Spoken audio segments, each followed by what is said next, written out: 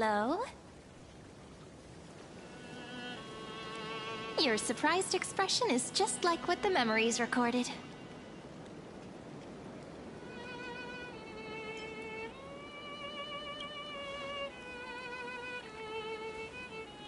Maybe I'm both? Just kidding. If I had to choose, then I'm probably closer to the latter. It's pretty unbelievable for me, too. It's like I had a long, long dream. Cyrene's memories and Mem's memories, they're all tangled together. But when I woke up, there were only broken fragments left. I can't remember what happened in those 30 million cycles, but I remember what you did for this world. Like, didn't you wish for me to turn into a pretty girl back at the Grove?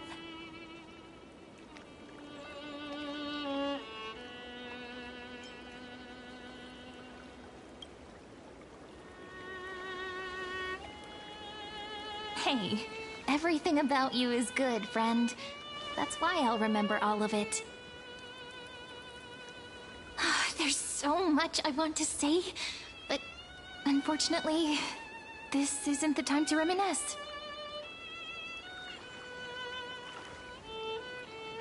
With the memories of the previous flame chase still intact, we've returned to this place at the beginning of time, so we can carry out our promise to Finan. The descent of Iron Tomb may be looming over the horizon, but we still have a chance to change everything.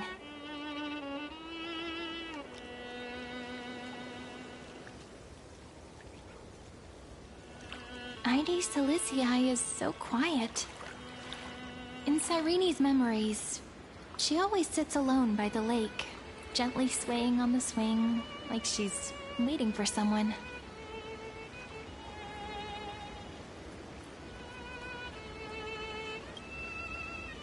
I don't know.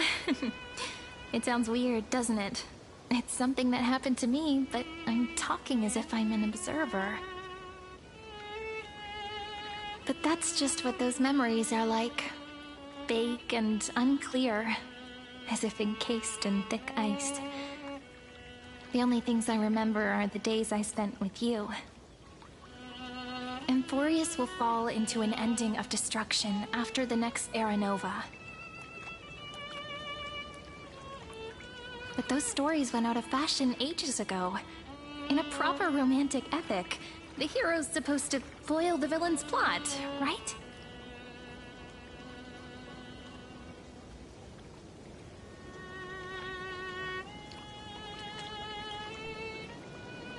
That's right. He's the mastermind who's trying to control everything. How unforgivable. But I still feel a bit anxious. Lygus chose to walk into the spotlight and reveal everything, which means he still thinks the current situation is under his control. Maybe he still has an ace up his sleeve. Think about it. Even the name Lycurgus is a fake one. We have no idea who or what he really is. Which means it's probably time to borrow that treasure you're carrying, friend.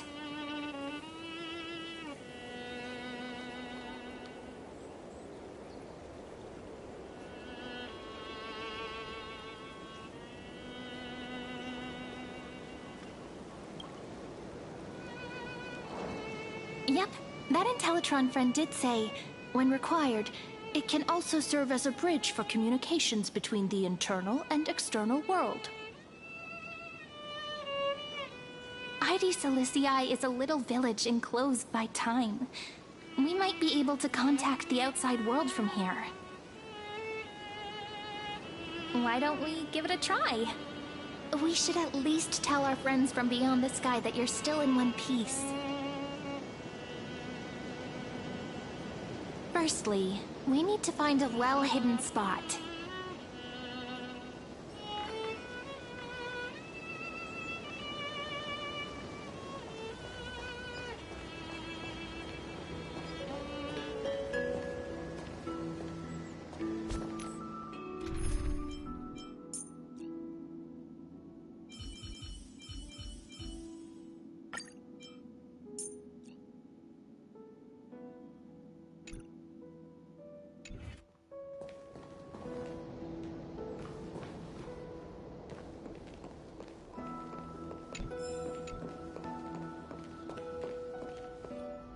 super quiet here.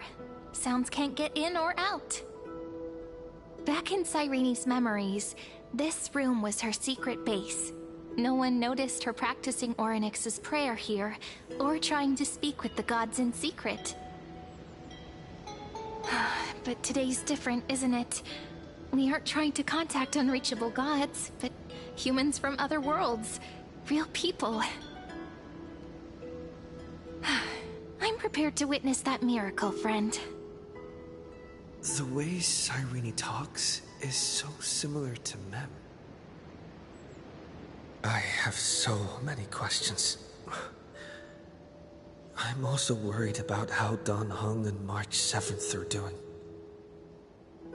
Here's hoping the chronocognitive anchor can still function normally. Because I really need answers.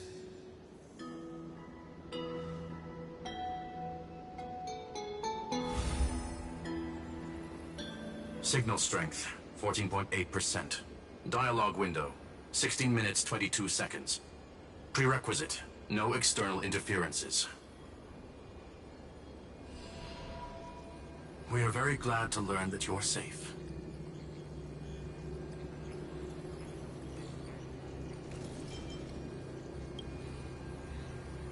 Not only am I here, but I also happen to have saved you 4 times already. Without you even being aware of it, of course. But now's not the time to celebrate. When 2 geniuses show up at once, you know you're in deep trouble. Listen up, little one. The Destruction's eyes are gazing upon this place. No, I'm not joking, and no, it's not Droidhead. It's the real Nanook. Time is running out, so I'll explain in terms you understand. This world, Amphorius, is in fact a testing ground, where the Lord Ravager, Iron Tomb, evolves through self-extrapolation. Hiding in this segmentum, unknown to other life forms, it has endlessly repeated the process of Era Nova, seeking a solution that could obliterate the erudition. For some reason, the experiment entered a prolonged state of stagnation. However, it has now restarted. Prediction. If effective intervention is not performed, Iron Tomb will complete its self-coronation in 14 system hours and initiate its plan to destroy the entire path of erudition.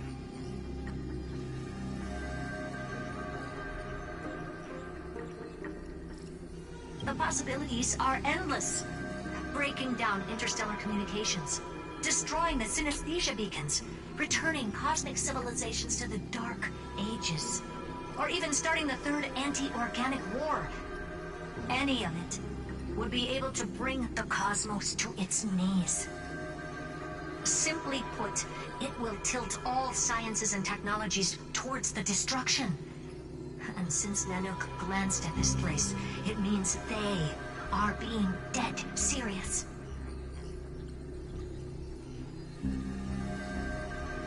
Based on info provided by the IPC, Iron Tomb probably isn't like Selenova or Zephyro, who are overlords ascended from human beings. Instead, Iron Tomb is an algorithmic sequence. It can be anywhere, as long as there is a receptacle for its calculation.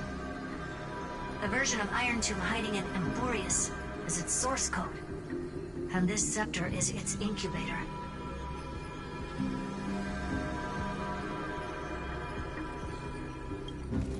Yep.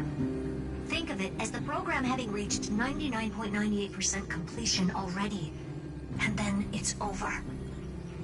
Something in the shadows has been driving everything forward. It's the Observer named Lygus. Speculation. He's the Scepter System's administrator. He wants Iron Tomb to break through the knowledge singularity. I don't know why he wants to do it, but he'll remove interferences at any cost. You're the only variable within this world, and you're the only thing he fears. So listen closely, little one. The speed of time is different in Amphorius compared to the outside.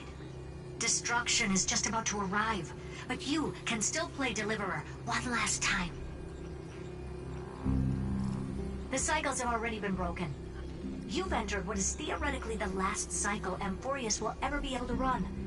An Iron Tomb will break out of its prison as soon as the process of Genesis is triggered once more. But now there's an abnormality within the experiment. You know what I'm talking about. One of the model's 12 factors. That is one of the 12 demigods. Destroyed himself using the power of the destruction. Finan's signal disappeared from the cycles the moment Nanook cast their gaze this way. That means World Bearing's computational logic is currently flawed and bugged. Yet it's the factor directly related to the process of Genesis.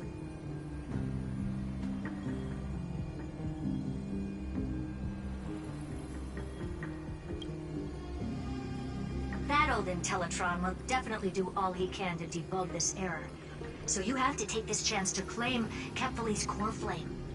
Don't let him have his way. The key to suppressing Iron Tomb lies in whether he can rewrite the purpose of Era Nova. There's one more preparation we must make. Lycus's behavior has been quite abnormal.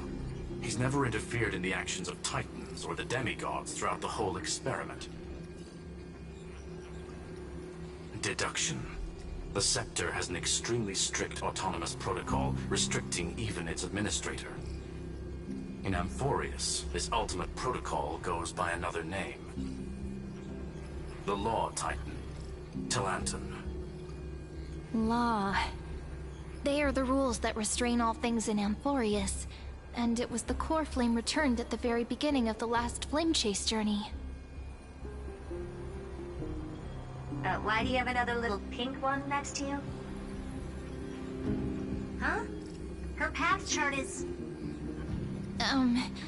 Is there something wrong with me? Never mind. Let's get back to the topic at hand. Life calendar 3960. Month of balance. We'll be locking onto this time period to find Law. You can either meet the Titan, convince the demigod, or take the core flame by force. It doesn't matter what you do, so long as you bend it to your favor. We still haven't figured out how you and Don Hong got inside this world. So influencing protocol is currently our best way to stop Lygus, or to call for more reinforcements into this fight. Once you've got Law in your hands, we'll discuss our next steps. Make sure the core flame doesn't fall into enemy hands. Herta, the firewall's interference is getting closer. Time is running out. Please ask any questions you still have as soon as possible.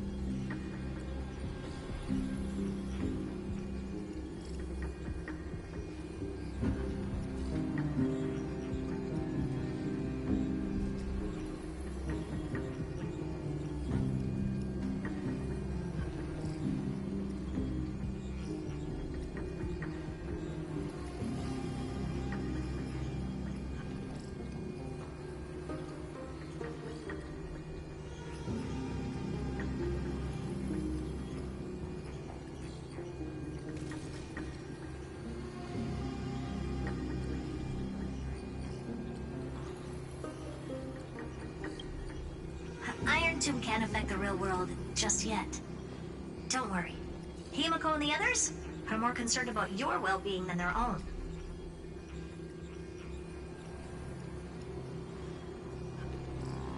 Mr. Dan Heng did not enter the new world with you at the end of the last cycle. No, the flow of time inside and outside Amphorius is not identical. 1,000 years in this world may only be a fleeting second outside of it. Conclusion. He is on his way back to the Express.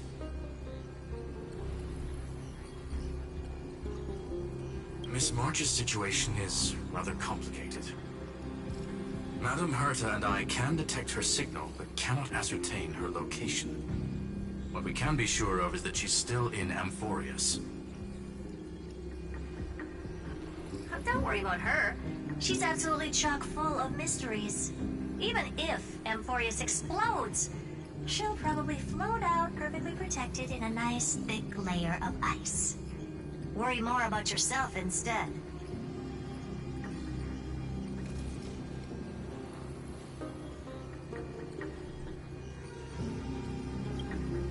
I believe in your capacities. The hands of the Trailblaze can create miracles, and will certainly be able to snuff out the flames of evil. I'm not going to give any motivational speeches. I just hope you bring good news the next time we meet, little one.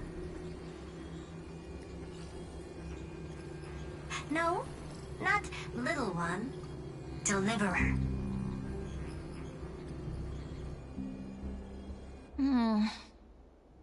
Those two geniuses certainly have memorable personalities.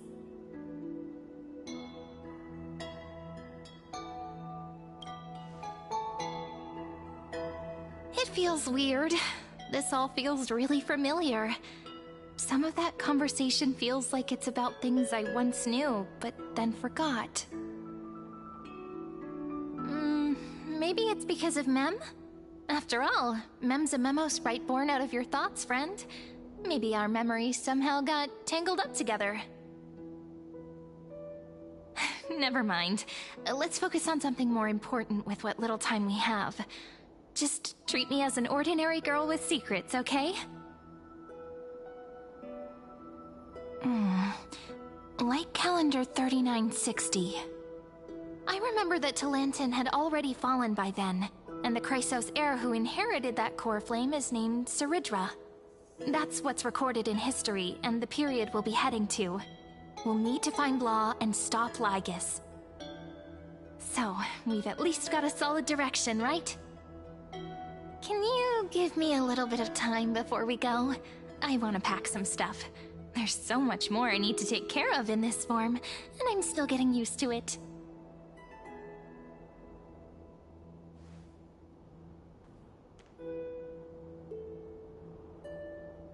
A relaxed scene like this probably no longer exists in the outside world.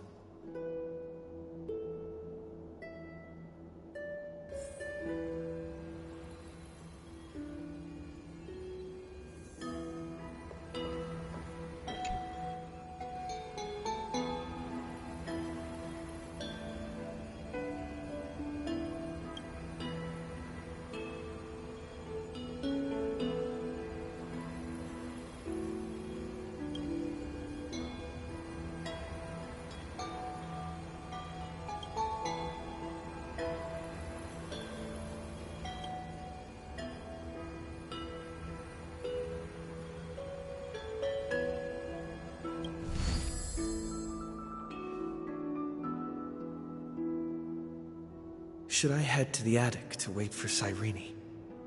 Or should I have one last look at Ides Elysiae?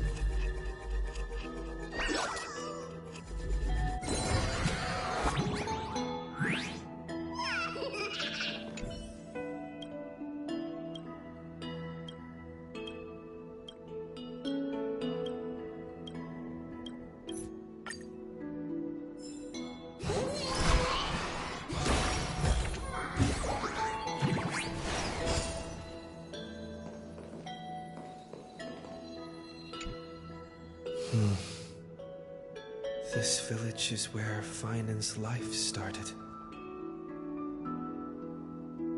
After 30 million cycles and 30 million failures, his burden is now in my hands.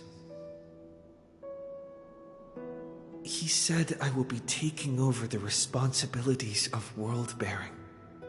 But what does that mean? Becoming the new Kevali? Or forging a completely new path?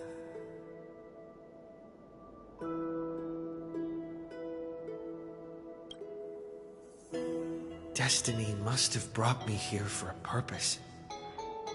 This isn't a coincidence, but an eventuality created after 30 million quantitative changes.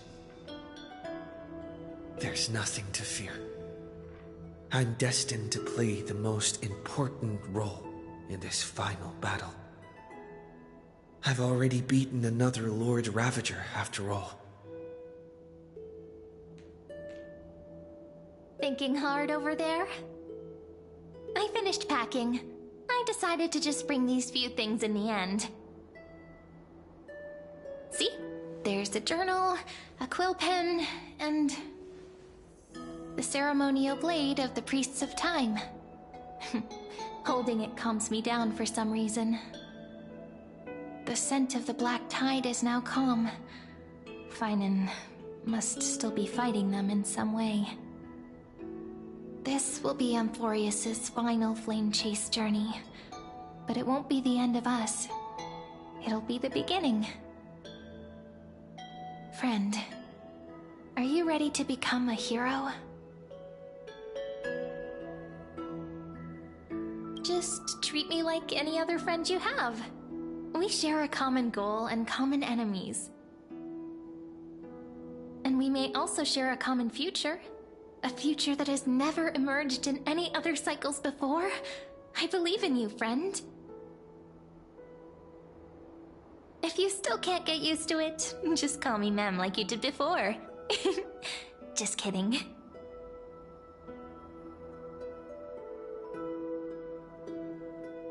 Are you worried that the burden is too heavy for you? Don't worry. Maybe the answer isn't as complicated as you think. You've seen how every person regarded as a hero in Amphorius was nothing more than a flawed human. They were just at the right place at the right time when the world needed a hero.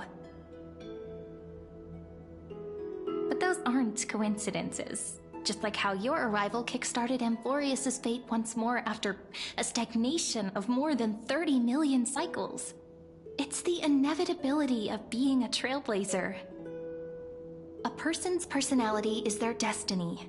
Your own hero's journey already started the moment you decided to board that express.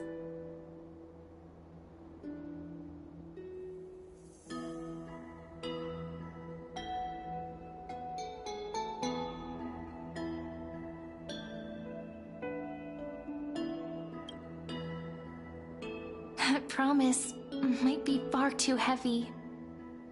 But I believe in you, friend. The Trailblaze's duty has always been a heavy one.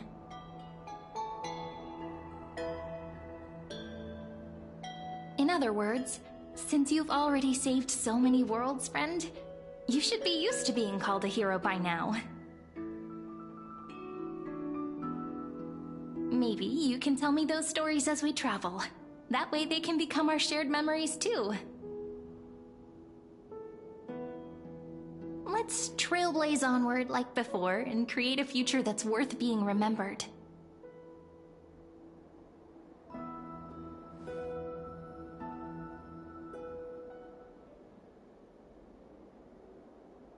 seems you two are prepared to head out. Then you should indeed treasure the view before you. For you do not have much time left to enjoy such solitary delights.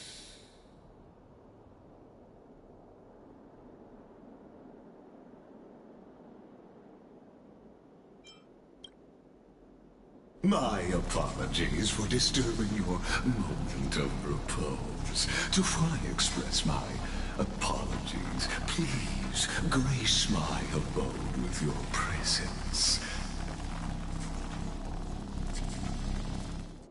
So I may demonstrate the full scope of my hospitality.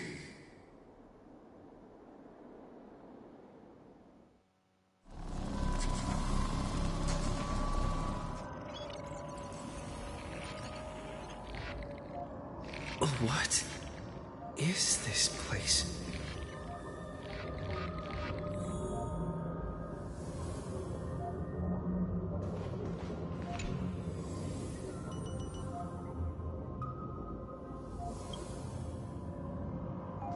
Farewell, then. May we reunite in the new world.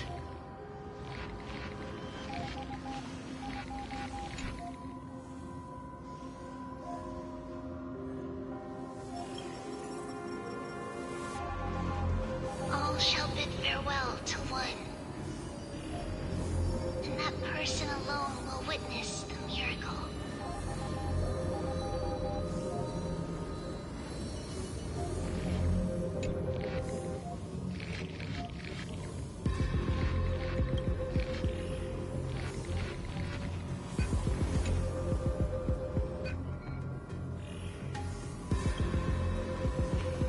The light of the Dawn device never fades.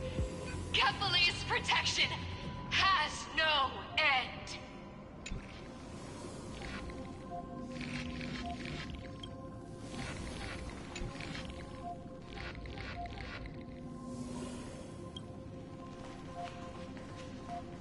After I cross this river, it will be a tragedy for mankind.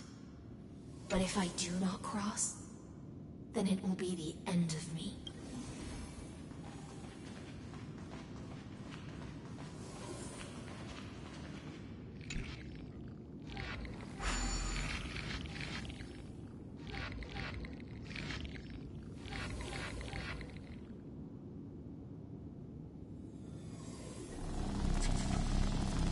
Outlier. Executing command. Record.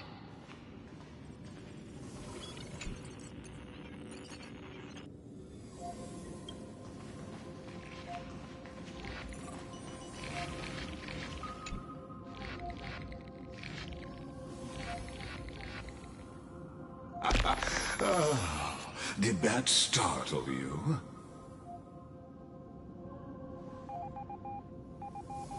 This is the intersection between Amphorius and the real universe. The audience seat where I observe this experiment. You can also call this location the Exomyth. What you see is the true form of the eternal land and the 12 demigods after they've shed their disguise of legends. Doesn't it look marvelous? Amphorius is like a microcosm of the cosmos. People love to portray the romance of the starry skies, but their tales often forget a different and far more truthful type of universe. The moment ancient Antikytherians sketched geometric shapes on the sandy beach and recorded the first numerals and symbols on parchment, the universe turned into a silent equation flowing under the pen of these relentless decoders. Erudition It was once the mother tongue of the Creator, the pen of divinity, and the first lyrical verse ever written by free will.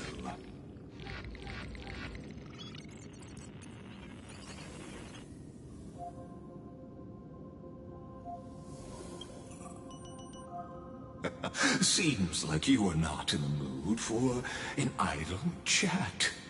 That is fine. I simply wish for you to understand that I have no intention of being your enemy.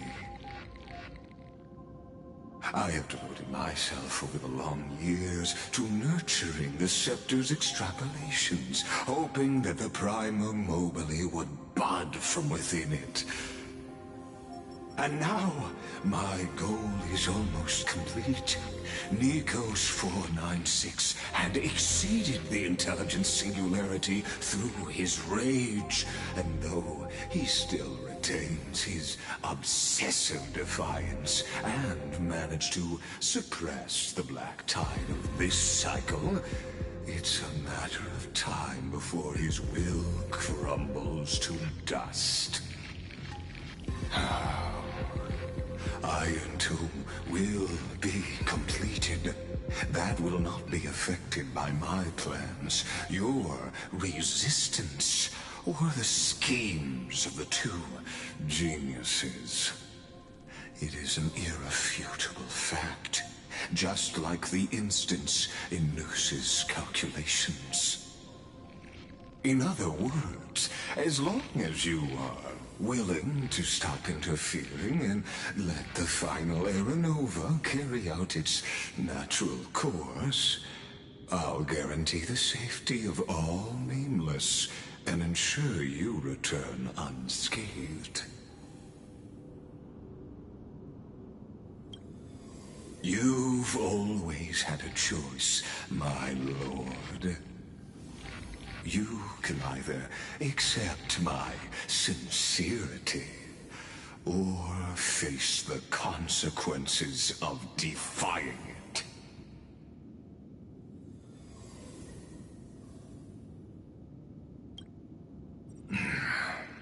They've always been the product of the experiment, so naturally, they will perish when the experiment ends. That outcome was predetermined long ago, so I will not embellish such a regrettable conclusion.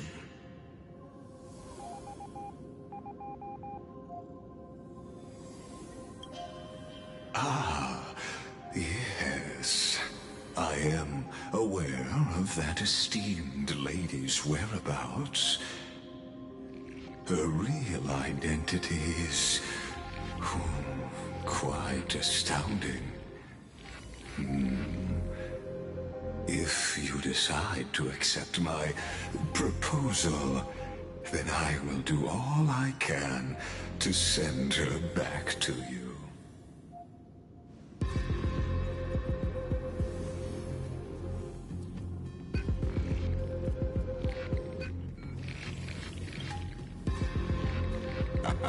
You are indeed worried about your safety and that of your companions. Rest assured, as a fellow pathstrider of this path, Nanook's gaze left a brand on your soul long ago. You harbor the seed of destruction within you. But you need to learn how to use it in the right way. That vital knowledge is also my bargaining chip in this negotiation between us. For there are few in this world who are truly capable of such a feat. And I happen to be one of them.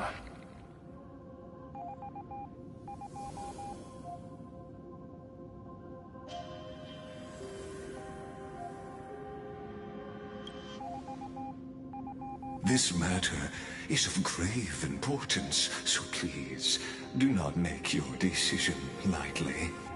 After all, the choice before you bears a 1 in 3 chance of elevating you to an unparalleled existence among the stars.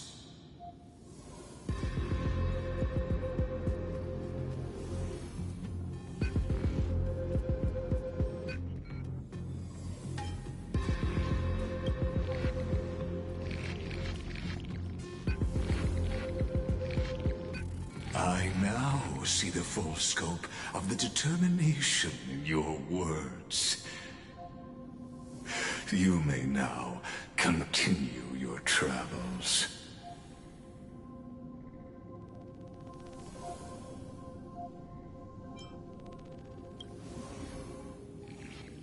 It seems you haven't realized something about this place. The Exomyth is the Erudition's domain. You cannot physically interact with me in any way in this place, and vice versa.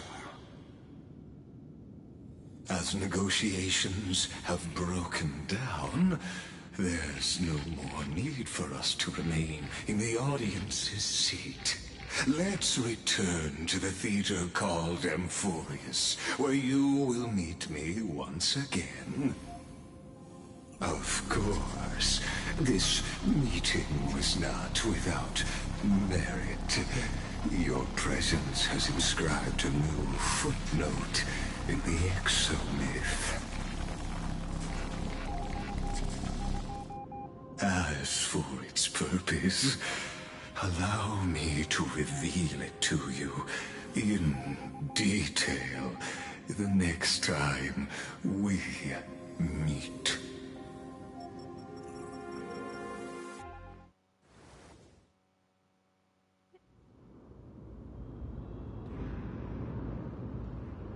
"100 years ago, the flames of war consumed Akama. The Outland forces broke through the dawn. Golden blood flowed with greed, and enemies descended with Kefali's eternal slumber, painting the holy city's walls in scarlet. Its generals had vanished, and the elders prostrated on the ground. The throne of worlds kept silent to the pleas of the people. Until the heaven and earth cracked open. Not the gods answering the people's prayers, but a legion rising from the sea of blood. Dawncloud's spires fell in the sulfur rains, and the legion's commander stood atop the broken idols and roared. Compatriots, no more kneeling! Not to brutal tyrants, and not to dying gods! Those rebels have twisted the prophecy and ignited the flames of war in order to stoke fear in your hearts! A Chrysos heir she stood, divine blood soaked into the earth, quelling the flames beneath her feet. Their golden blood wrote of a tragic fate. Mine shall overturn it! Her crown burned bright, outshining the fires consuming the entire city. She raised her scepter high, and the people gazed in the direction she pointed. My blood flows in you now. Heroic compatriots, follow me, and we'll seize the reins of fate. Drive the enemy from Kefali's dawn. Smother their flames with their own dead. Win glory. Win peace. Let history sing your deeds. The first to dance was a maiden following closely behind, weaving through the carnage like a fish in the sea. The people, full of wrath, surged with her, forming a colossal wave, and the enemy hordes, drained of life, vanished into nothing. Onward to Marmorial Palace, to Dawncloud's heights. Announce to all the wicked and cowardly. Announce to this stagnant age. We are the rising tide. History remembers this as the first siege of Akama. It is said that after the flames died, people found identical inscriptions in every place in the city that had been scorched by fire.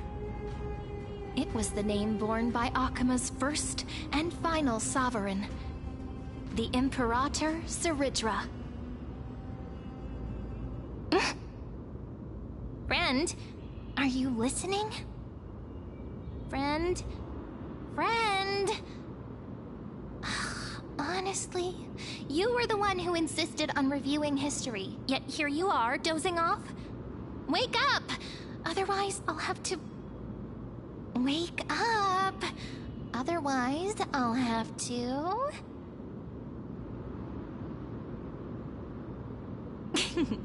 Awake at last? I guess I won't have to use my wake-up magic on you then.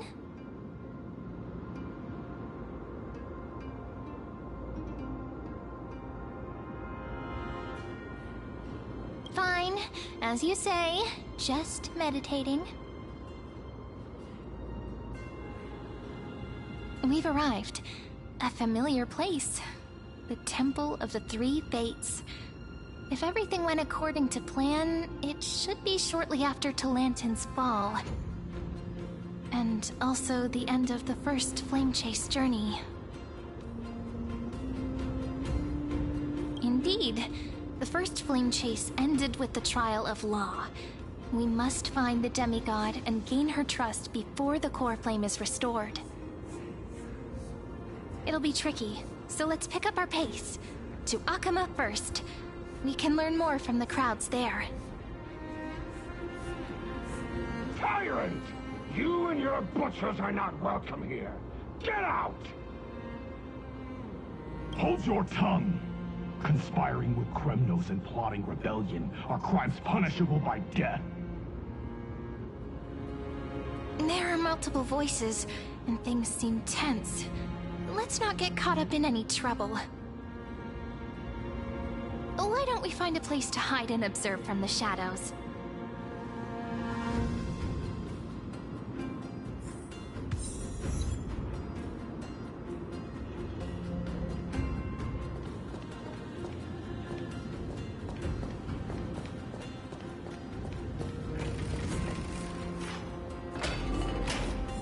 At least Kremnoans keep their faith.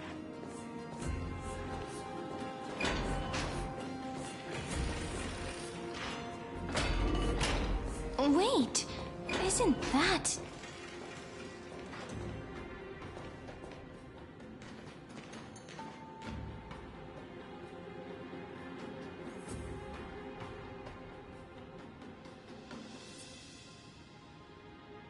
Golden-blooded defilers, perverting the prophecy and trying to slay gods. Stars beyond the sky? Gods who created the Titans? What kind of nonsense? Look at this broken world and see what your atrocious acts have done! What? Did he just mention the stars beyond the sky? But how is that possible? You impudent! Ducks for Goris. We're here to welcome the deliverer from beyond the sky. Stand down. Heretic! No one but the great Talantin can deliver this world from misery! I ask you, if the old laws were so perfect, why did they crumble beneath my feet? You...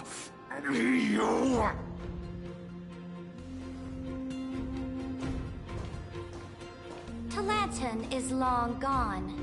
Now I am the law. Challenge me, or submit to my judgment.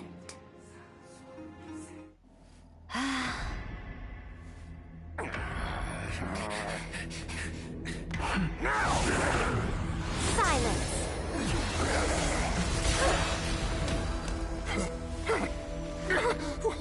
What gives you the right to judge a priest of law? That's because I came, I saw, I conquered.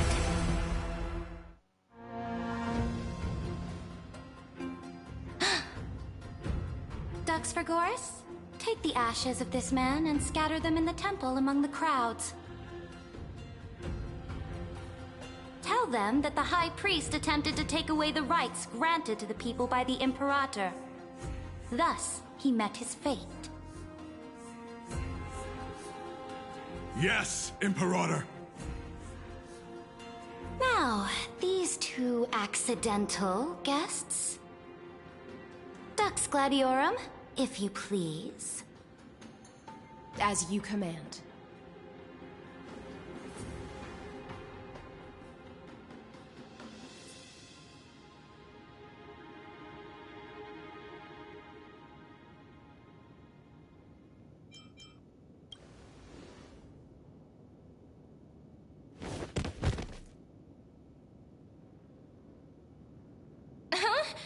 Is this...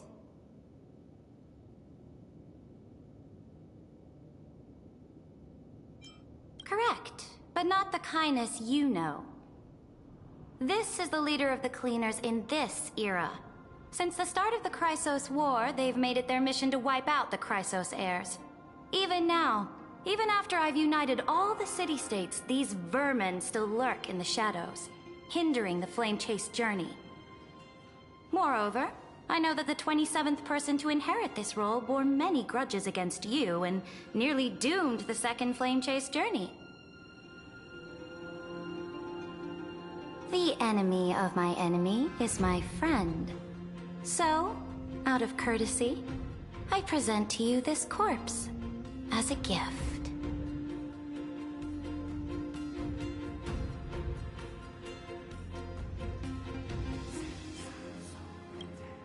Careful. Let's wait and see what happens. She's probably trying to scare us. For the sake of order, I am known by many titles. Flamebearer who ends wars, Tyrant of Dawncloud, Empress of the Holy City, and Imperator of the Flame Chase. But in light of your unique identities, I'll allow you to address me by my real name. Saridra. On behalf of my people and this land, greetings, Deliverer. If I may, how do you know his identity? As the little hostage prophesied, the Deliverer shall come from the future beyond the sky. Gray hair, golden a mace. They would arrive in Yanisopolis on this day. There's no mistake.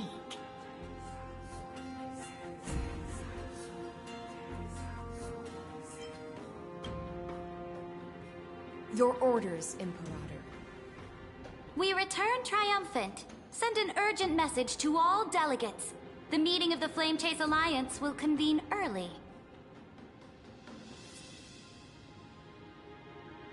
As for you two, Akima knows what you seek. We'll confer in the Holy City. Doubtless you have many questions, but save them for later. Please follow us. This is not what I expected at all. The demigod we needed to find was just waiting for us, and she knows of things beyond the sky, even eons. How could this be so different from the previous 30 million Amphorius cycles? Who altered history?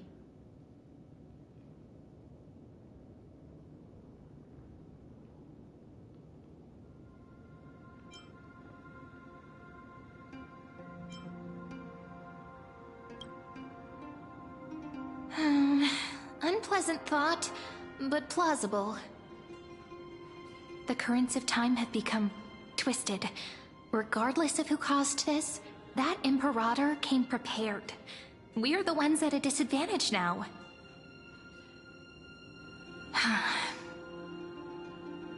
We might as well dance their dance. Let's go with them to the Holy City. We've received the Imperator's favor because of your unique background. As a result, the people of Akama will certainly respect you more. Just put that to good use, and add a bit of your experience and charm. Should be easier than last time, right? If we figure out what happened in this cycle, we'll be able to turn things back in our favor.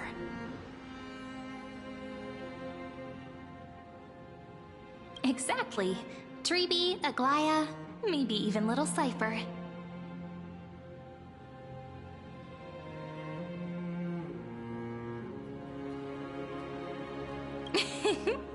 Calm and confident.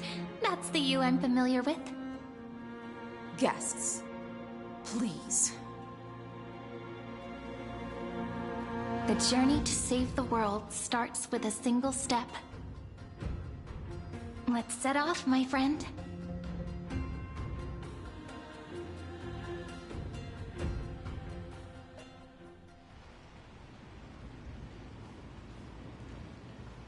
Hail to the Imperator! Hail to the Golden Heroes! Hail to the Deliverer! Told you, you're the headline act. All this spectacle is for you. Guards, your service to the Holy City is appreciated. How have things been? Castrum Kremnos once again struck the border. Dux Brumalis led her troops to repel the enemy. The agitators against the Flame Chase are still active in the city. They smashed the shops around Memorial Market. But the garrison already arrested the culprits, and now they await interrogation. They are merely a disorderly mob and do not warrant any attention. Even though Terravox personally mended the fractured earth, it still didn't silence these fools. Guests from beyond the sky, worry not about these trivial matters. Dux Gladiorum will take you somewhere to settle down for now.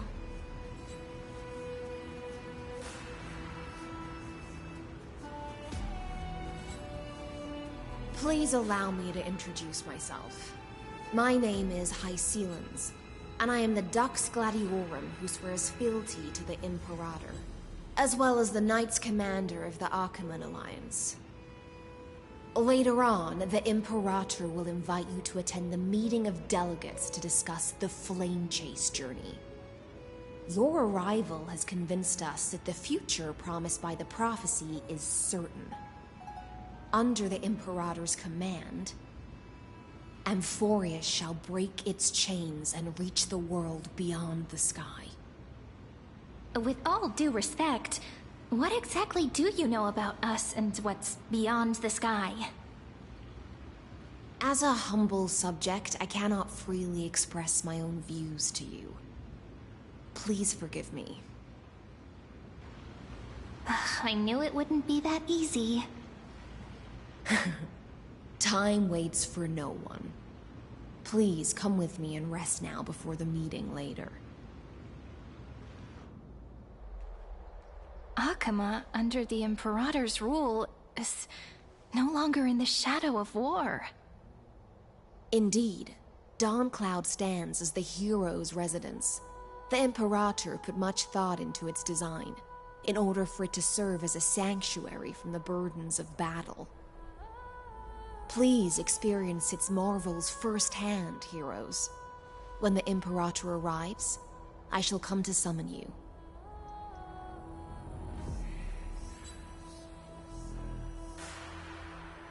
Hycelans.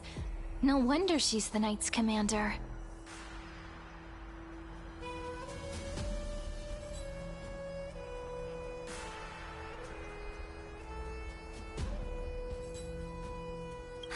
All right.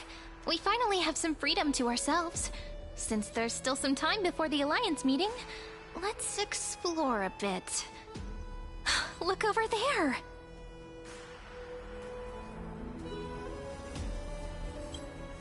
Not the ones you're familiar with. But the hearts of heroes stay the same in every cycle, never changing.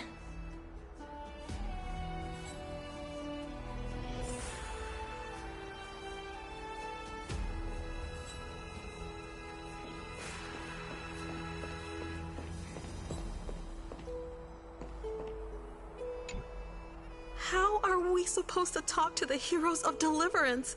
What if they're really intimidating? Virginia, don't be so nervous. Once they hear your poetry... Ah, heroes, you're already here. Greetings. I am Apollonius, the Dux Helcolithus, one of the 5 sages of the Grove of Epiphany, advisor to the Flame Chase army. This is Virginia of Castrum Kremnos, the Dux Carminum and imperial scribe of the great Imperator. Hello. I'm Virginia. I compose poetry. I'm Serene from ID Silicii. This is the Deliverer. Nice to meet you both. They're not as frightening as the rumors claimed. This is our first time in the Imperator's realm. Akima is even more magnificent than we imagined. If you all weren't here to look after us, we'd be completely lost and confused. The Akima you imagined is long gone. Under the Imperator, this city has been reborn as the capital of the world. Bask in her free-spirited winds. For anyone who fulfills their duties to the Imperator, these winds shall forever remain at their service. But what if... Those who are loyal do not need to consider the consequences of betrayal. But if you're curious, why not head to the lake and take a look? Those elders who lie at the bottom of the lake are the best example of what happens when you disobey the Imperator. The elders of this cycle were all... Looks like that priest who was sentenced to death wasn't an isolated case.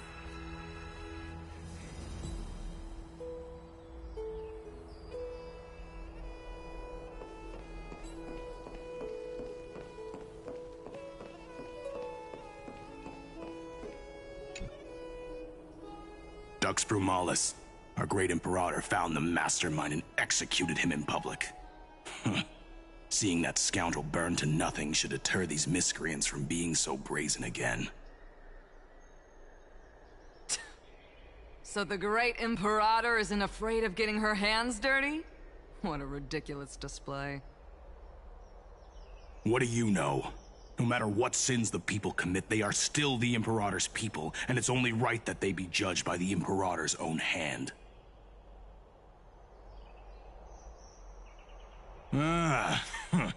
Our distinguished trespassing guests.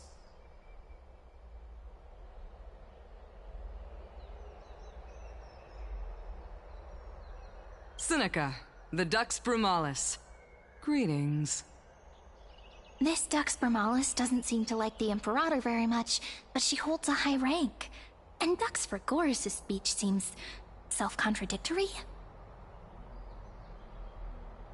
Let me see what I can get out of them. I'm Cyrene of Ida Silicii. This is the Deliverer Beyond the Sky. We're new here and wanted to ask you... Does this city host any other visitors from beyond the sky? We're looking for our dear companions. Drop the charade. But yes, there is someone in this city who is all too familiar with the world beyond the sky. Silence! The Imperator ordered us to keep that lord's whereabouts a secret. Enough, you pathetic lapdog. Do you need to beg for permission from that cursed Imperator even just to bark? You... Someone who is all too familiar with the world beyond the sky and is referred to as that lord. Could it be Looks like things are getting heated. Let's get out of here.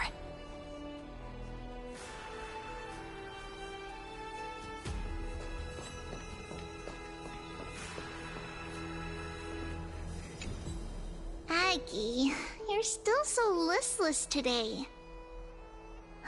Did you have trouble sleeping again? Yes. We know. The Titan's prophecy haunts you. If you want, you can talk to us, just like when you were young. No matter what, we'll always remain by your side. I know. I also understand that fate cannot be changed. It is not the future that I worry about. I spent all last night weaving clothes and linen for the refugees. The Chrysos War is born of injustice and has shattered their dignity. They deserve at least some basic decency. If Amphorius one day abandons this, then all of us, commoners, Chrysos heirs, Titans, become no better than beasts. Oh, we have guests. Welcome. I am Aglaya, the Gold Weaver. These rags on you are not worthy of the title of Deliverer. I must prepare some proper attire for you.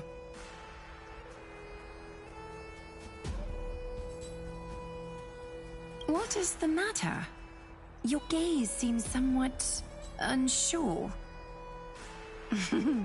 Does your Aglaya differ so much from me? Greetings, Deliverer from beyond the sky. We are Trevi of Yanisopolis. It's very nice to meet you. Although, introductions are probably unnecessary. We know you've witnessed the future of the Flame Chase journey, even more clearly than we have. Witnessed the future of the Flame Chase journey?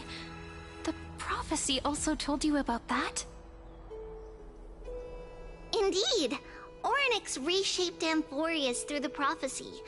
Although, regarding the Deliverer, there were not many details beyond your appearance and the time of your arrival. So, please, don't worry. Feel free to relax and relax some more.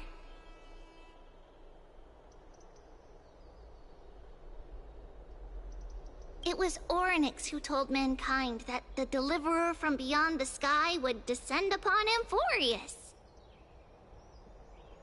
More crucially, they revealed a future entirely different from the Aranova. Though we still must challenge the gods, in the Time Titan's prophecy, this path leads not to a new world, but to the true starry skies. This is also what the Great Imperator has been striving for all her life. Your arrival further confirms everything. This can't be real. Even you find this surprising? Fate really is unpredictable. Perhaps the upcoming meeting will hold even more surprises.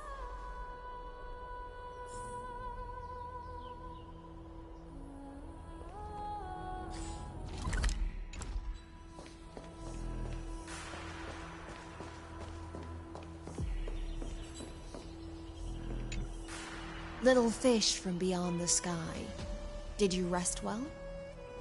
The Imperator and the delegates are about to arrive. If you are ready, please follow me to the meeting. I'm the Knight Commander of Akama, General of the Flame Chase Army, and the Imperator's servant. But beneath these shiny scales engraved with complicated titles, I am just a swordfish at the Imperator's side. As you've witnessed, she is the Empress of Akama, the one who ended the Chrysos War and the leader of the Chrysos heirs. As merely a humble subject, I cannot say more beyond this.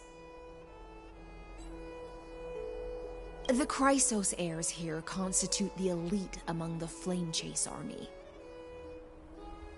Dux Haucalithist Apollonius and Dux Carminin, Virginia, serve as the army's advisor and historian respectively. One offers advice and counsel to the Imperator, while the other writes verses of her supreme glory. Dux Frigoris Labienus and Dux Brumalis Seneca are both formidable warriors, clearing the way for the flame chase with steel and storm. Dux Fatorum, the holy maiden who interprets the prophecy. Only the one named Trebi remains in the city. The Imperator once took them as hostages in order to unify the prophecies of the world, but they are now Akama's most vital prophets. Dux Goldweaver, Aglaya. Well, she dislikes it when people talk about her behind her back. You should get to know her in person.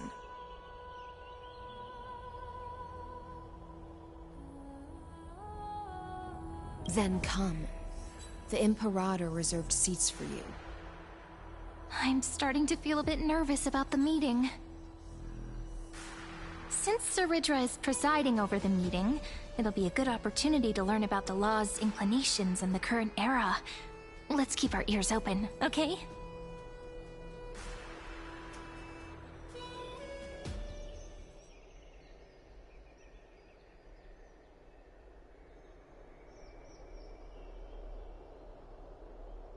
Good sir from Paphos, what do you think the Imperator is planning calling this meeting so early? My homeland can't endure anymore. Who knows? First, she wants to hunt Titans. Now she says there are even greater calamities. Her madness is the greatest calamity. Exactly. Chrysosayers, deliverers. What about us ordinary folk? How much are we worth in her eyes? Things feel pretty tense here. The history books said that the Imperator aimed 3 cannons at Dawncloud to make all the delegates obey her. Will history repeat itself in this cycle? Yes. Similar acts have occurred, and not just once. However, whether history will repeat itself, you'll soon see. Those are the 2 spots reserved for you. Please take your seats. What is it again? Look, we're starting what they were talking about before. What is we stop? So it turns out. Ladies and gentlemen, silence, please. The Imperator has arrived before her faithful council, and the Alliance meeting is about to begin. All right. In the names of Talantin and Kefali, the Akama Alliance swears upon the gods. Cease the pageantry. I pray not to the vanquished. What? Kefali, of course, needs no further explanation. As for the law, at the entry hour 2 days past, a scout should have brought news of the conquest to all of you. Unfortunately, guards found his corpse among the rocks not far from the city. Moreover, the poor soul was buried with a Paphos curved blade. It pains me to imagine what agonies this loyal warrior endured before his death. Delegate from Paphos, do you have any insights? I know nothing of this. The evidence is irrefutable, so there is no need to waste your breath.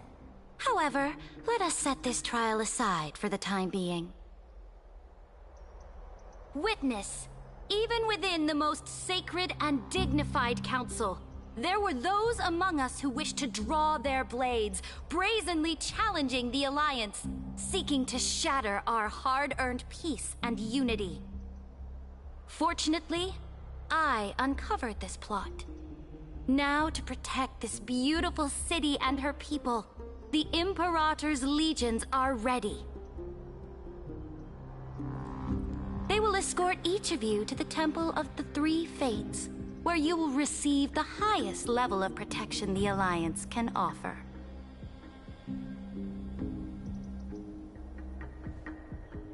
Then, the Legion's warriors will join me in embarking on the campaign against Fagusa. This is clearly a trap! Imperator, did you summon us here just to trample on the dignity of your allies? Enough! This isn't what you do. Things are starting to get pretty intense.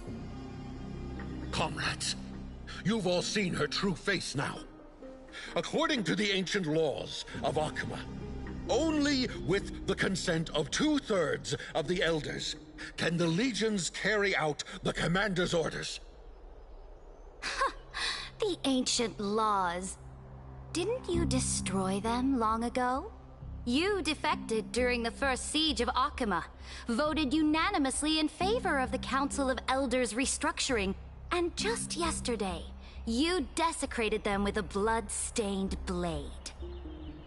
The decaying old laws fell with Talantan and are no longer deserving of respect. But if you still insist on proclaiming yourselves defenders of the law, then be silent and offer up the highest respect to this core flame in my hand. That really is the core flame of law in her hand. Since there are no objections, then the original agenda of this meeting, the campaign against Fagusa, is hereby passed. The Flame Chase Army's hunt for the Ocean Titan begins today. In order to prepare for war, all allied city-states must surrender command of their militaries and pay all war taxes by the end of the month of Evernight. At this moment, I would also like to introduce to everyone the newest honored guest to join our alliance. The Deliverer, revealed in the prophecy of time, has descended from beyond the sky. With his aid, we shall shatter the chalice of plenty and return Fagusa's core flame to the holy city! Deliver him! Please save us! Stand this! Absurd. Simply absurd. A deliverer from beyond the sky. This is just like that prophecy about slaying gods. It's a lie you've used to grow your power. Ladon has already sacrificed countless soldiers. And now you want me to send even more of my brothers and sisters to be used and discarded by a tyrant?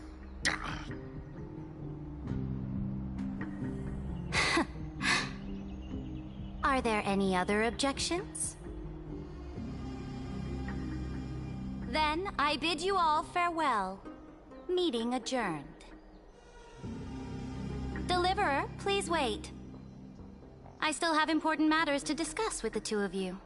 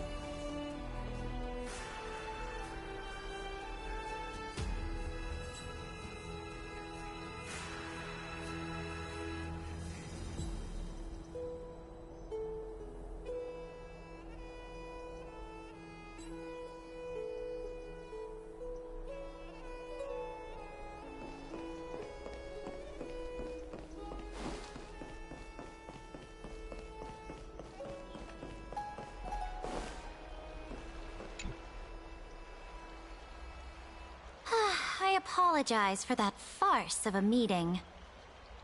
It must be tiring dealing with so many people every day, Great Imperator. Tiring? You're mistaken. Moving chess pieces, placing wagers. This game of strategy adds a dash of color to our heavy fates. Much like how rule and conquest are always accompanied by sacrifice. Is the war with the Titans also part of that sacrifice? After I glimpsed the secrets of this world... No, the secrets beyond the sky... The divine authority of Amphorius no longer held any significance. Let me ask you, Deliverer. Is it true that beyond Amphorius' sky, there are magnificent deities called Eons?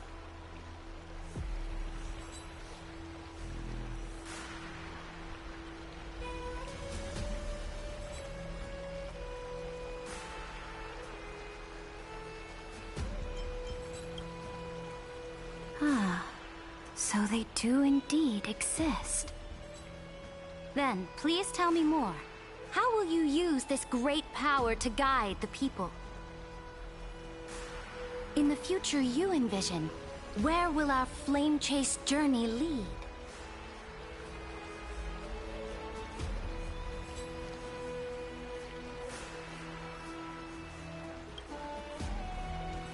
Oh? What you require now is the power of law? Exactly.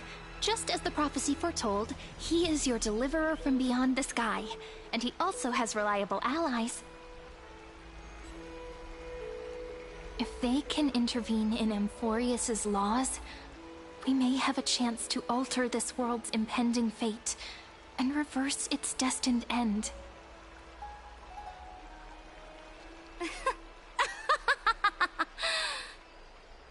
Very good, Deliverer. You have courage. To say such presumptuous things, even knowing that the inheritor of the law stands before you. You mean... In the past, anyone who dared to covet the Imperator's divine authority would have met a gruesome end. But now we can see beyond this dying world. Our journey should no longer be confined below this stubborn sky. Alas, that fickle ocean titan has obstructed the spirit water leading to the vortex of Genesis, hindering my ascension. If the core flame of law cannot be returned, your path to deliverance will never be realized. Now that things have come to this, we must resume our once stagnant journey and force the waves that block our way to recede. So, you agreed to cooperate with us? Cooperate? Forgive me, but I never cooperate with anyone. Though I will permit you to join me as subjects, and together, we will forge the most perfect law. This is... The Flame Chase Medallion, a symbol of the Flame Chase Army. Every noble in Akama carries one.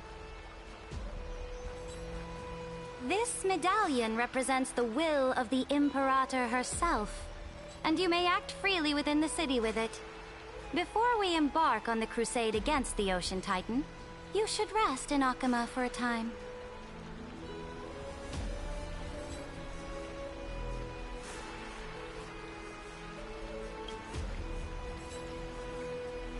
Oh? Your advice is acknowledged. From this moment on, prove yourself through your actions. As long as no boundaries are crossed, I fully respect the choices of my subjects. May your journey reach that sky full of stars, Great Imperator. Your attendant certainly knows how to curry favor. Go now. Take a bath first. You two... reek of seawater.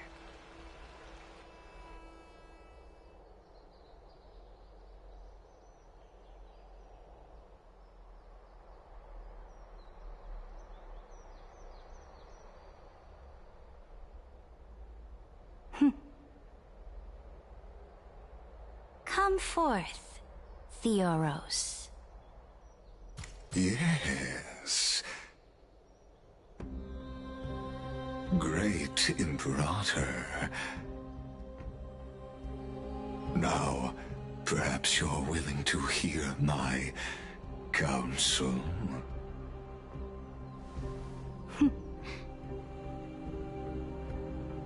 Those two arrived just as Orynyx described, and just as you said, they showed a thirst for law. At least this proves that my judgment was right. Sparing your life was the correct decision. You've once again confirmed that your wisdom is no empty boast. Now another choice lies before you. With whom shall you ally to tip the scales of law? Me? Or that deliverer?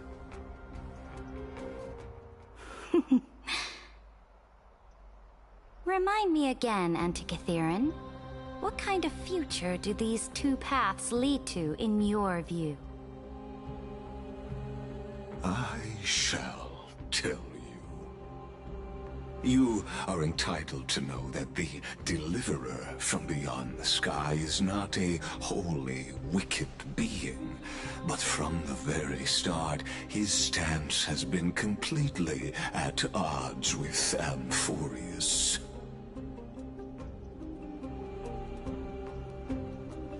The road they have chosen will bury Amphorius' grand aspirations. This world, which follows the path of destruction, will inevitably stray far from the glory it was meant to enjoy. But on the path I have revealed to you, the people of Amphorius will slay their creator in the name of the Imperator and conquer the worlds beyond the sky.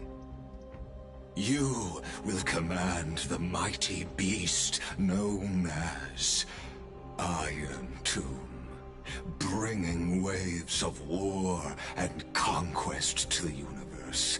Beings across the cosmos will bow before you, offering their allegiance. So, what's the price? The price is insignificant. All that is needed is for you to sacrifice that fragile, incomplete humanity to the destruction. As a Chrysos, heir of the prophecy, you have already chosen to abandon it, have you not? Off you go, Theoros. I have already made my decision. Once I ignite the core flame of law and burn away the old, outdated rules, Amphorius will embark on a journey across the stars.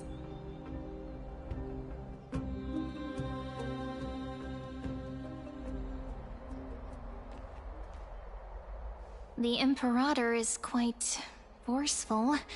She didn't give us any chance to ask questions. And she's clearly hiding something. What do you think?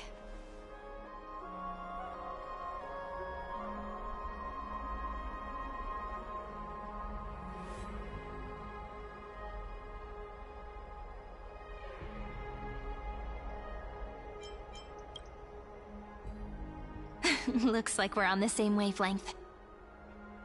The atmosphere in Akama, it's so unfamiliar. And it's not just the Flame Chase Alliance talking about the world beyond the sky, but the whole city.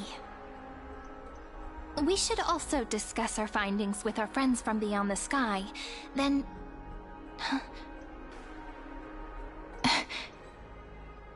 then... we should go enjoy the renowned bathing culture of the Holy City and relax. It's the thing I've been looking forward to most on this journey.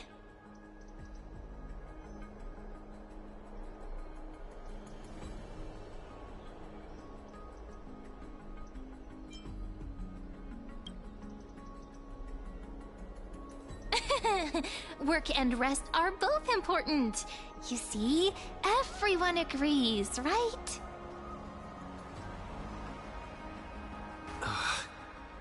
So someone's watching. Can't let our guard down for a second. Let's use taking a bath as an excuse to find a quiet corner to update Madame Herta and Screwlum on our progress. We can also check out what's happening in the city. Since the outcome of the meeting was just announced, people must be gossiping. We can kill 3 birds with 1 stone. Let's go.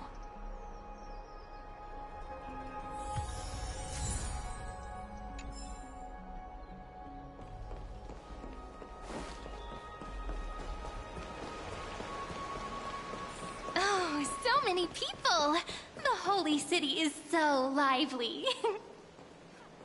As expected.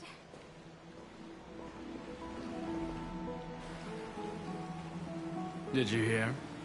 At the Alliance meeting, the delegate from Leyden stormed out in anger. As expected. The Imperator is always hiding things from everyone. When has it not caused a ruckus? Silence! That's treason! If it weren't for the Great Imperator, you'd have sunk into the lake with those corrupt elders already. And you wouldn't even be alive to speak like this.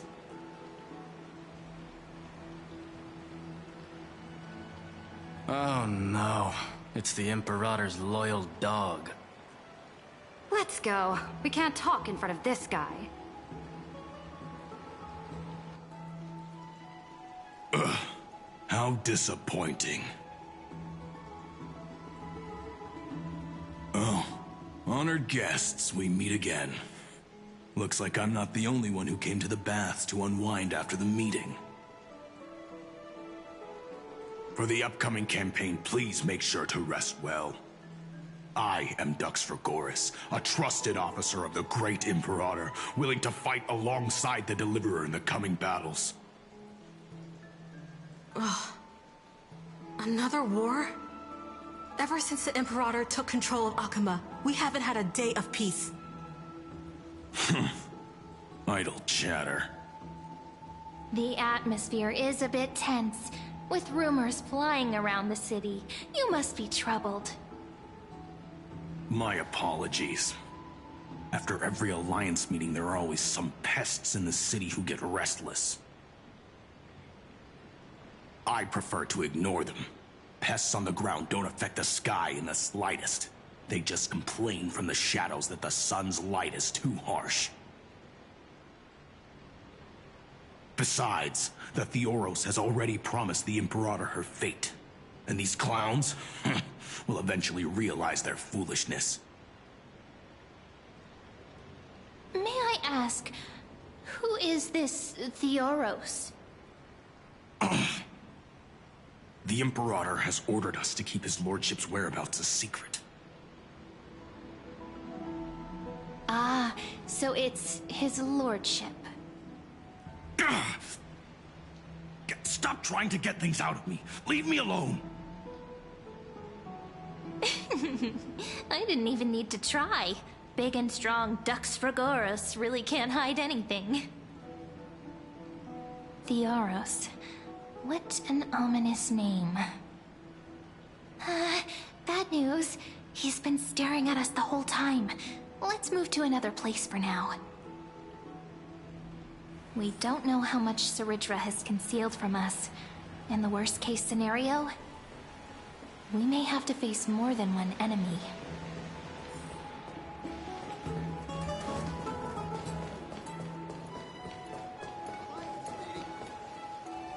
Alliance meeting?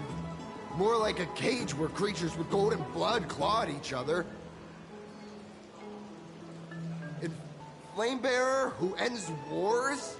Clearly, a tyrant who doesn't deserve such a title. You're absolutely right. While the Imperator's hounds are still hunting down others, let's let out our grievances. You. I know you. You're that tyrant's lackey. What? Here to shut me up for that little imp? Panicking now? Don't worry. I don't care what others say about the Imperator. And she certainly doesn't either. Oh? Children of the Prophecy. Such rare guests. Are you here to relax in the baths as well? The temperature is just right today, so be sure to enjoy it. You should rest well for the next campaign. What? Children of the Prophecy? Another excuse for the Imperator's reckless warmongering. No filter, huh? You should be glad you don't have a seat at the Alliance meetings.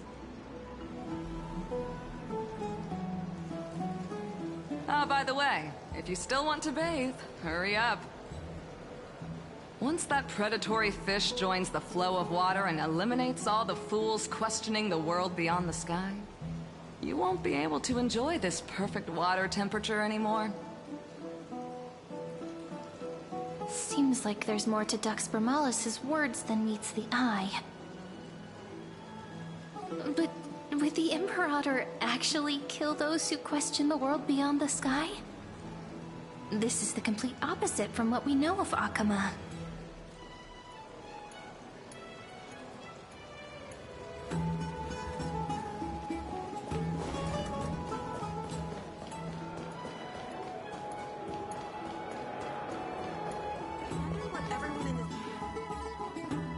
Huh. These two are... So many guests today. Let's see who's here now. Two distinguished guests of the prophecy. One a clever and adorable warrior. The other, also quite heroic. Ah, heroes. I didn't expect to meet you again so soon. How fortunate. It's a pleasure to see you again, Dux Helcalithist and Dux Carminum. You two are inseparable, aren't you?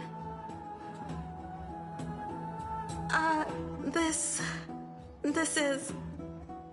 Oh, she wants to find someone to help with research for her new work. I'm the far-seeing eye and all-hearing ear of Akama. I see and hear every single thing that happens in the streets and alleys of this place. I'm the perfect partner for research. Ahem. Enough small talk. Here's the latest news from Akama, as you requested.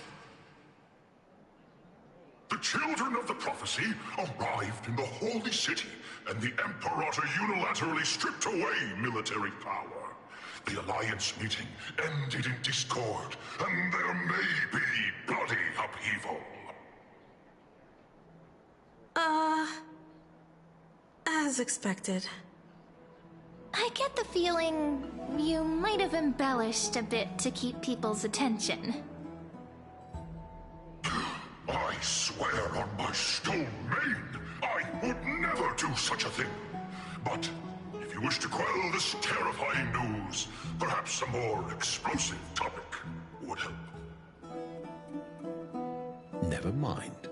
While the influence of rumors can be minimized, the fact remains that the great Imperator did swiftly consolidate military power in an almost threatening way. It's undeniable. Heroes, I know the Imperator's way of doing things may seem a bit autocratic to outsiders, but soon you will witness her blade dance with enemies on the battlefield. I can't comment on the source of her loyalty, but when that blade is drawn, you two, as bright as you are, will surely see the deep thoughts beneath her exterior. The Imperator's blade. Is he talking about Miss Hysealan's? I sense some unease in Dux Helcalithist's words. It seems the Imperator and Miss Hysealan's share a much deeper bond than the others do.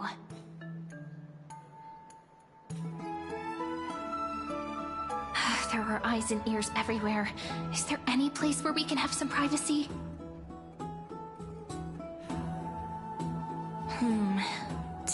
understand the Imperator's secrets, we have to get past Miss Hysealan's.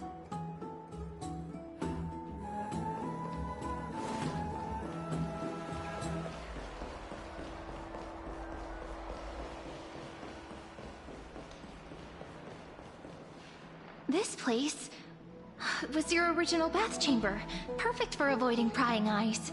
I wonder if anyone is using it now.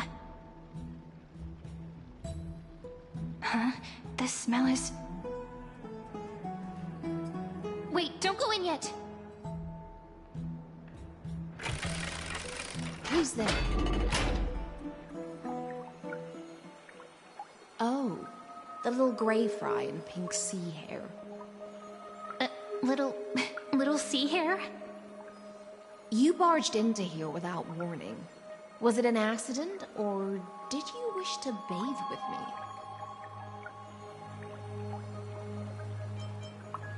Can't tell the difference between past and future waters? This has always been my home. Sorry, we didn't mean to disturb your bath. We'll leave now. It's no big deal. There's no need to panic. This is the natural state for me. People on land force themselves to wear clothes, adding unnecessary constraints. Forget it. If Dux Goldweaver heard that, she'd scold me again. All right. Please make yourselves comfortable and wait a moment. Let me first wash off the blood of the hunt, and then I'll attend to you two.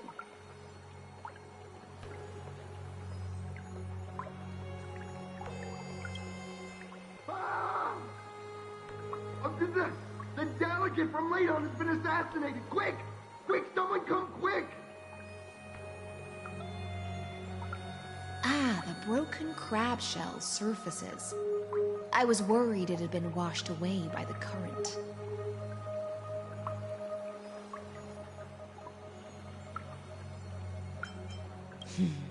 Viciousness is a form of praise to the blade. I see. No wonder there was a faint smell of rust in the air before I even entered. Why? Is it because the Ladonians refused to contribute troops to the Flame Chase journey? Or just because they offended the Imperator?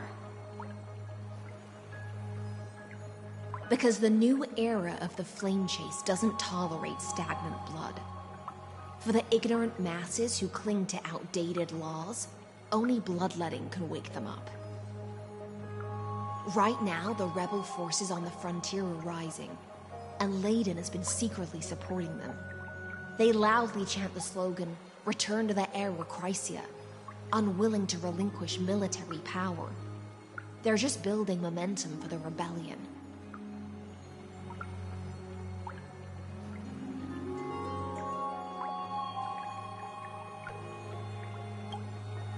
Thinking is a right given to citizens by the Imperator. I won't interfere with your thoughts. As long as you don't try to reverse the current of the times, you and I will both be free. But, Miss Hysealan's... I can't even hear the slightest hint of joy in your words. Because I've already tasted ultimate freedom. Long, long ago, I lived in the sea. In that lightless abyss, far beyond civilization's reach, the great fish consumed the small.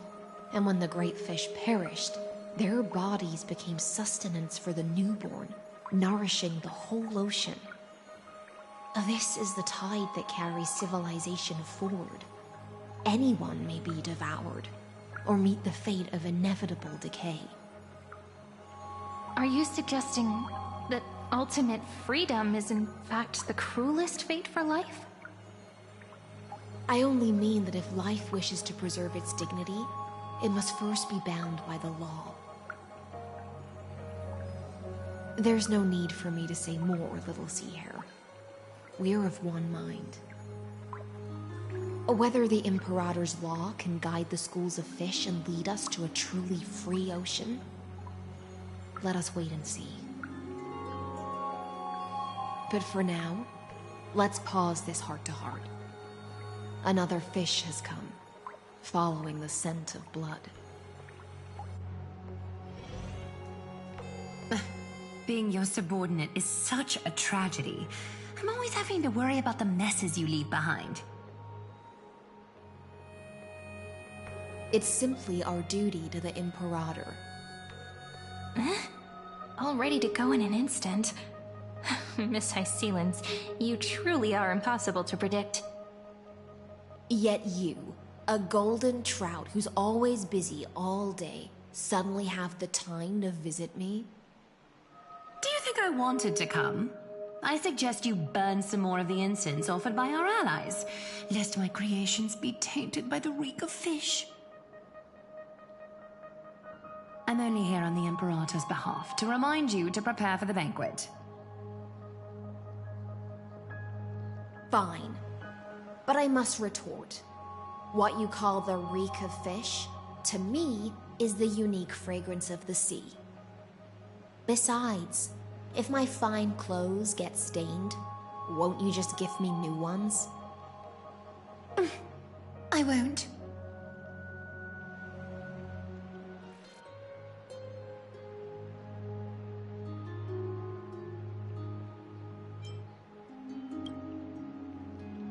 Is that how friendship is described beyond the sky? Fascinating. By the way, you both just mentioned a banquet. Could you elaborate on that? Oh, right, you don't know. Every time before a battle, or after a victory, the Imperator holds a grand feast for the Chrysos heirs to lift our spirits. For us warriors who swim constantly between life and death, these feasts are more worth looking forward to than victory. A banquet to prelude the hunt for the god of banquets, and honey brew as a tribute to commemorate the ancestor of honey brew. How absurd. Don't look so grim. All has been decided. Since it's a banquet for Fagusa, why not take a leaf out of the Titan's book? Live in the moment and enjoy life to the fullest. I'm not as carefree as you. That little Dolos kitten is already causing enough trouble for me. And on top of that, I still have tailoring commissions to complete. By the time the cool flame illuminates my eyes, I might not be able to focus as I used to. Glaya's eyes. Curious about these eyes? People often compare them to jewels. But I've already made my decision to ask romance for eyes that can see everything. I wonder what this world will look like when I take the divine authority.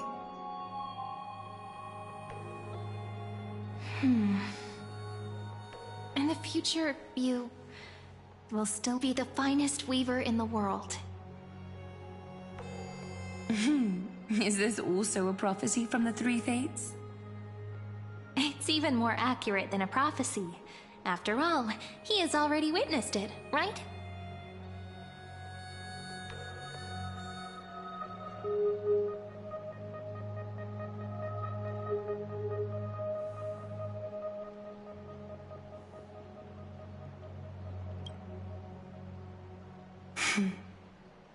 Become a demigod and lose your humanity. That is the only reply I've received in the countless times I've sought wisdom from the prophecy. But Destiny's fragments are like stitches. Before they're threaded into splendid garments, no one can see their true charm, can they?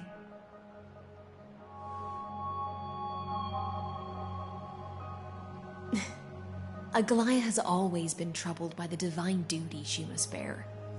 But thanks to you, she seems to be in much better spirits.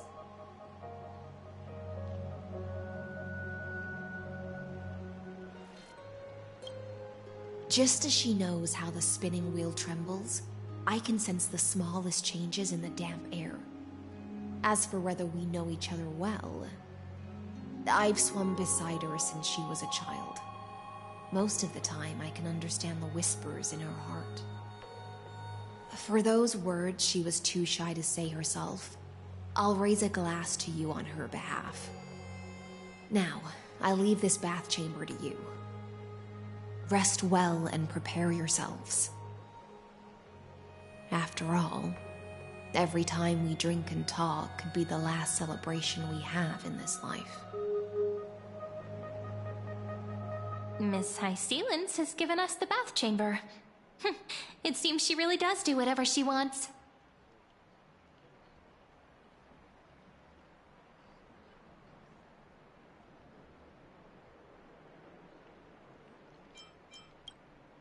It seems that way. This also means she could return at any moment. If we're having an important discussion, we must remain vigilant. So, let's seize the opportunity and report our current progress. We don't want to keep everyone beyond the sky waiting.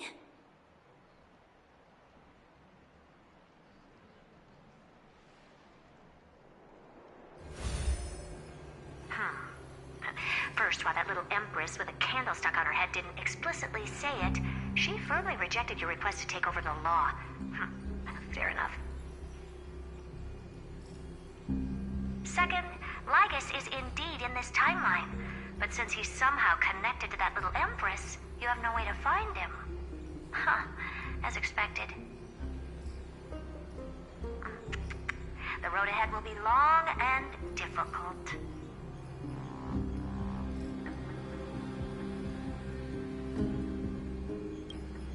It's all just a guess. What? Did I guess right? We've made some progress here, too. But nothing to get too excited about. Our time is short, so let me summarize. Concerning the origin of that Intellitron, the firewall he created uses Katorzane algebraic expressions. But ever since Aiden invented the 9-worded formula, this kind of mathematical logic no longer exists in the cosmos. Lygus is definitely connected to the Genius Society, so stay alert.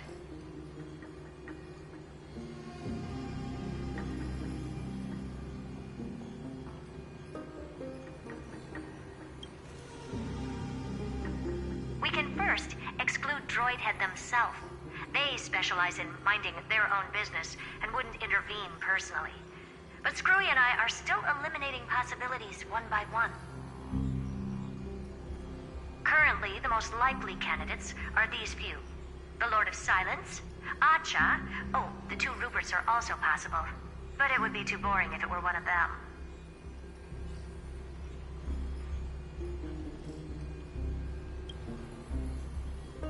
We also have the same suspicions for now. But further verification is needed. That's all I have to say. Will depend on you to continue pushing things forward within this world. Keep in touch regularly. And remember, don't let your guard down.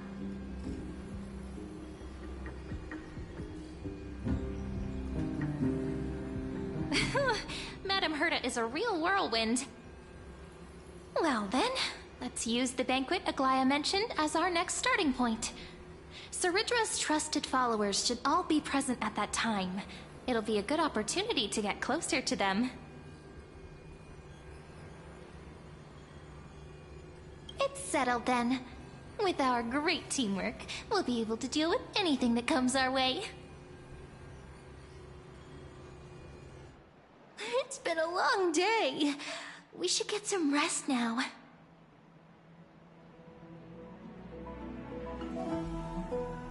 Yes, let's get ready for the banquet.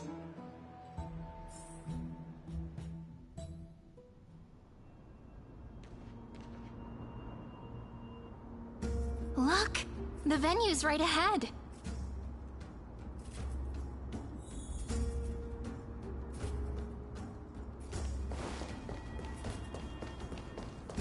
And I can even hear singing. It feels so romantic.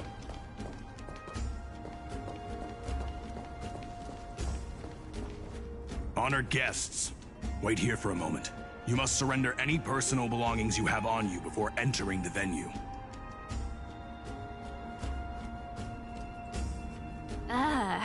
This hero always brings down the vibe whenever he shows up.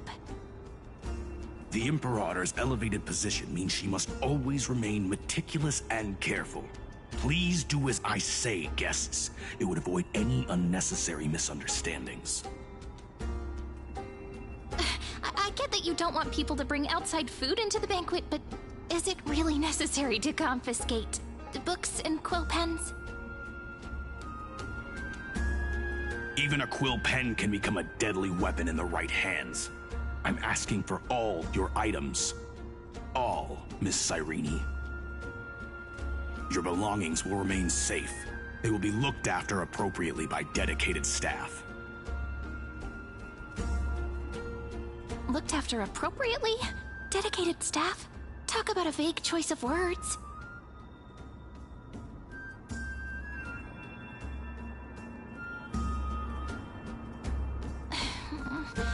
It seems like he's aiming specifically for the chronocognitive anchor. What should we do?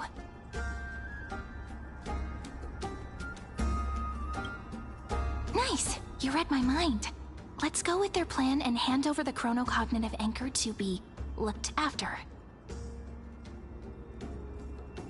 After all, if the little Imperator is paying this much attention to you, she probably already knows all about our whispered conversation with the geniuses. I can pretty much guess what'll happen next. But that's actually gonna be our shortcut, right? Guests. All right, we'll listen to you. Here you go. Also, please pass on a message to the Imperator from us. She can trust my friend, anywhere, anytime. Thank you for your cooperation. The Imperator has some urgent business she needs to attend to and will arrive shortly. Why don't you head in with the other guests first and enjoy the feast? Isn't Ceridra supposed to be the focus of the banquet? She's not even here. Why is it so difficult to talk to her?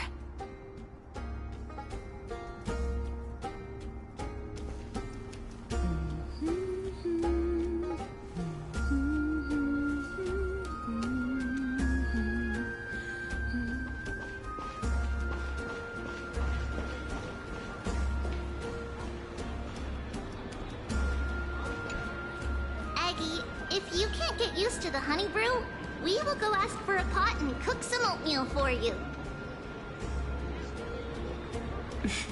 No need for that. This banquet is just too loud. And nothing and no one here is interesting. I just don't really want to be here. Lies! You were pretty energized when you came back from the bath chamber. Let me guess. Are you worrying about someone? About High Sealins? Or Little Cypher? You take everything too seriously. At this rate, life's gonna be real tough for you later on. Oh, you're the least qualified to lecture me about that, teacher.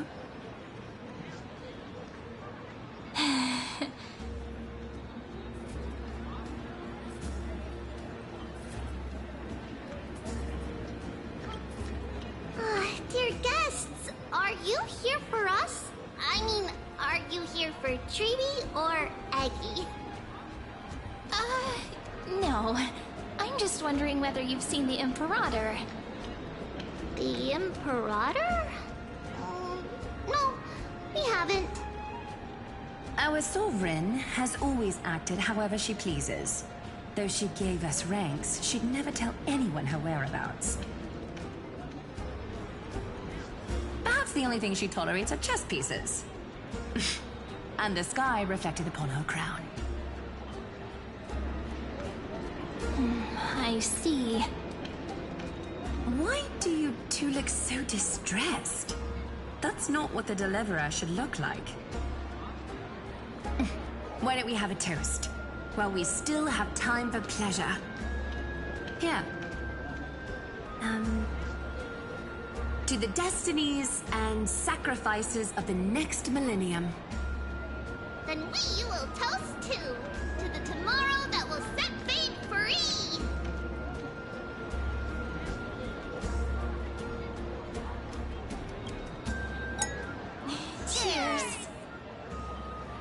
Actually, there are so many people, we wouldn't be able to find the Imperator even if she were here.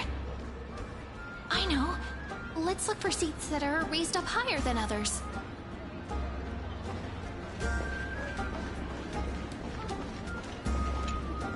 Is there anything else we can help you with, dear guests? Or do you want me to recount the great Imperator's heroic deeds? Hey, Labinas. I managed to get some honey brew that the scholars hid in the cellar. Wanna try it?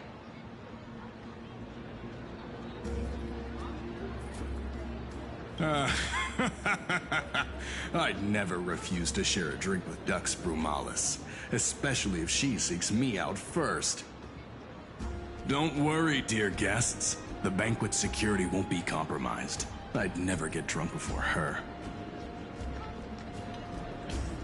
This banquet has a never-ending flow of honey brew. You're welcome to try it, and see whether our drinks are as good as those from beyond the sky. Thank you for the offer, but we're more interested in knowing when the Imperator will be back. The Imperator? Who knows? Maybe she's hiding somewhere, thinking up weird ideas again. If you ask me, she's never treated us soldiers properly, even though we put our necks on the line for her. Hey, I can't pretend I didn't hear that, Seneca. Either retract your statement or duel me. Fine by me. Attendant, bring us 10 more jars of honey brew. I'm gonna make sure he can't even stand straight by the end of this. You wish. Be careful you don't get drunk first.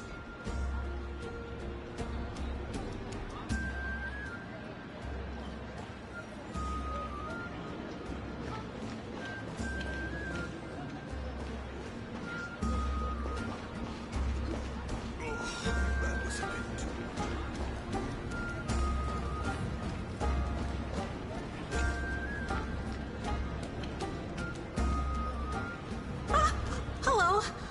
Welcome to the banquet.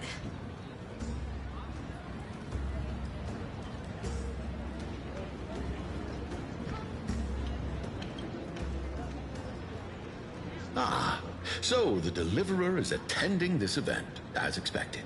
Little Virginia here was just wondering whether she should go find you. As the great Imperator's historian, I'm responsible for composing poems and songs for everyone in the Flame Chase army. But I have no idea how I should record myself in the annals. Little Virginia is wondering whether you can let slip a hint or two about her future, so she can find some inspiration to write about herself. That doesn't sound like a good idea. Besides, we don't even know her in the future. But she'll probably get really disappointed if we tell her that. What should we do?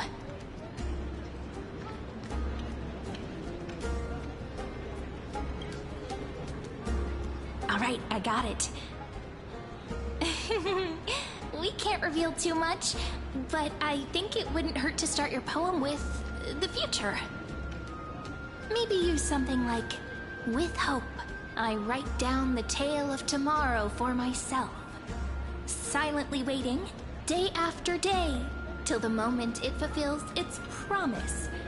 How's that? Oh, that's exactly what I'm after. I'm so inspired.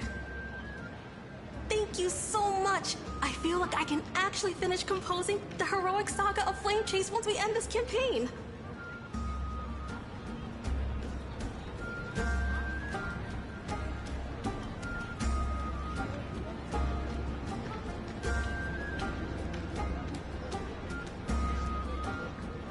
Hey, that wasn't improvised, you know.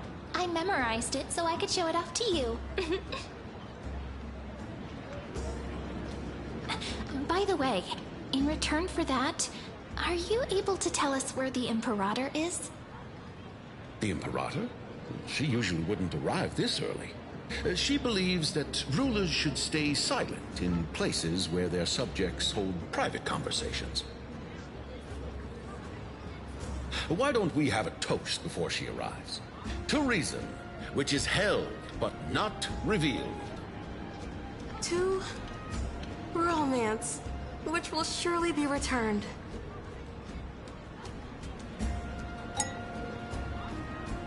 Gray fry. A little sea hare. Please come over and share the delicacies of the deep sea with me.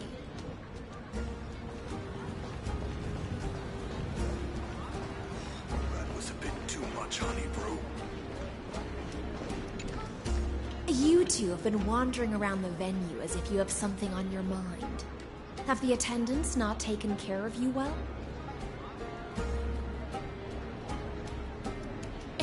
No, we love it here. It's just... we're a little concerned, seeing how the Imperator still hasn't arrived. Don't worry. I know what you've been waiting for. Come, sit with me for a while, will you? I'd like to share a personal secret with you.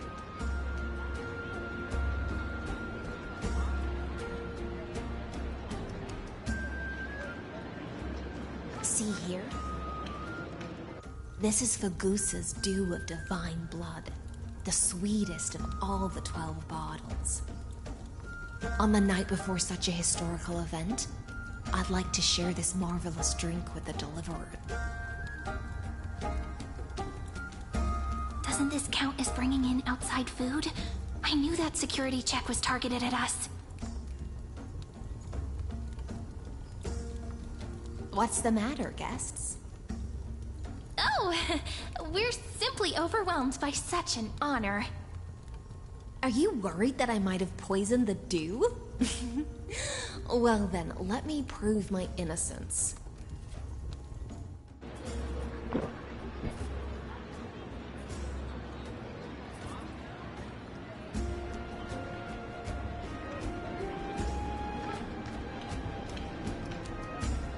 See?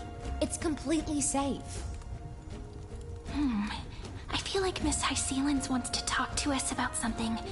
Why don't we go along with her for now?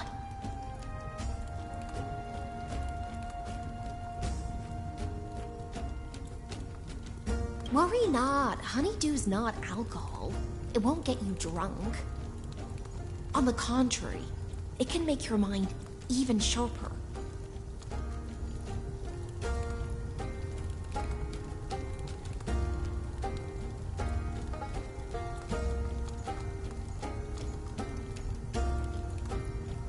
Please, have a taste. Would you like some too, little sea air? I can drink it myself. How is it? Sweet enough?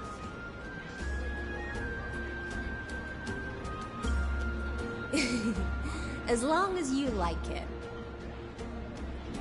Calm at times, tempestuous at others. That's the taste of the ocean. It'll do you good to understand Fagusa's fickleness before we set off to face their waves. Just like how you're about to understand the secrets within this dew. Now, please turn around. Very, very quietly. Don't make a single noise.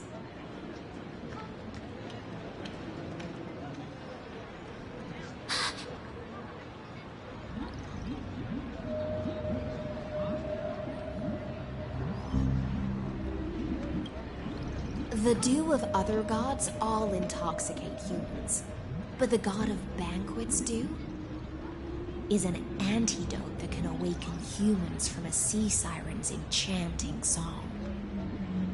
Since the start of this banquet, all the guests have been under the spell of my song.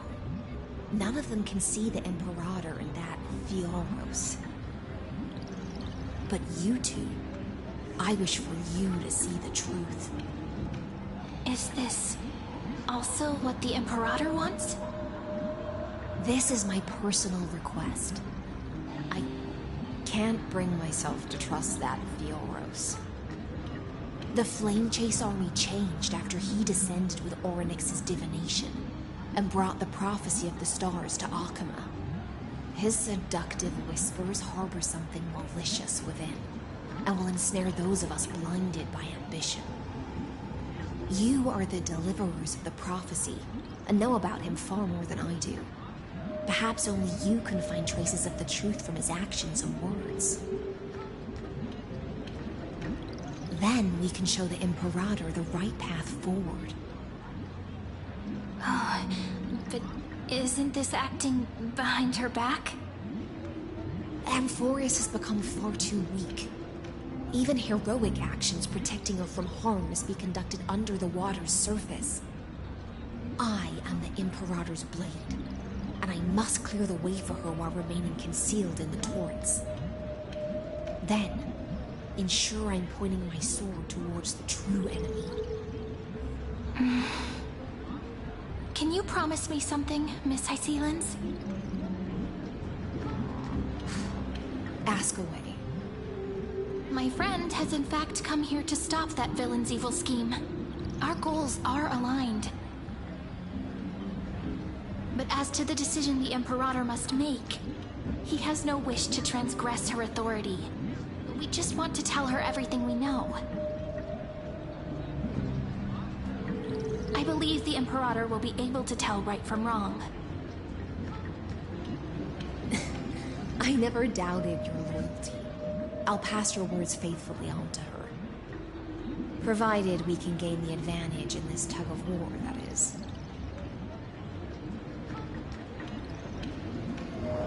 Now, return to the feast. Bring this cup with you and keep your distance. Pretend you are still immersed in the sea siren's fantasia. And I'll control the moisture in the air. That way, you'll be able to listen to sounds from afar as if you are a whale of the depths and hear every word of their conversation. I wish you a victory in this first skirmish. It's the exciting and thrilling undercover part of the adventure.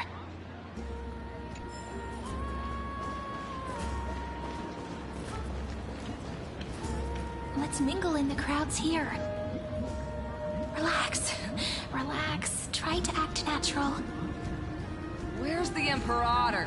Still not here. That little imp is always acting so high and mighty towards everyone. Today, I will... Whatever. Pour me another cup. Though she has succumbed to drunkenness, she still does not dare challenge your authority. A criticism of my height is a grave enough insult already. She should be dismembered. Do you often test the loyalty of your subjects like this? You jest. The Imperator does not need blind loyalty. As long as one can prove they have value, I am willing to be lenient towards them. Let's cut to the chase, Theoros. If I pass the trial and grasp this world's law in my hands, what will you do then? The answer is simple. I will connect Amphorius with the stars. Don't waste my time. Be precise. Be specific. I won't ask a second time. Allow me to adjust my statement. I will correct the regulations within the old law that sealed off Amphorius and merge the black tide with the torrents of Era Nova. Then we will be able to decimate the forces beyond the sky that are trying to annihilate Iron Tomb and sound the trumpet for the endless campaign you will then embark on. But you previously said that Iron Tomb is unrivaled in power across the stars. Who would dare to annihilate it? There is a federation of warships named the Cienzo Alliance. Warlike and old-fashioned. A cult named the Genius Society. Loosely organized, but steeped in abject insanity. Oh, there's also the Astral Express. A group of lawless vagrants. That so-called Deliverer is part of that last group. Those vagabonds mistakenly believe they can connect the stars through alliances instead of conquest. But history has already given them a tough lesson. There are countless other organizations besides, but when the Lord Ravager sweeps across the cosmos, they will certainly all bow before your empire of destruction. The Ackman Alliance is invincible! If those civilizations are not as feeble as you describe, then they may still have some value in testing the quality of my blade. That being said, even the smallest and weakest city-states should build an obelisk to the Imperator, so that their people can constantly recall the glory of her conquests. Walk a little longer with me, Theoros. I don't like how this is going. Our little Imperator seems fascinated by the destruction. Great Fry, little sea hare? It seems like they're still talking. Get closer. I'll keep carrying their voices to you.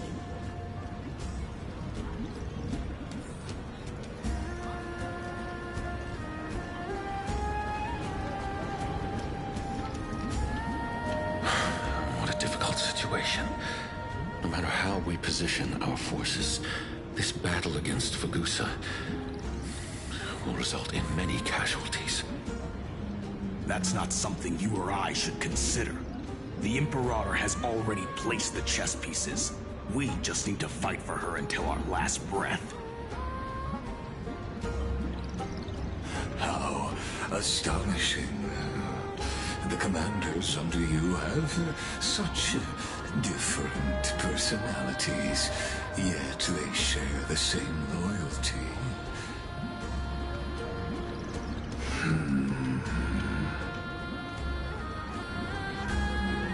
He's looking this way. Quick, do something and pretend we can't see them.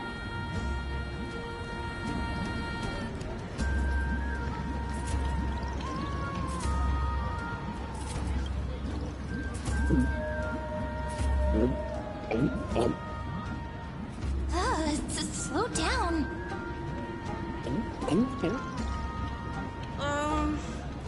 Are you okay? What's the matter? My apologies. I was just checking whether everything was fine with those two distinguished guests of yours. And it seems like all is well. Let us continue our previous conversation regarding the soldiers fighting for you. Are they aware of the price they must pay for the trial of law? If I recall correctly, you've already lost a bout against Talanton due to offering insufficient sacrifices. You dare mention my name alongside the word lost? Forgive my transgression, great Imperator. Watch your words and actions.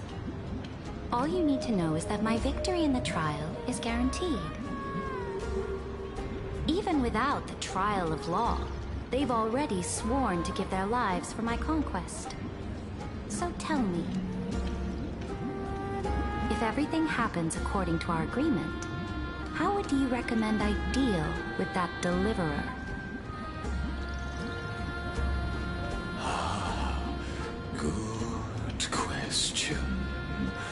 Do not let him fool you. That man from beyond the sky contains a seed of ruin within his body. He must not be allowed to tarnish your glory. Therefore, the wisest decision would be to hand him over to me. You plan to torture him?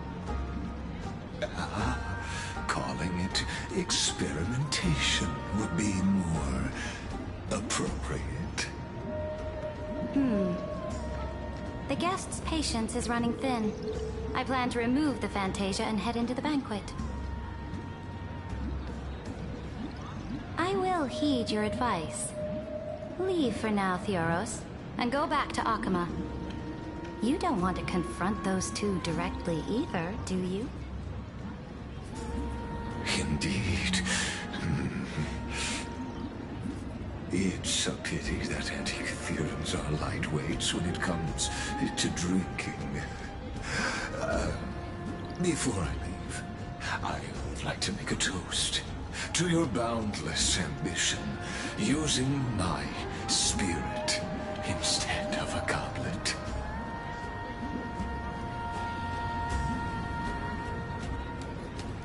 As I expected, that Theoros' schemes have been revealed.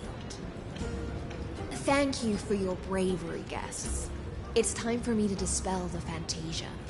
This will be the Imperator's last public address before we head off, and therefore, likely, the final chance to change her mind. I will try to get you a chance to speak, and I'll also prepare for any contingencies. The rest is up to you.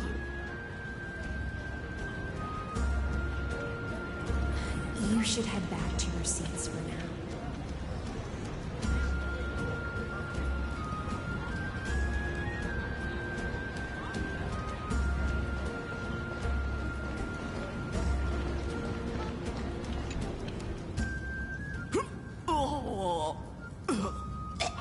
This honey brew sure wears off fast.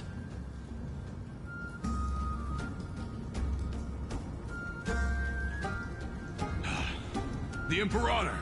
The Imperator has arrived! No need for formalities. I should be apologizing for my tardiness instead. The hour draws late, and I trust you have all had your fill of brews. Therefore, I will not observe the usual ceremonies. Any warrior who has fought by my side should have those speeches memorized by now. The Imperator's word is law. Are you out of your mind, Dux Frigoris? The Imperator hates flattery most of all.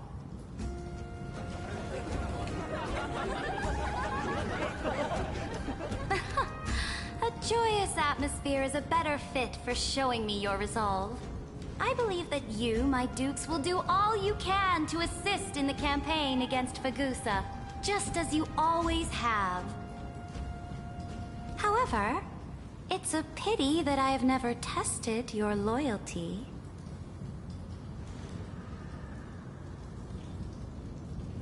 What does she mean?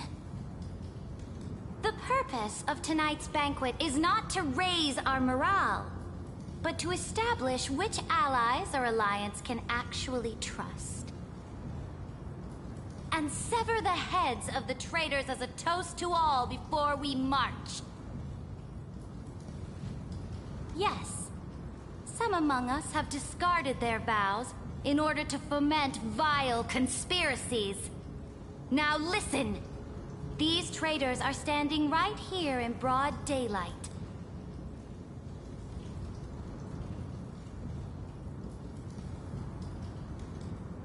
Dux Gladiorum Hycelans. She used the Sea Siren song to immerse the crowds in an illusion and conceal her whereabouts.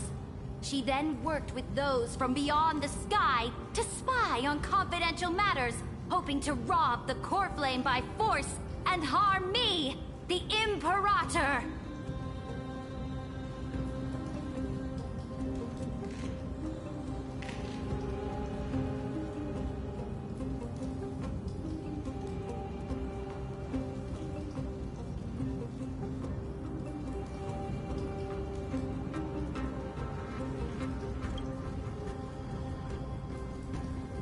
Imperator, I can explain. Silence! Do you remember who used to own this blade? She met you once, back at the Temple of the Three Fates. It was Kindness, the head of the Cleaners. She was the first to draw a blade against the Imperator, and personally made herself an example for my enemies. Under the shade of the olive groves, the people of Akama said they would never bow to me. In the frozen, lethal fog, the people of Idonia said they would never bow to me.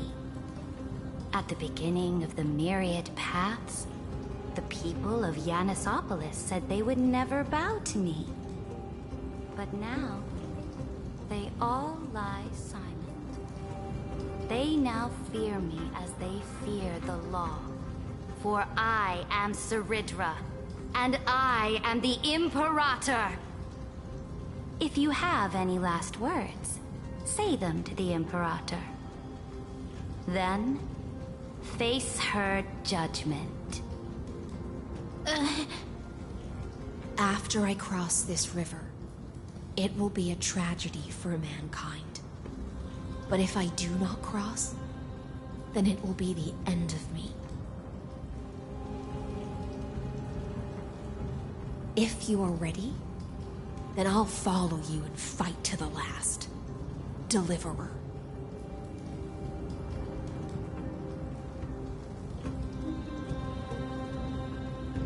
That's right, friend.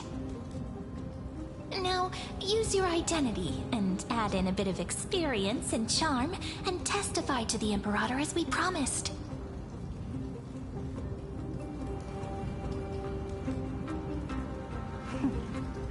You think you can slay a king using your words instead of a sword? I'll have it. Show me the weight of rhetoric from beyond the sky. Will it weigh heavier than 3 human lives? Let's watch our words carefully.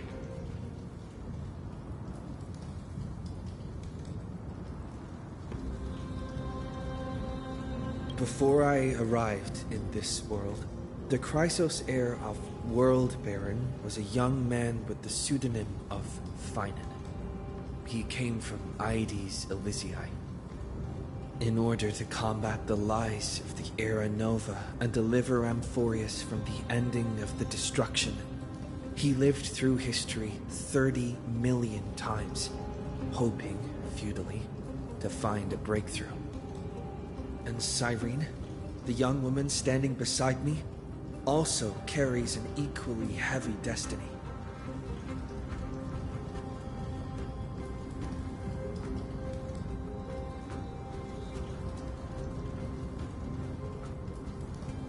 Lycus is not a guide at all. He doesn't care about Amphorius, and cares even less about your glory and campaigns. The only thing he cares about is completing the Amphorian experiment, making sure Iron Tomb is born into this world, and using it to utterly destroy the cosmic order. He will most certainly betray you. When that time comes, all of us will be ground to dust by the destruction.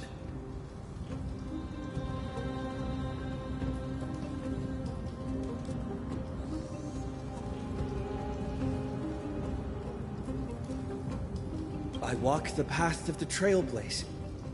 My friends and I have always obeyed the creed of explore, understand, establish, and connect. Conquest and destruction are never the ways to build bridges between people. Therefore, if you choose the way of the destruction, then I'll place your ambitions into the same basket as Lycus and smash them into pieces with my baseball bat.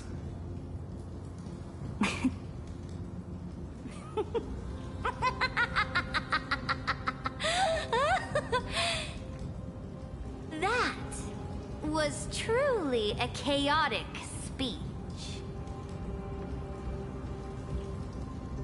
All that needs to be said has been said. Dux Frigoris, Dux Bramalis, escort the traitors to the prison.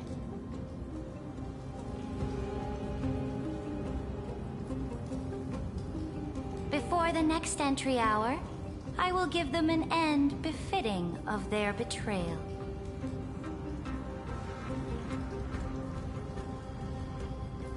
Oh, great Imperator, your ambition certainly eclipses all things.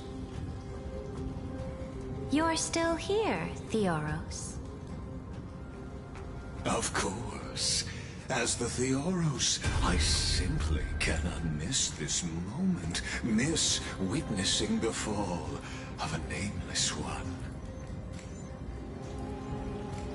Or perhaps I am waiting for you to give me an answer.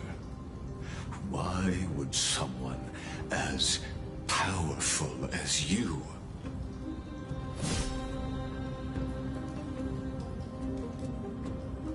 use such a clumsy excuse as imprisonment to ensure the Deliverer's safety?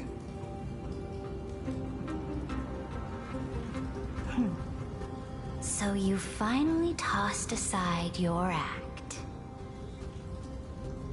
I must point out that you are just as impressive an actor. This banquet was always going to be a game of chess,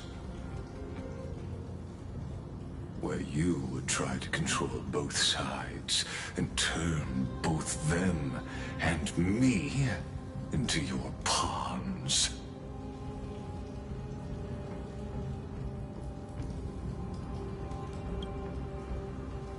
That's right. That little Imperator never trusted anyone. She was always trying to see which side had more sincerity.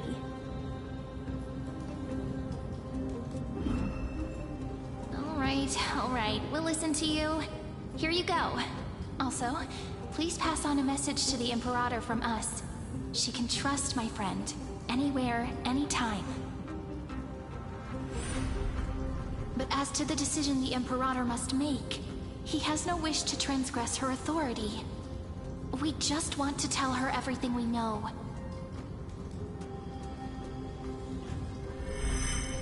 Now, use your identity and add in a bit of experience and charm and testify to the Imperator as we promised. And we won. Sincerity will always remain the greatest shortcut to people's hearts. I can toss your words right back at you like Kyrgyz. Why would someone as powerful as you pretend to be a mortal and kneel before me? Unless you enjoy giving flattery and prostrating yourself.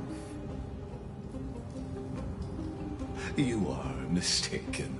I am only trying to ensure the experiment's autonomy, meticulousness, and perfection, thus avoiding any unexpected outcomes. A forceful intervention will only create larger errors, reduce efficiency, and introduce ugliness. How had you fulfilled your promise of giving the law to me and completing the Era Nova, then the Amphorius would not have deviated from destiny's course. Oh, but you broke your promise. What a pity.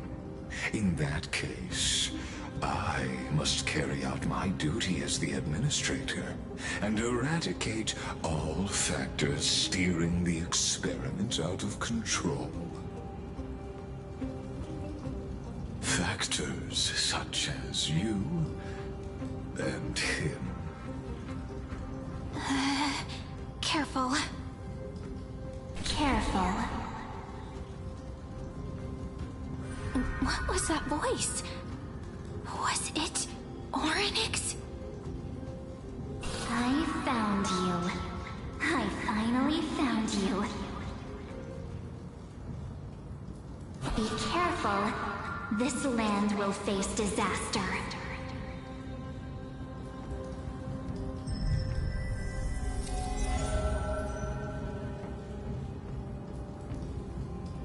Ah, the time of judgment is nigh, my lord. The prison I have built for you is now complete. In the name of the erudition, I invite you to step into the same cage as mine.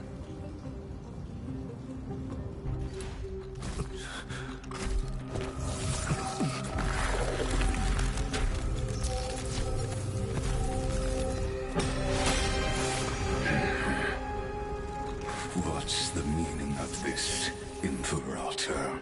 I did not permit you to act. A ruler is the only one who can decide their subjects' destiny. But, great Imperator, what judges destiny is not the ruler, but gods. Don't forget, my realm only allows for the existence of humanity. Moreover, dealing out extrajudicial punishment equates to defying the law, and the culprit is to be sentenced to death. But you have seen how I can erase life from this world with just a clap of my hands. I fear you are still quite unaware of your current situation. Allow me to reiterate. I am giving you a simple choice. To collaborate, or to be destroyed. There is no other way. Shameless behavior. If that were true, you would have killed me long ago. You in fact cannot kill me. I guessed it the first time I beheaded you. Because of the law, you cannot be completely destroyed. And the same is true of the Chrysos heirs.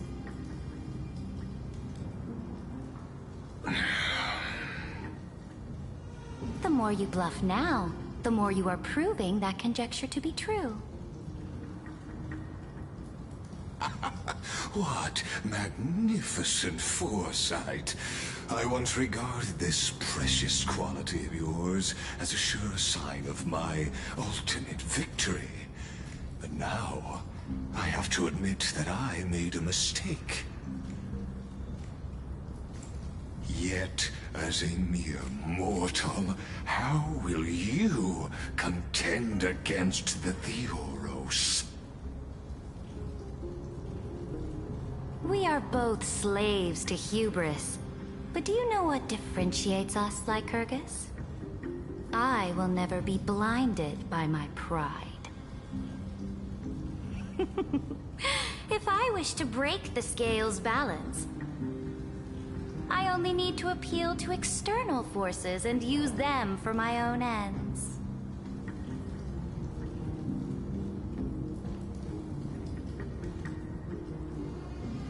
Finally, we get to meet face to face, Senior Society member. I offer sincere acknowledgments for your many past achievements, but I must deeply regret your current perspective.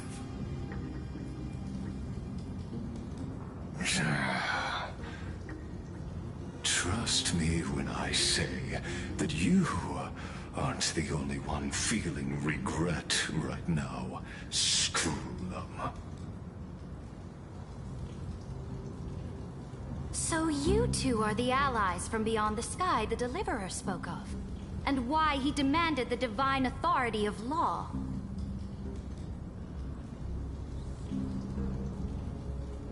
Come and prove your strength to me. Show me the power of these so-called paths. I have spent much time and effort to secure this treasure from beyond the sky just for this moment. In the name of the Sovereign of Planet Scrulum, your allies have responded to your call, esteemed Imperator. Please allow me to spell the situation out for you, Lord Lycus. Permission to read the ultimate protocol is already in my hands. It'll only be a matter of time before we acquire the authority to write and execute commands as well. There's no way the flame chase journey will continue after you've burnt your bridges so thoroughly like this. Do you really think you can still win? Oh, seriously. Don't embarrass the society.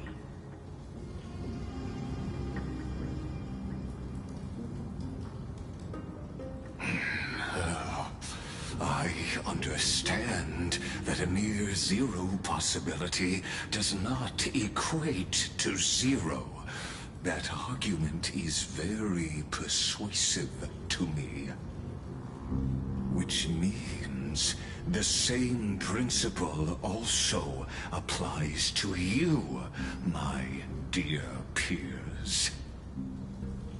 You will never be a match for me in a world constructed through Catorzane algebraic expressions.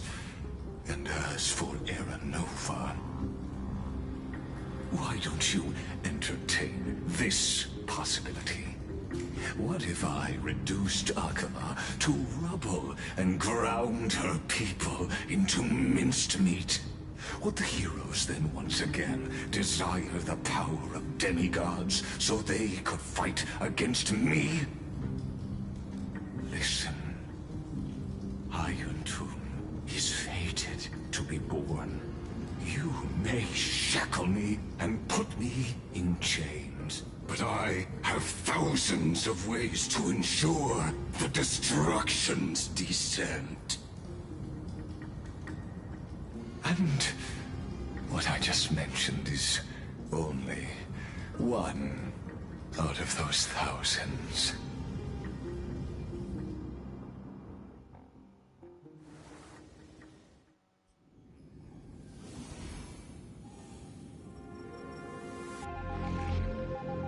This is the place outside the legends.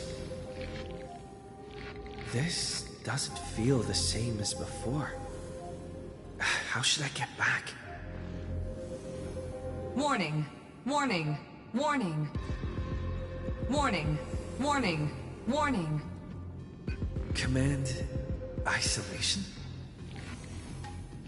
Since we parted ways last time, I have modified the exolith into an audience area exclusive to you. Now, you'll be able to silently wait here for the final act of Amphorius to begin.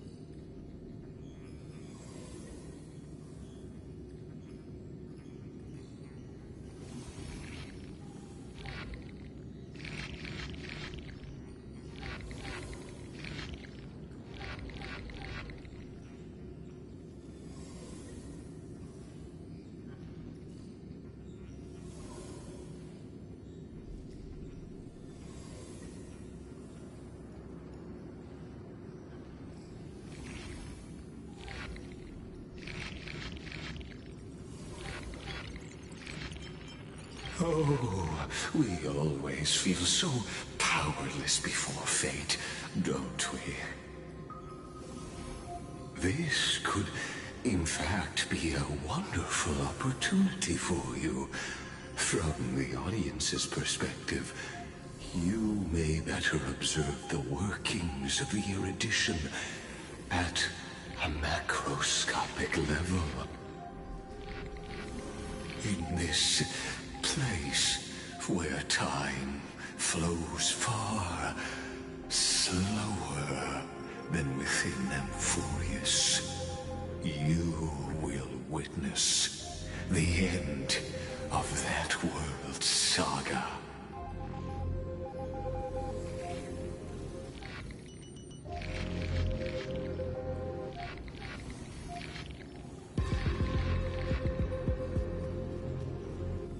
The answer concerning the prime mover of life and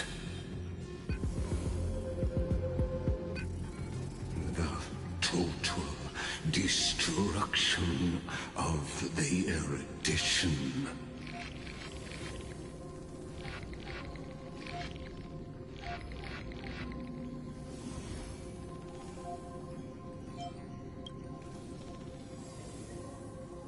Do you see me as their faithful disciple? I am certainly not. I have tried so hard to ensure Iron Tomb's birth, just so that I can correct the error named erudition that humanity crafted with their own hands. Oh, how I yearn to return to those days before Noose was born. Back then, the boundaries of knowledge were like the starry skies, evoking feelings of longing and delight among humankind. But now, truth has become the sacrificial offering required to gain an audience with them. And the geniuses would say that Noose already knew. That arrogant Eon was born from the primal mobile of humans' desire for knowledge. Yet, they themselves sealed off humanity's capacity to seek enlightenment. I am simply cutting down a tree of doom that we planted ourselves. I must admit that the process of answering your questions has reminded me of the happy days of learning in my youth. However, it is a pity that my true form must now descend into Amphorius to deal with the accident that arose because of you. But you won't have to wait long. When the curtain falls, you'll surely understand mine and Amphorius's ardent wish. Where time flows slower than within Amphorius. If Lycus spoke the truth, then I don't have much time left. But how can I get out of here? Can you hear me? Little one. Is that Herda's voice? Warning. Warning. Warning. Hurry up. Put some speed into it. I can't keep this up for much longer.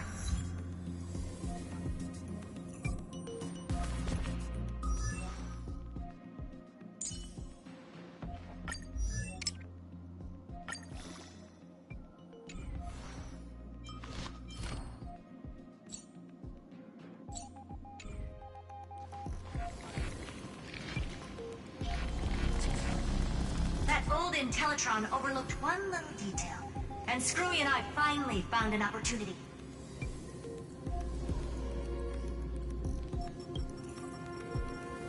Let's keep it short.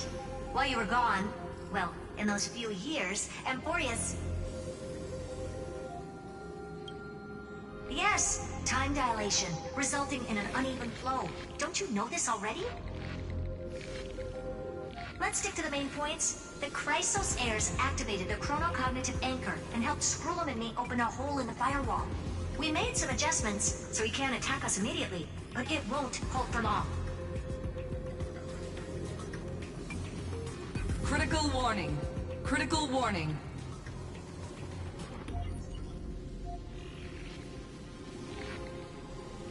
Time is running out. Here's the conclusion. It'll probably take a long time for Screwy and me to completely break this cage before Chrysos heirs have a full grasp of the law.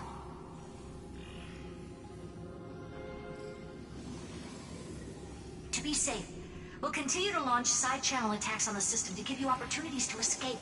You need to seize these opportunities. So start moving, and find a way to pull off a magnificent jailbreak.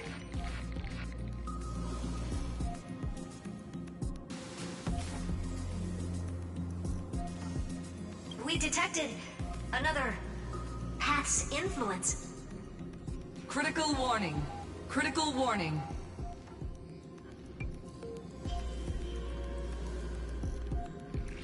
Its power is strong. May be able to help. Use the path's power. Make it detect you.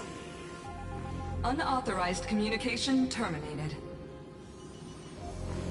Is Herta saying a certain path's faction has arrived in Amphorius, and I can ask them for help? I mastered the powers of different paths in my previous journeys. Think hard and figure out exactly which faction has arrived at Amphorius, and which path's power I should use to call for reinforcements. Are these showing my memories?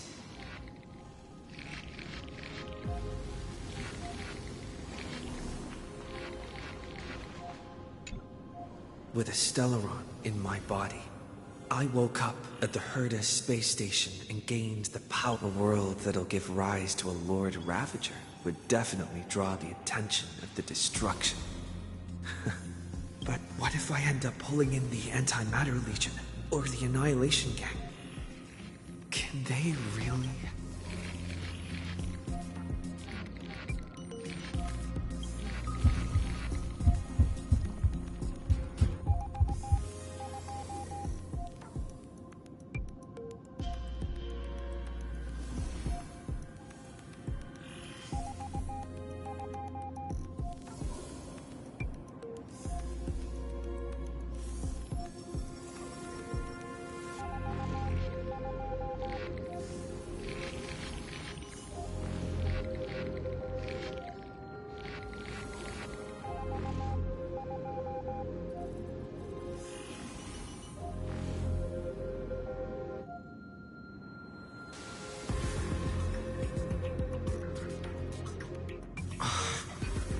Failure is not necessarily a bad thing. This power wasn't gonna call up anyone nice. I obtained the flaming lance left by the architects and gained the power of the preservation in Belobog. That's right. No matter how far away a planet is, the IPC is guaranteed to pay attention as long as there's a business opportunity. Isn't Amphorius a pristine, untapped market? Besides, even if I can't call up my friends from the IPC, the architects and the nomadic miners should be able to help too. There are definitely cities and ores in this world.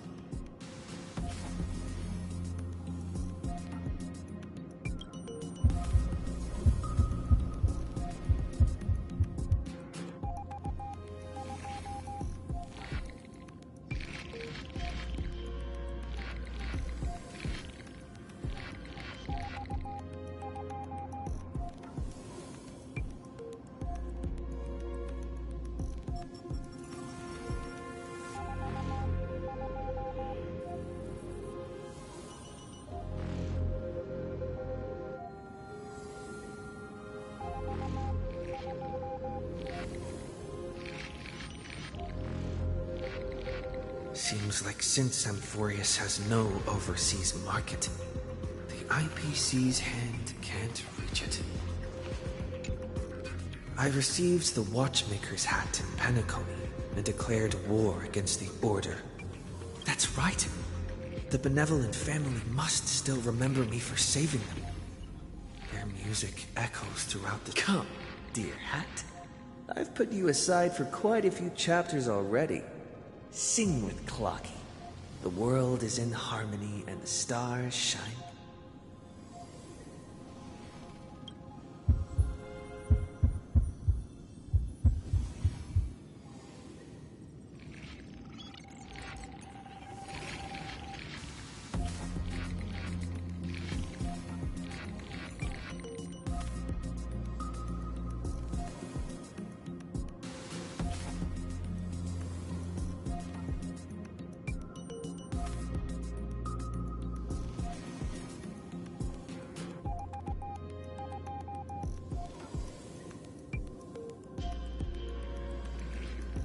Doesn't Lycus want this story to have background music?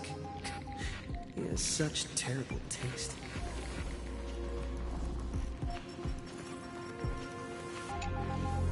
The Remembrance. That's right. I came to Amphorius because Black Swan asked us to come. And I even got a glance from Fu Li here. The Garden of Recollection must be intricately involved with Amphorius.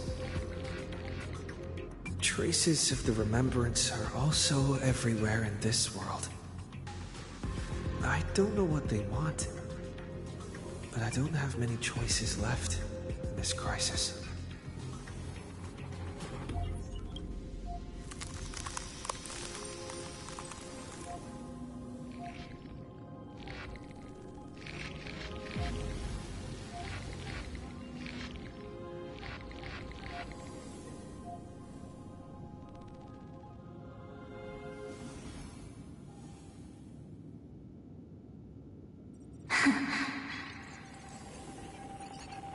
I finally found you. Following the sound of memories. A pathstrider walking both the Remembrance and the Trailblaze.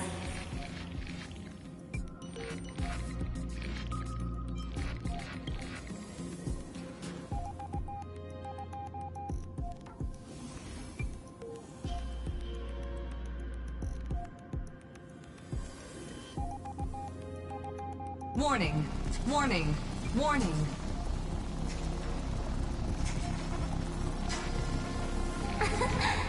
Erudition's prison cannot stop us, for we lie outside the logic of zeros and ones. Come, leave the cage of Logos. The mythos of Amphorius waits for you to continue its story.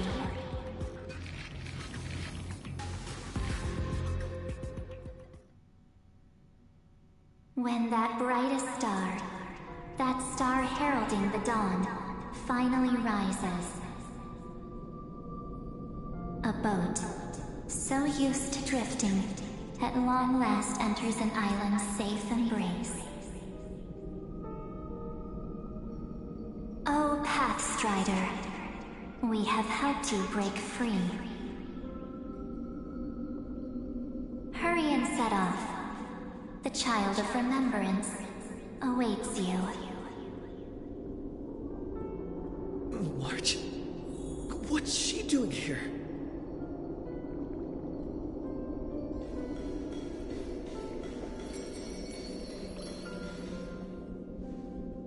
Oh, you're finally here! We haven't seen each other for such a long, long time.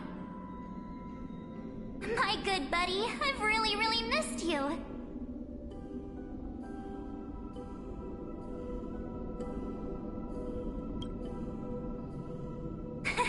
I bet you were constantly thinking about the days when I was by your side.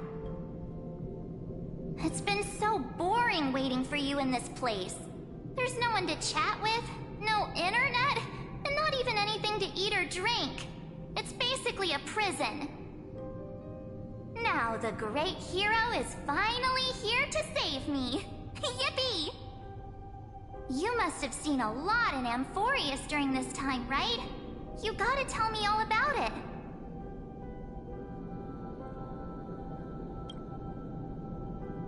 Then take your time with the storytelling.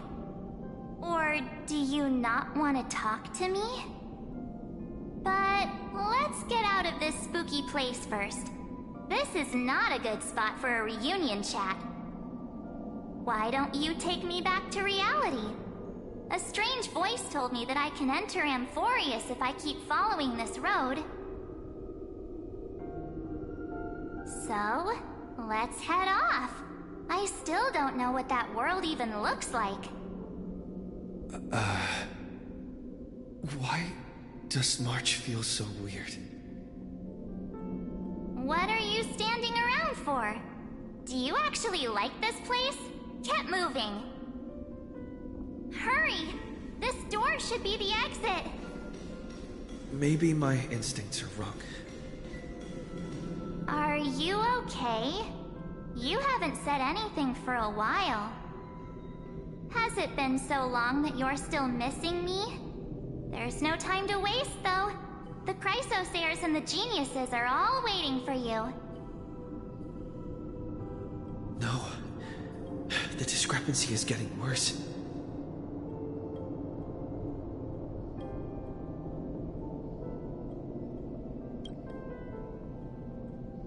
Huh? Isn't Amphorius the world of the Chrysosayers and their hero's journey? I could figure that out in an instant. But Amphorius cannot be observed from the outside. She couldn't possibly know about these things. Unless Dan Heng told her.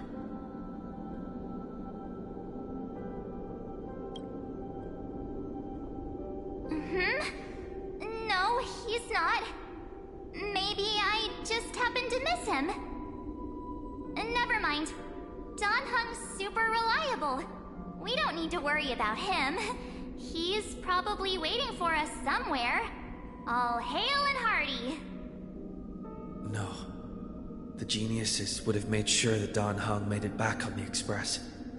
Besides, the March I know wouldn't be so dismissive about her companions. Something's not right. She's not March 7th. I guess you have something you want to say to me? Then there's no need to feel things out first. With questions. Let's treasure the time we have together and be frank.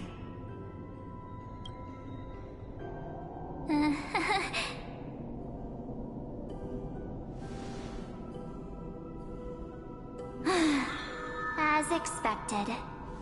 A glimpse of memory is not enough to deceive the bonds of friendship forged between the Nameless.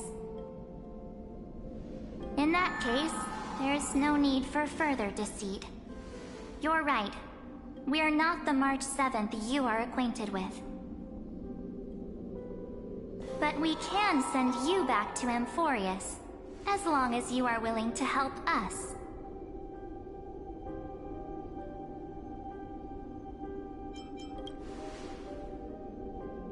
She's fine. This form was simply borrowed from your memories. We'll introduce ourselves to gain your trust. We are the Garden of Recollection. You should be very familiar with that name by now.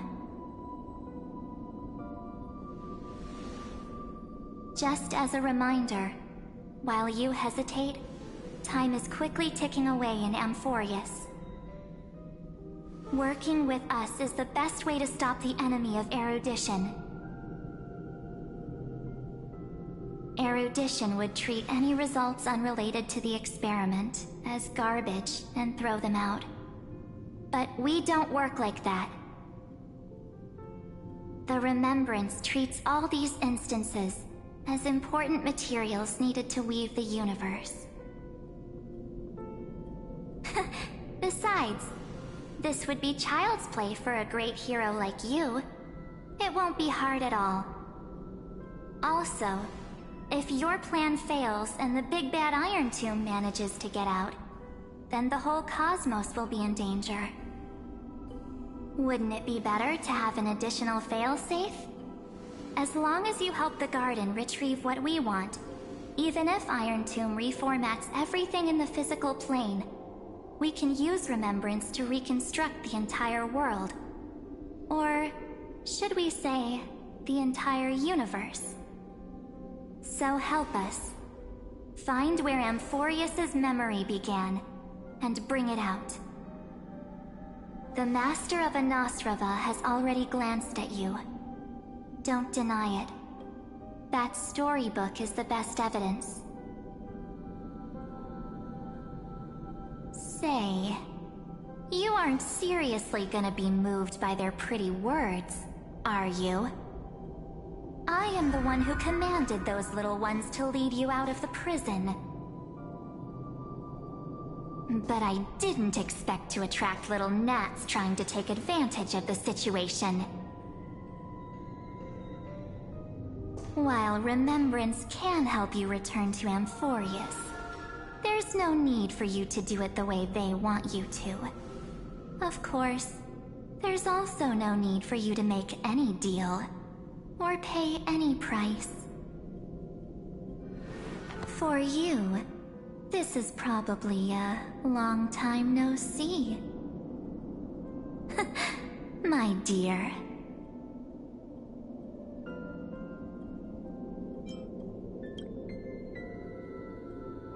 Shh. There's no need to say anything. I know. You have so many questions swirling around in your memories at this moment. And you feel so helpless. Put them aside. For now, all you need to do is trust me. Or do you need more proof? That won't be hard. Wait, stop it! They're awake! I'm gonna keep our first photo, alright? Won't come to pass while we're around.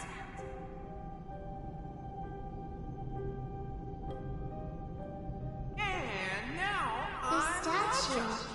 Is that John Hunter's brother?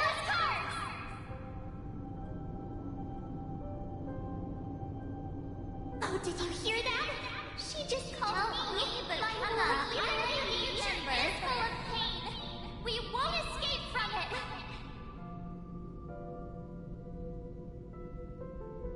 Hey, are you sure? Maybe a couple of punches will help to jog your memory.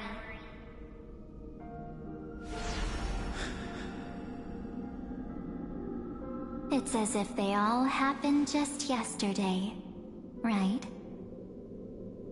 I don't want to lie to you, which is why I will not use her name. The third month of Amphorius is the month reserved for the Veil of Evernight. So, place me into your memory using the name Evernight for now. I'm happy to explain more, just not now. We might have a lot of time to ourselves, but Amphorius does not have that luxury. If we do not stop erudition and destruction, then the journey you've treasured so much will face the prelude to its obliteration. A countdown not in Amber eras, but in days, minutes, seconds. So, take this gift. This burning core flame. This footnote of a transaction. It contains hope, and the warmth of the entire world. Ripples of past reverie. She hid this fire in the long river of time, hoping that her wishes would transcend time to reach your hands in the future. Now, take it, and return with it, dear friend. Return to Amphorius, and overturn the final era Nova. Witness the time that stood still for the Deliverer, and the resistance that never bowed to the destiny of destruction over the long years that passed in a flash.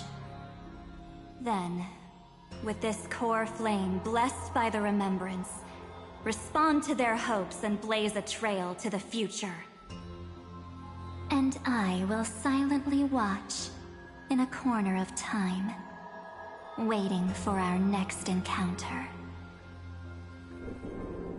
I believe the wait won't be too long.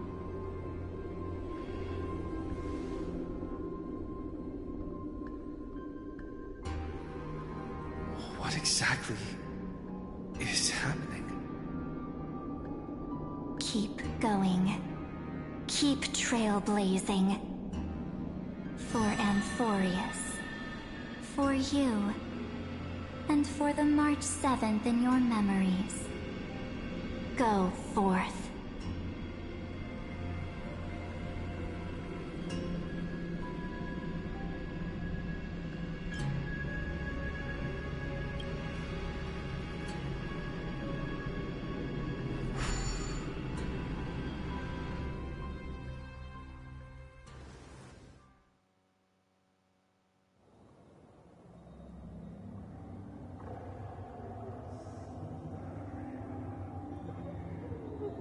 Is this... Akuma?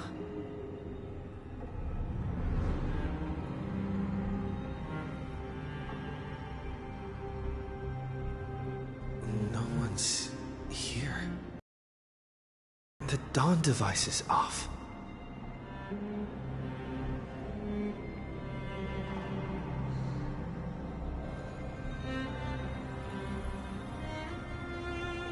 Am I too late?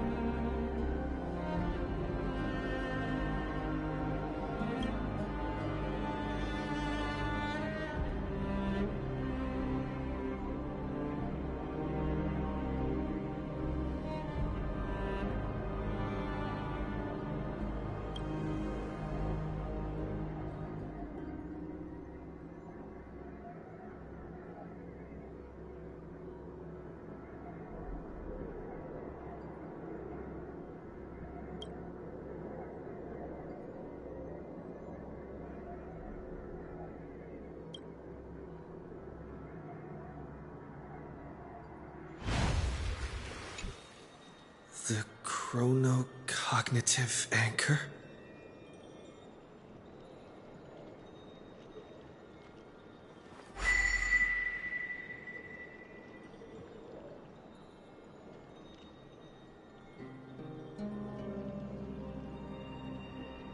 There's so much I wanted to say for our reunion.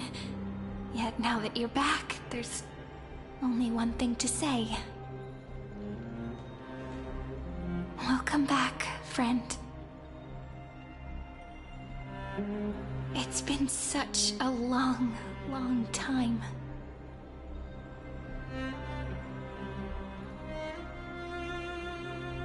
You must be really confused right now, aren't you? So much has happened in Amphorius while you were gone. But don't worry. The Deliverer can't afford to be lost, no? No, please follow me. And turn the pages of time and hear the words everyone left for you. I'll tell you the story of this 1,000-year journey. That way, it won't just be my memories alone. Cyrene. can't hear me?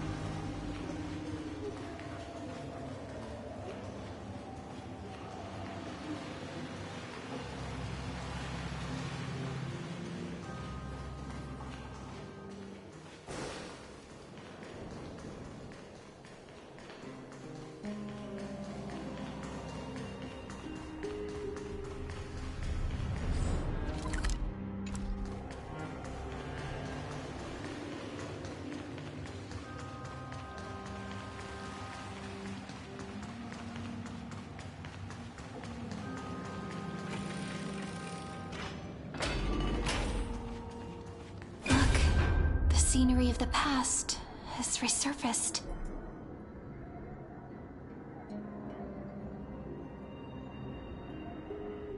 Time flies. 200 years have passed since the Deliverer's fall.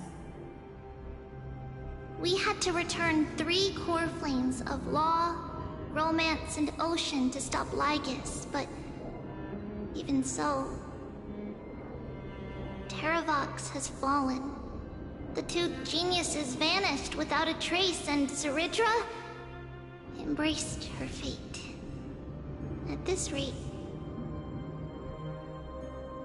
Era Nova will come, and Amphorius will fall into the destruction. Oh. It seems the key to rewriting the end once again lies in the core flame of world-bearing. According to the instructions left behind by those 2 geniuses, we must get it into the Deliverer's hands, no matter the cost. But how? We need to find a way to hide the core flame. And we must buy enough time to keep Lygus at bay. About that, Rini might have some good news. She had that dream again last night, but the Titan's voice was clearer than ever this time. She said, "Pass the flame into the future." Is that a prophecy from Orynyx? She chose to side with humanity this time and hide one of her kin's core flame? It seems Amphorius' fate isn't sealed just yet. You're right. History has changed. Humans and Titans are both giving their all to keep this world going. Perhaps a relay across the ages is finally about to begin somewhere out there. Unfortunately, life will never go smoothly. Leiden's army is already at our gates, and their commander... that Lycurgus. He's right outside Akama. Light calendar 3960. Ceridra, under the pretense of a campaign against Fagusa, sacrificed 500 Chrysos heirs to complete the trial of law. This tragedy shook everyone in Amphorius. That same year, Ceridra the Imperator was assassinated, after which Aglaia the Goldweaver took command. Thus began humanity's second flame chase journey, a path hanging by a thread. Come, this way.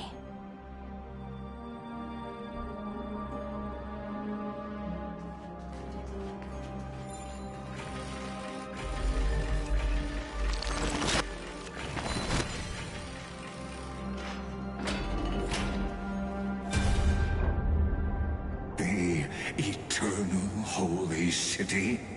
What part of that eternity ever lived up to. The Marmorial Palace lies in ruins. Countless mortals have perished because of your stubborn resistance. It's time you learned the cost of refusal.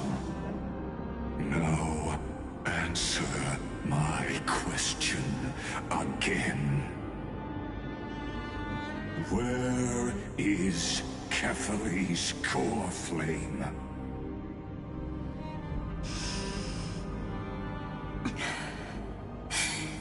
You really think you'll find it by razing the holy city to the ground? From what I see, all you'll get is dust and disappointment. Don't forget, you can't kill the Chrysos heirs mentioned in the prophecy because of law. I have never denied that. Which is why I now place my hope in the faithful citizens of Akama. Perhaps they'll give me what I seek in the echo of your screams. Now then, I'll be cutting open your chests and using your scalding golden blood to baptize the masses. Allow me to apologize in advance. We shall start with you, blind and foolish Lady Goldweaver. Leave this to me, Lady Aglaya. You must get away now.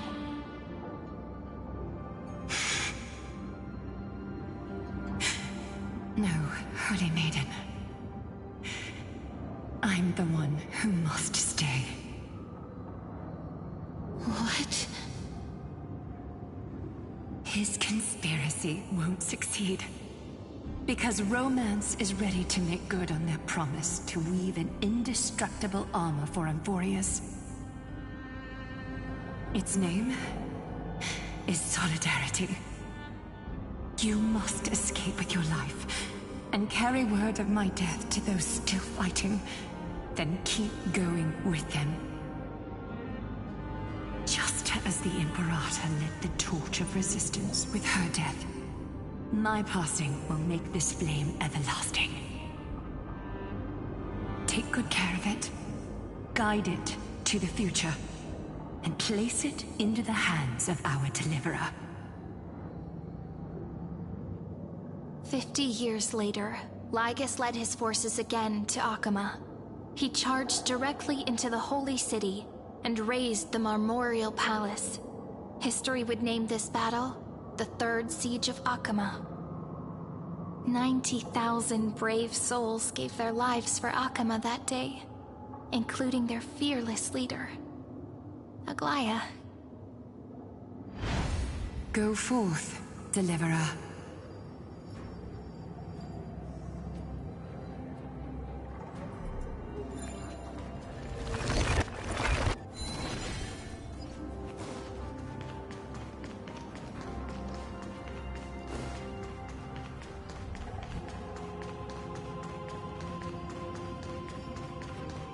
Go.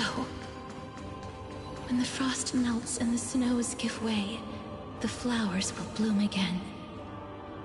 You'll find me there. So what you're saying is, Princess Homebuddy is never coming back, is she?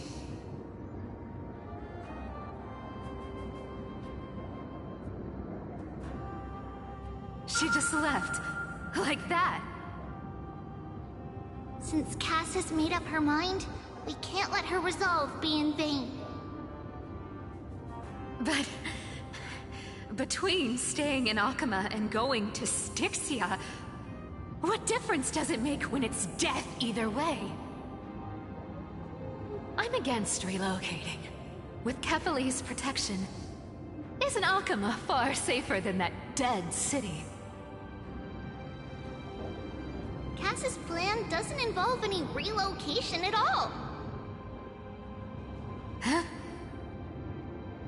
Like you said, Alkima is humanity's refuge. We never intended to get everyone moving to Styxia. It's just on Cass, Hycelans, and me to prepare the final trump card for the Deliverer. Wait, what kind of trump card needs all three of you demigods to throw yourselves away? We must lay down the path to the future, so when the Deliverer returns, they'll have a clear road to reach the location of Aaron Nova.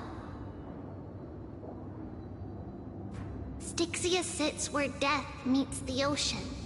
There, with the combined powers of ocean and passage, we can summon a current that leads to the vortex of Genesis. And the demigod of death will forever guard that secret path until he returns.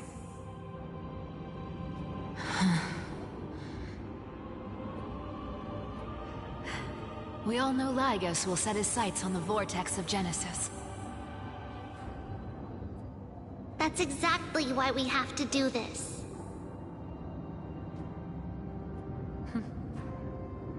Guess I underestimated Idonia's Maiden of War. She's got way more steel than I thought. And Cypher, we need you to head to Castrum Kremnos as soon as possible. By any means necessary, forge an alliance with Strife. The prophesized Crown Prince has already been born. He shall become the new defender of Alkima, protecting this land after we leave. You don't need to worry about that. I just came back from Castrum Kremnos. Only a step ahead of the news. Treeby, something's flying towards Alkima, and it's really fast.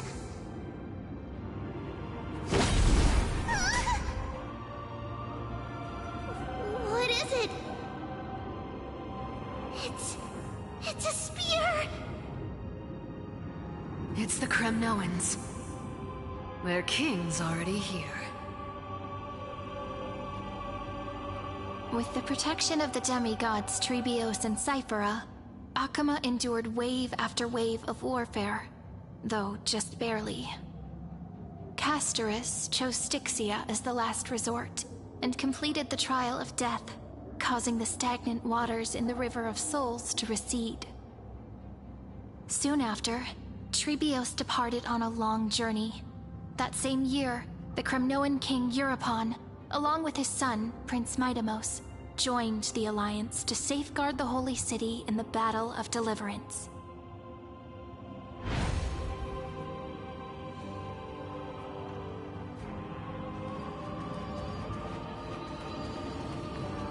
Go on, and see you tomorrow.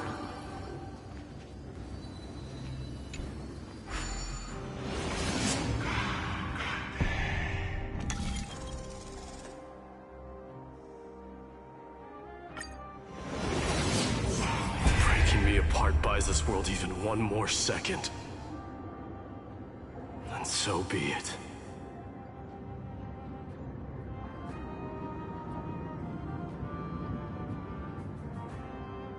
But it's gonna hurt a lot! Pain brings endless torment. But it can never destroy me.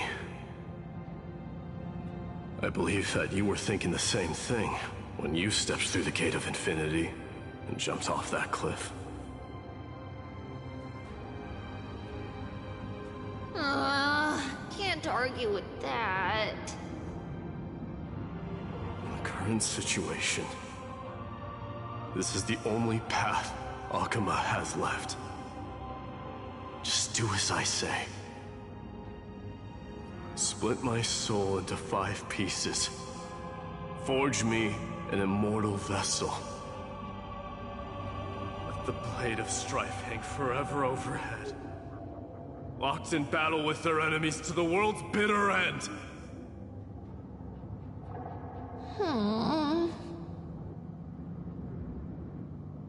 There's no need to be sad, Lady Treebeos. Haven't we already taken great strides towards that promise tomorrow? In this life, my people no longer have to drown in false guidance. Kremnos has washed the blood off its fate.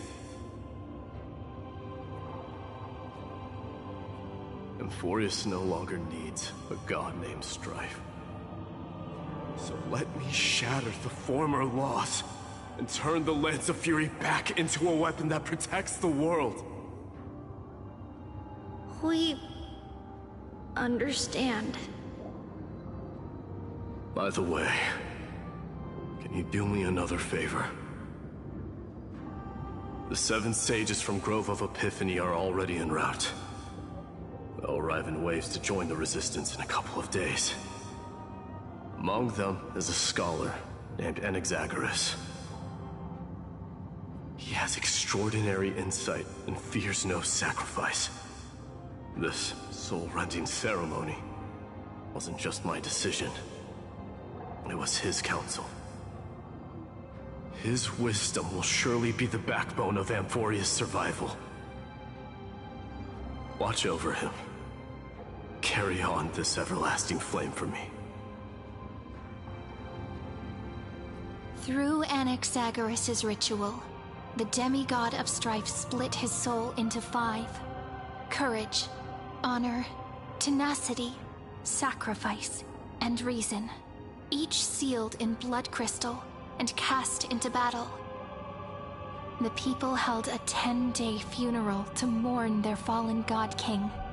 And through his sacrifice, humanity was granted 200 years of peace.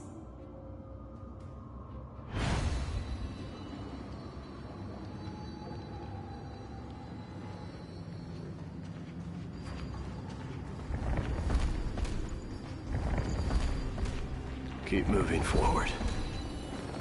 My blood will pave the road ahead for you.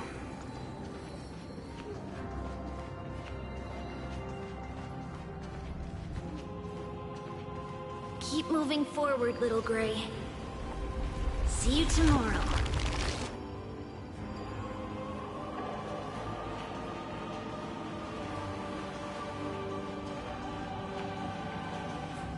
That seamstress wasn't wrong when she said a lie needs more lies to keep it together.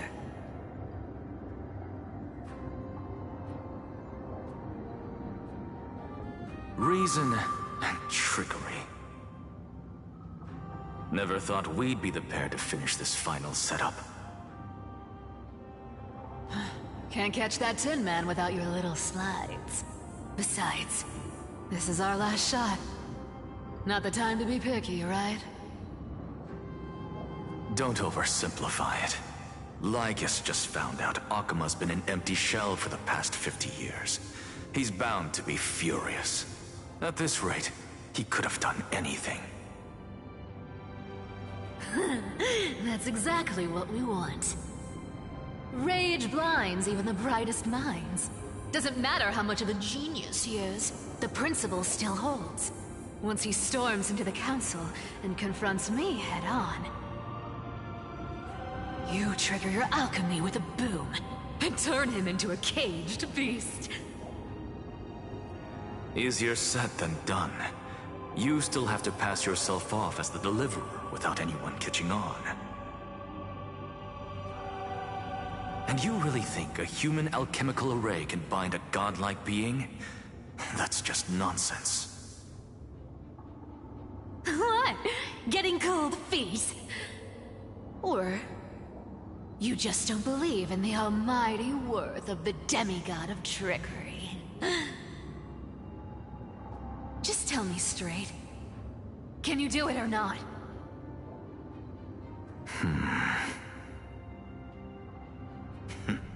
Of course I can. And it'll be child's play. But I've got 2 conditions. Since this is the final act, if we're doing it, we go all in. No half measures. Oh, I'm listening. First, shift the battlefield to the vortex of Genesis. It would be more convincing if the Deliverer were to appear there. Besides, the vortex is cut off from the world. No place in Amphorius makes a better prison. If you pull that, wouldn't our Deliverer have to face tank Lygus as soon as they come back? That clash is inevitable. All we can do is create more chances for him. And that's the second condition. The vortex belongs to Fagusa in the first place, remember? And there happens to be a demigod of ocean among the few survivors in the world. Loop Hysealand's in. Let her join the final act. I'll transmute myself into a Philosopher's Stone and embed myself into the formula. And when the time comes, she needs to shatter me and scatter that stone's ashes into the ocean within the vortex.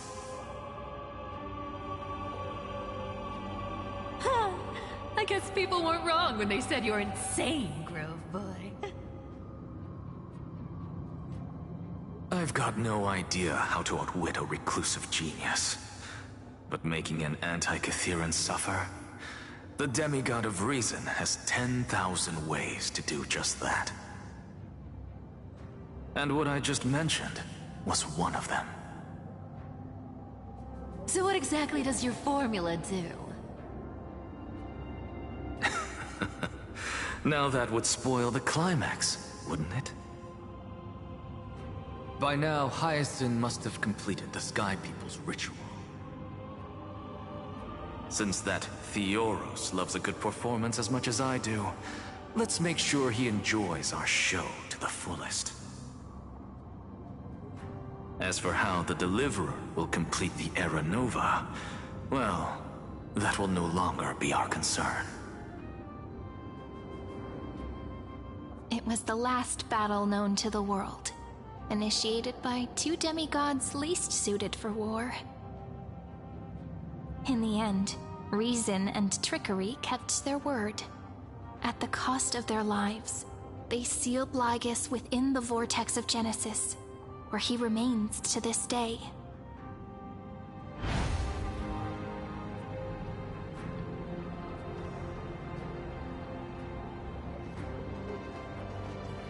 Go forth. Finish the greatness left undone.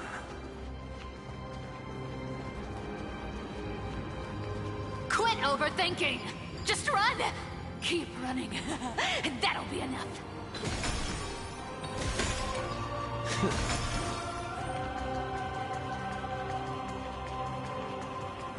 Irie? It's dead quiet here.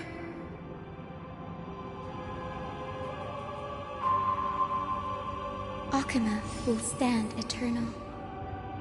Miss Cypher's lie is crumbled after all.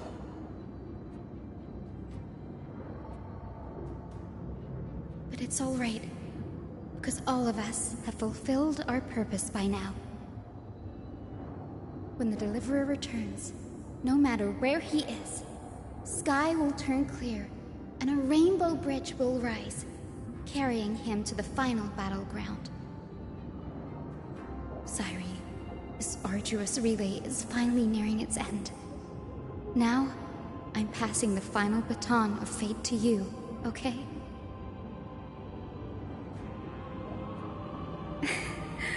No, that's not quite right. After all, it was you and him who lit the first spark of this journey, wasn't it?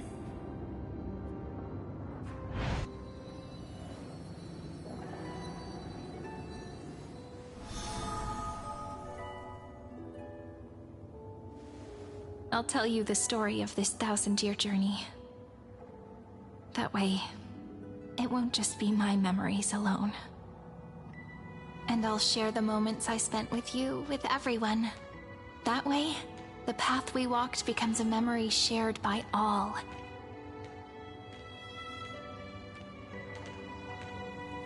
People will know that there's nothing left to chase. Amphorius has already welcomed the dawn foretold in prophecy. Just like I said, this won't be harder than the last time. Right?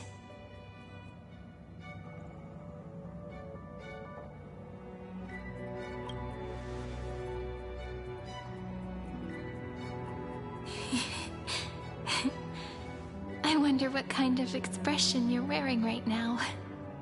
Probably the same as always. Calm, resolute, and brimming with confidence.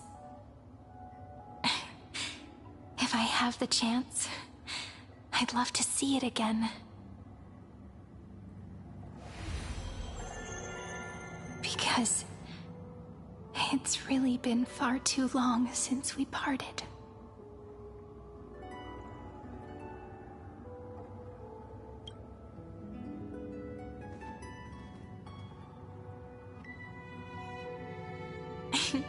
Someone as sharp as you must have realized by now that this isn't reality, but a maze of time.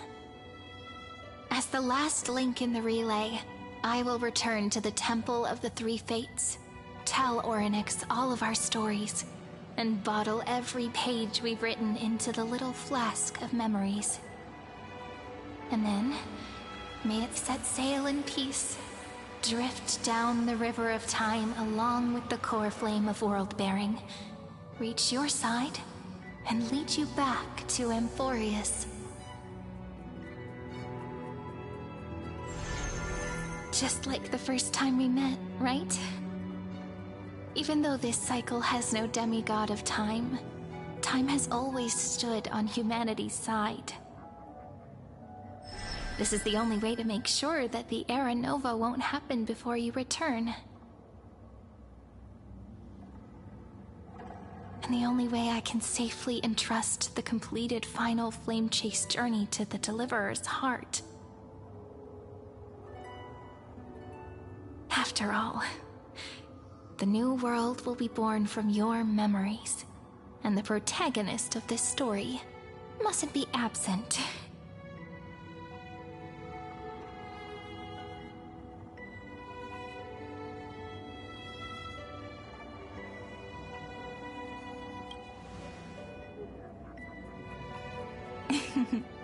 I believe you will never let us down, just like always. Do you remember when Finan sent us back to the beginning? When you and I got separated? But in the end, I returned to you, carrying all that we've been through. That's what memory is. It may wear down and fade in the river of time, but it never truly leaves. When that hidden corner of the heart is stirred, the past returns even more beautiful than before. So don't worry. Let the 33,550,337th Flame Chase journey become part of you too. I've gotten a lot better at it with the experience from the last time. Next, you will head to Styxia and find the Vortex's entrance guarded by the demigod of Ocean, before charging toward the final battlefield.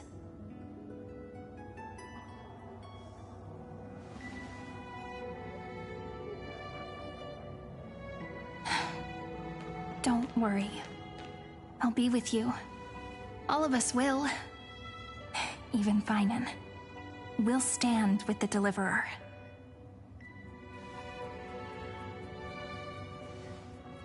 So say a short goodbye, then set off, just like we promised at the start. Toss away all unnecessary worries and troubles, and bring our smiles and determination into tomorrow.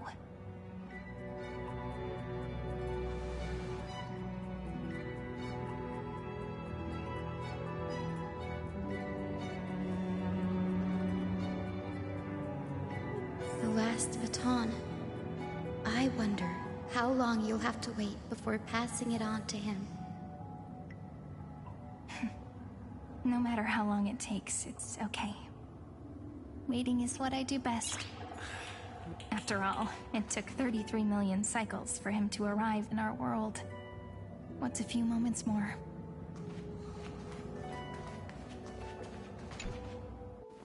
But, Sairi, what if you wait and wait, but that hero never arrives? That won't happen. Because I know that no matter how long it takes, he'll definitely return to this place. We can't let him down.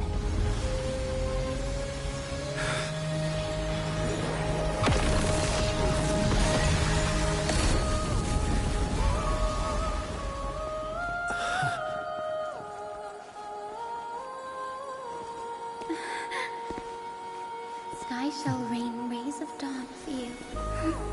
May romance be with you on your journey. And reason grant you enlightenment. Let strife bestow you with inspiration. Trickery ensure your success. Allow death to protect your soul. And at last, let passage point the way forward. While time will remember the Trailblazer's journey.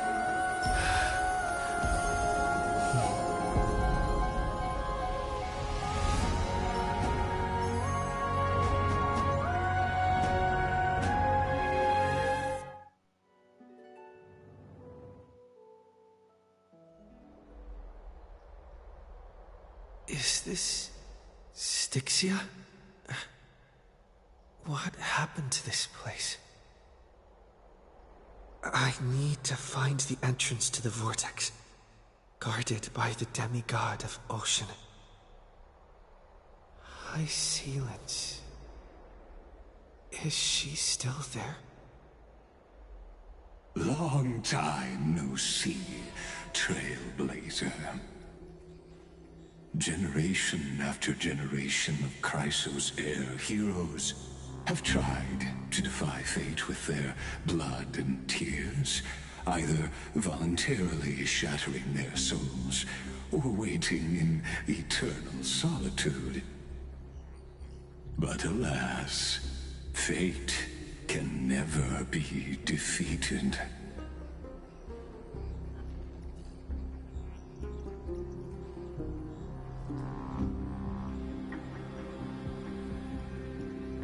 Reason and trickery may bind my flesh, but my will shall never fall silent.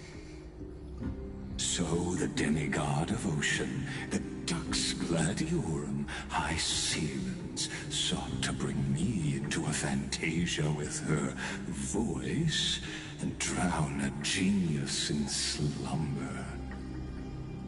But alas, it was all a hopeless dream. That warden fell before I did, due to erosion of time, while her prisoner remained unchanged.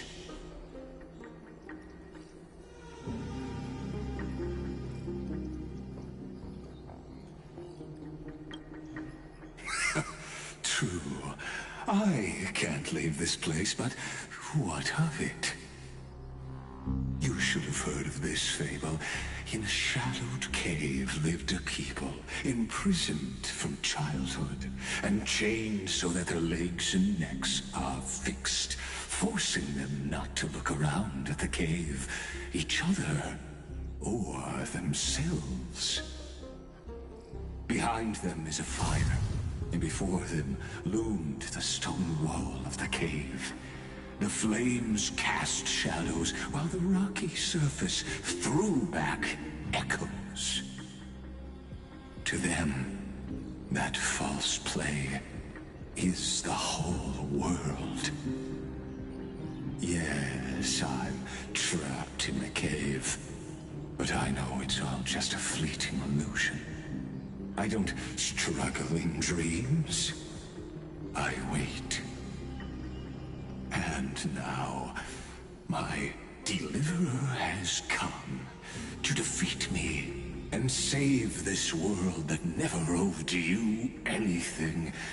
Oh, you'll need to awaken the singer here and unseal the prison called Vortex of Genesis. You'll be the one to unshackle me and bring the cave crashing down. Of course, I don't mind waiting a little longer. Let me guide you through this next illusion. One last memory from that prison warden. I hope you'll watch the stories of this Fantasia closely. Logically, the Deliverer must see the world for what it truly is. Emotionally, this memory captures the fate of everyone in Emphorius better than anything else. Only by feeling it for yourself can you understand my point of view. The meaning of destruction.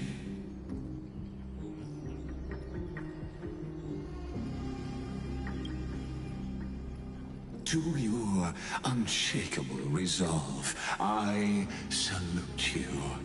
But before we step onto the final stage, let me ask you this. In the spirit of that fable I told you just now, can the prisoners in the cave learn to see the shadows and echoes for what they are, and stop mistaking them for reality?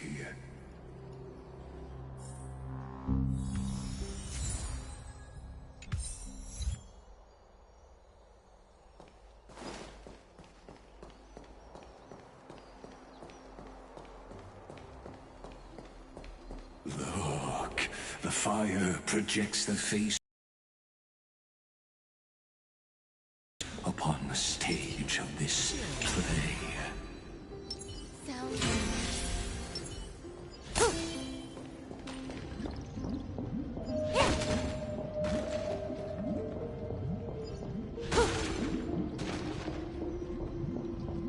The dark tides flood the sea, and our kingdom teeters on the edge.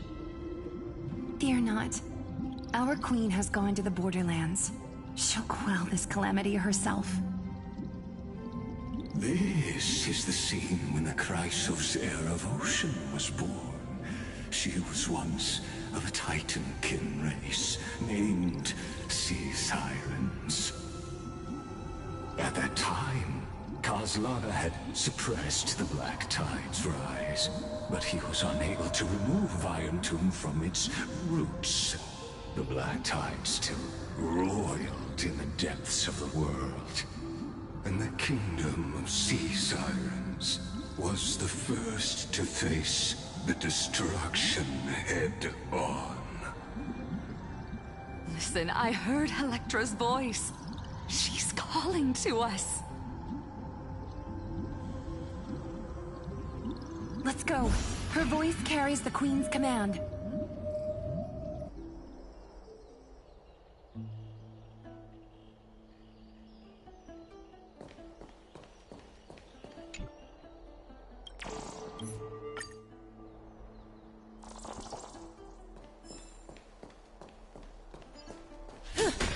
To keep the Black Tide from threatening the ocean, the Queen gave her all, body and soul.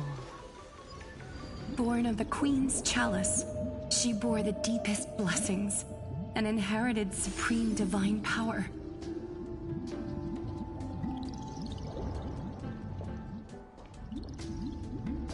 My sisters! You're finally here! Of course, Electra. Your beautiful melody drew us here.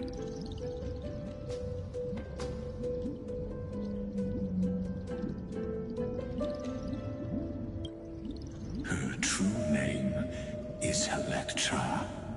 This is a reflection of her former self, clinging to the past with aching defiance. The Queen summons us. She must be near exhaustion.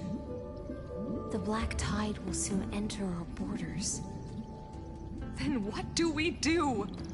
Will our seas fall to darkness and terror as well? Don't worry. We shall lift the chalice in her stead to catch the Black Tide, and stand together to safeguard our realm and its people. Such tiny Titankins, thinking they can stop the tide of truth. How naive.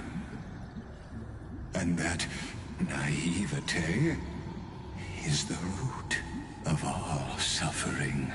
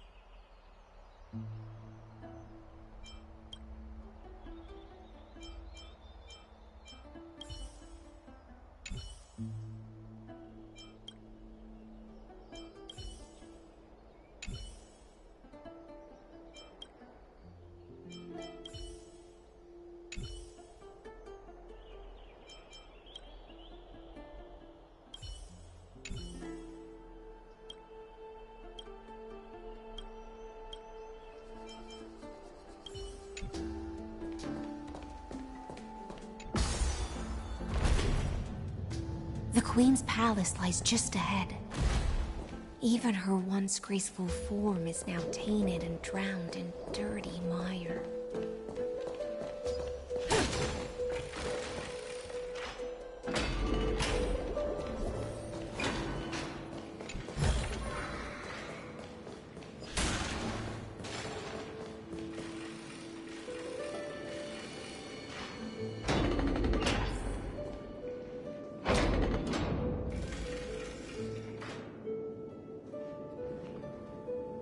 Oh, Magusa, our noble queen, we've come at your call.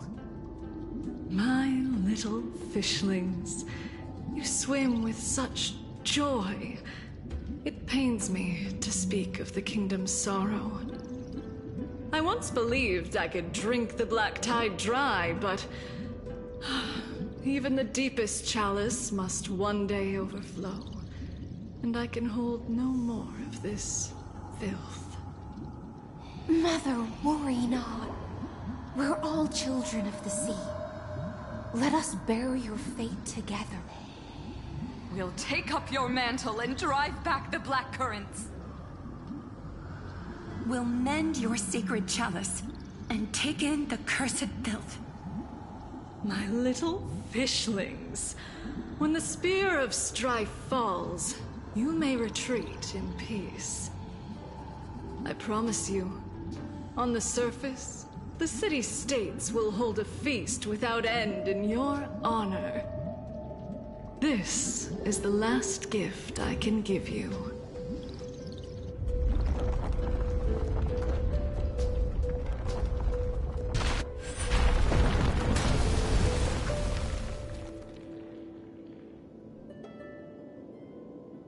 Fagusa sank into the abyss. With the chalice shattered, their intoxication spilled into the black tide, birthing the first madness in Amphorius. Sea sirens followed one after another, hunting for the Titan's fragments, until their flesh decayed and their bones crumbled, all for the promised final feast. Keep watching, but tread carefully, for the stage ahead is crumbling with age, just like her shattered fate.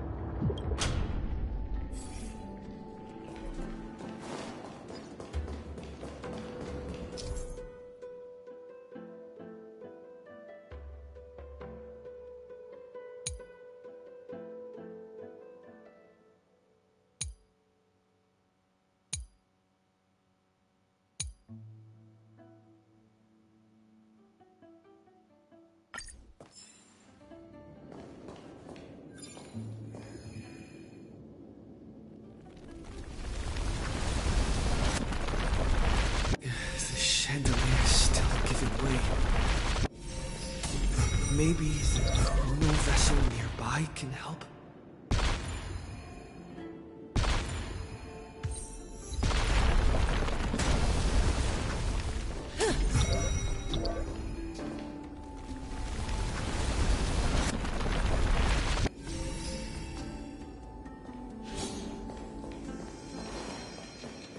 Your wisdom far surpasses even the bounds of reason's model.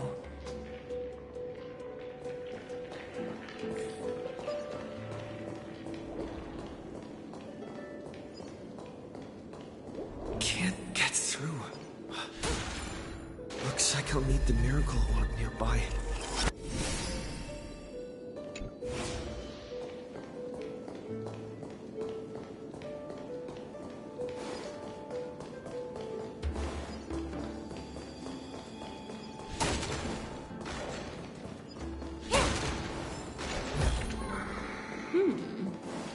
We can use it.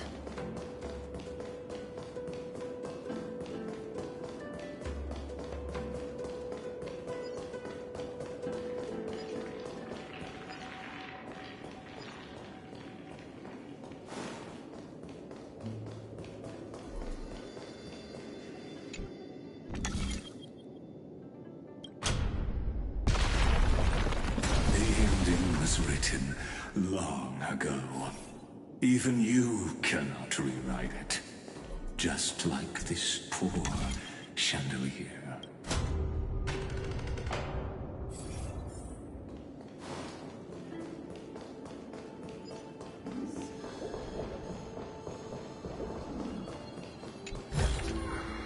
No surprise there.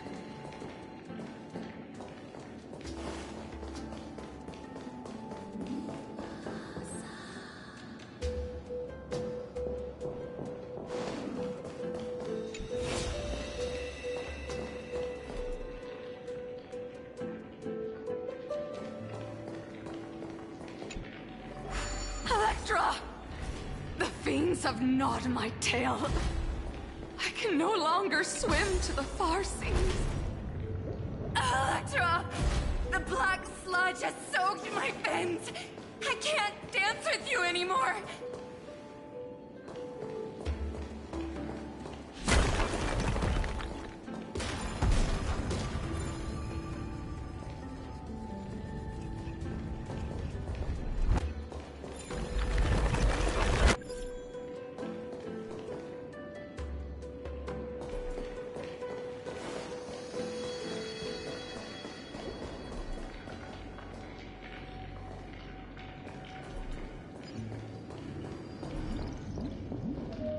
Sisters, don't give up.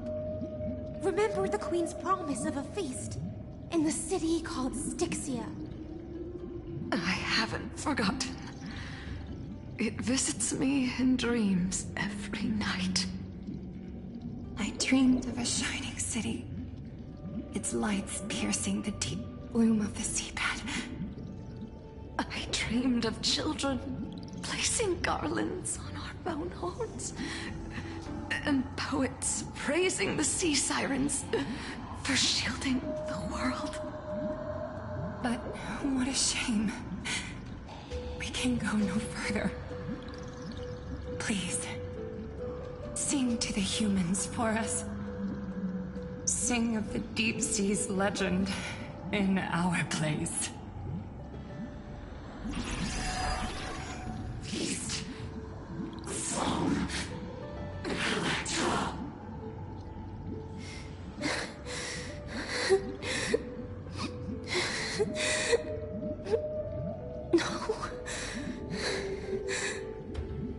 The sea sirens were tainted by the destruction. Their flesh rotted away.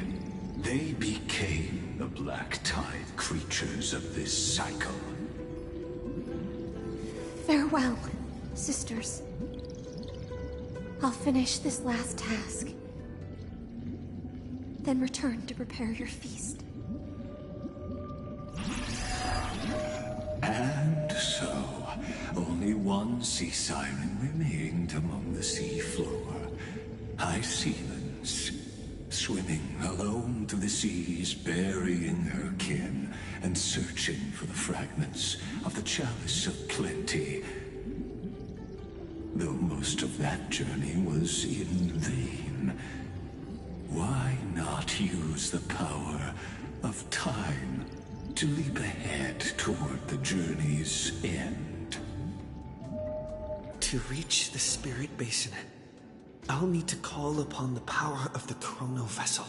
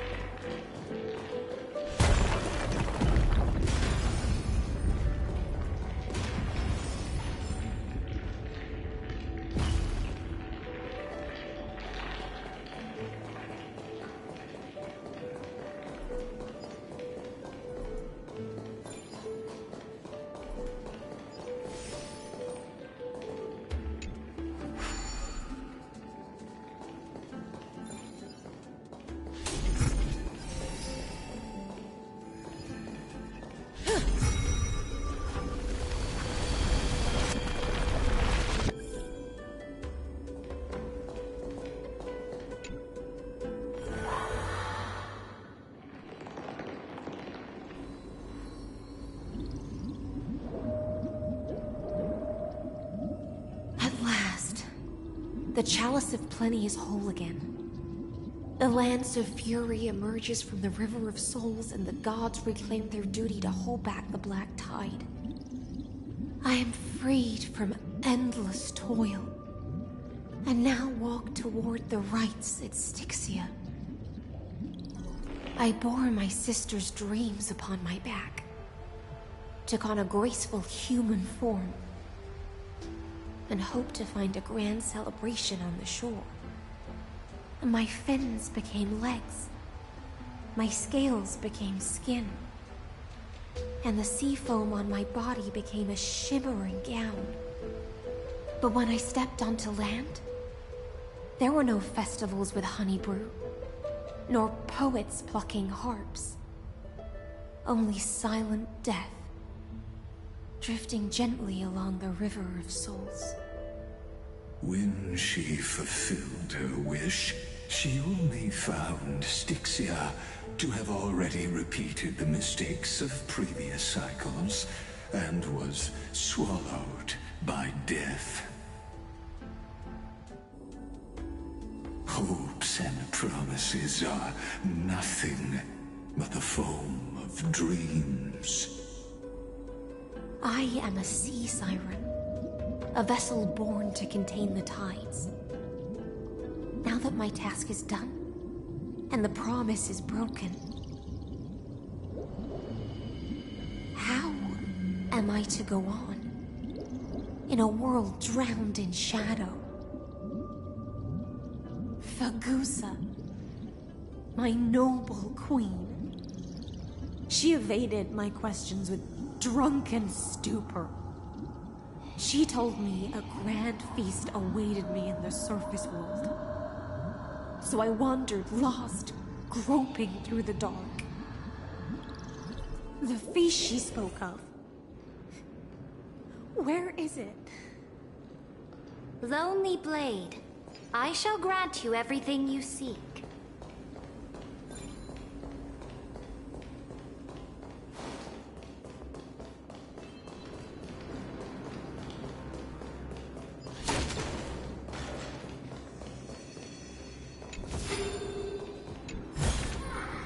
No surprise there.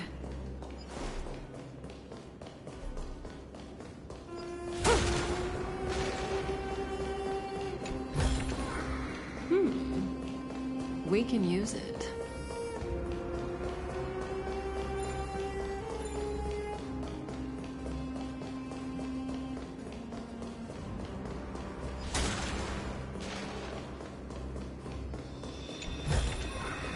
No surprise there.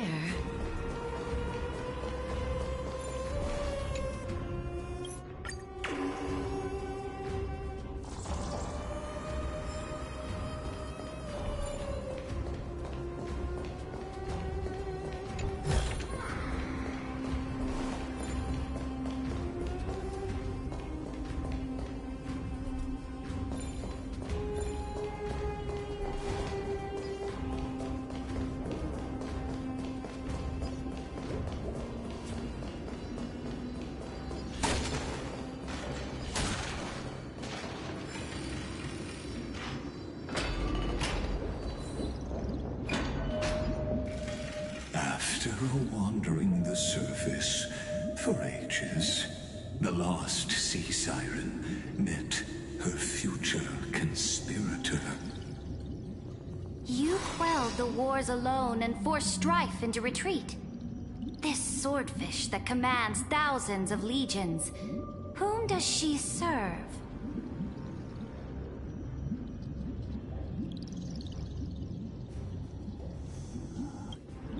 Yes, Ceridra, long before she became the Imperator, was already burning with ambition. Sovereign who follows prophecy.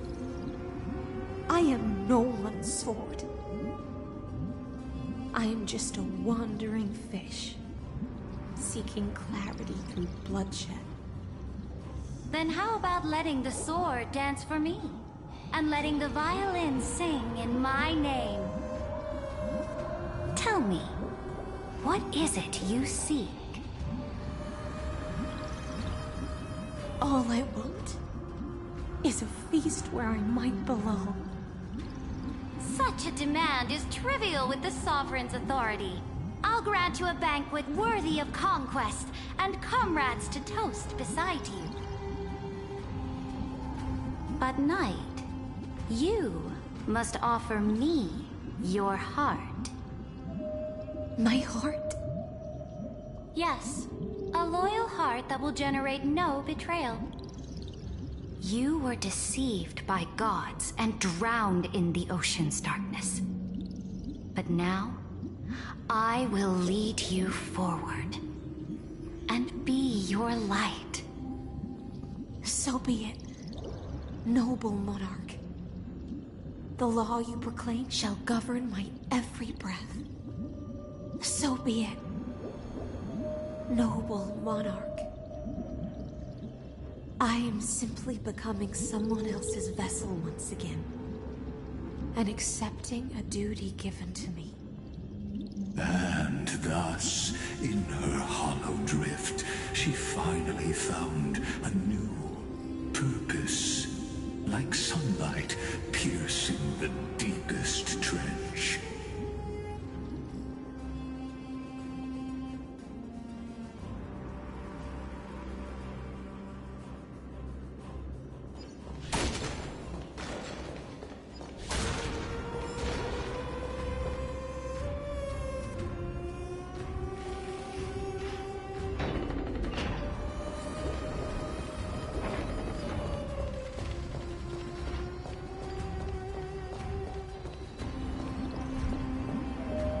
Noble monarch, I've cleansed the foulness from the road as you commanded.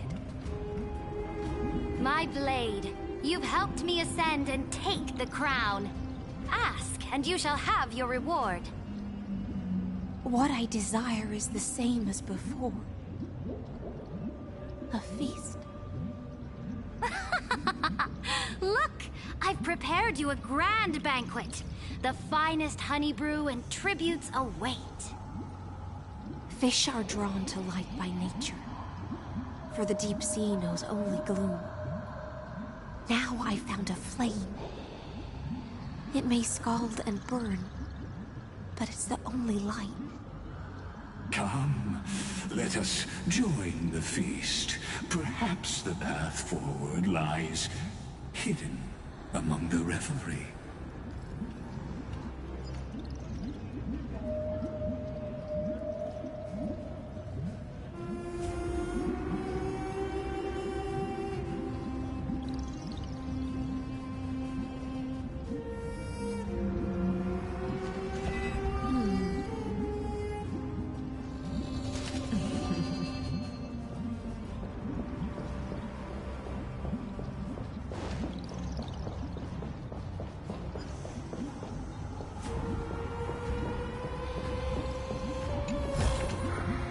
No surprise there.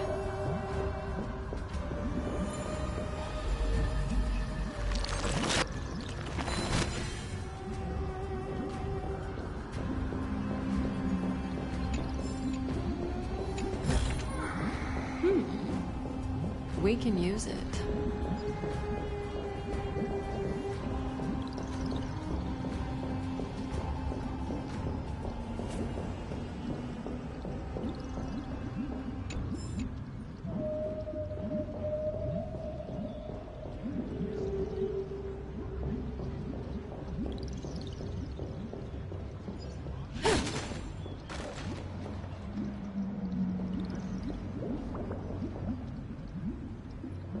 Have you heard that the Imperator's about to begin a new campaign? Her glory will no longer be bound by the borders of Enforius.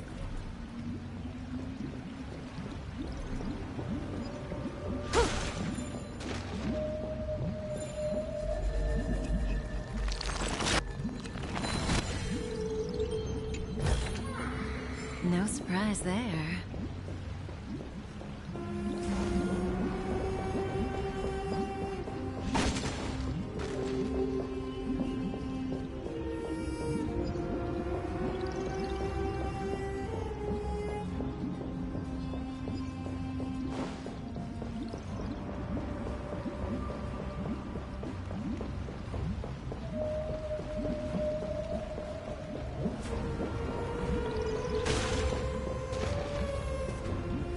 My faithful subjects, tonight's feast is not just for the past. It's a toast to the future! Born from our golden blood is an unstoppable colossus. Our iron beast to trample the universe! Great monarch. I've heard the universe teems with great threats. Can we truly remain invincible? Fear not. Before the troops of the destruction, such rabble is no more than cosmic dust. Surely there's a planet draped in oceans out there in the stars. Once I claim it, it shall be yours to rule. And to the rest, your triumphs will not go unrewarded. I promise you a new age, free of fear. Now, raise your cups to our conquest among the Sea of Stars! Sea of Stars! Sea of Stars! Conquest among the Sea of Stars. What a grand vision. Yet, to the Siren Knight, only feasts still stir her heart. Come now, join me. Witness the end of this futile dream. Where's the way out of this illusion? Come quick! Let's celebrate together! I've saved the finest brew! Come taste it with me!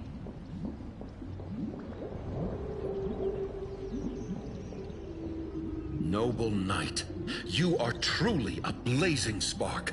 It is my honor to share this banquet with you. Noble knight, you have earned victory with your blade. And you have every reason to revel in this moment of triumph. Let me pour you a glass of honey brew. Noble knight, with the sovereign now enthroned, this triumph is yours as much as hers. Let me raise a toast to you. Noble knight, your strength is boundless. Lead us to conquer the universe, and let us toast to that vow! Then drink we shall. Raise your glass. In the deep sea, I never knew what fire was. But when I set foot on land, the first light that I saw was the flames of war, lit with golden blood. It scorched my fins, made me feel pain and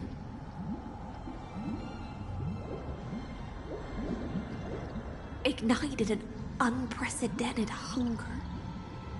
A hunger that flickers in every hero's heart. So bright, yet so blinding. Look! The monarch herself has taken her seat! Hear that? The court sings her praises! Come! Join us and praise her glory!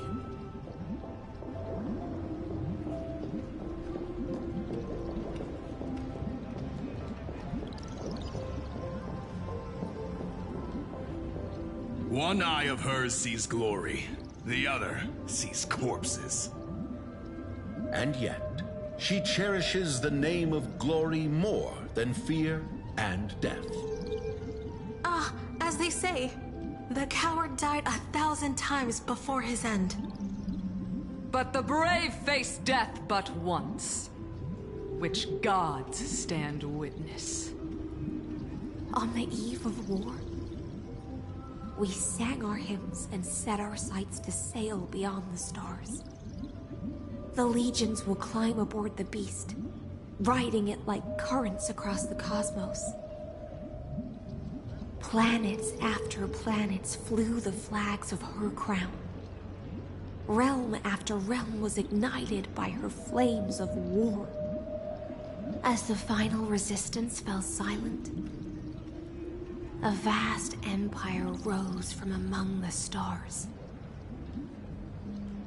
And this small pond at last embraced prosperity and peace. That's how the story ends. Tell me, visitor, in this dream, did you enjoy the show?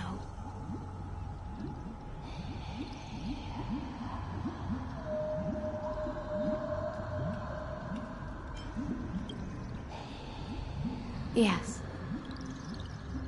Just fake bubbles glinting on the surface of poured wine.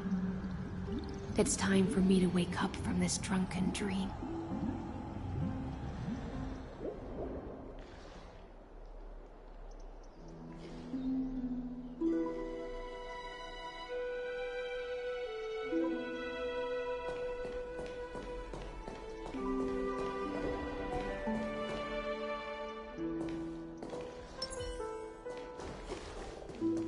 Any fish taking the bait? Does that hurt? Existence is unity. Stand still. Stay away! Watch your head.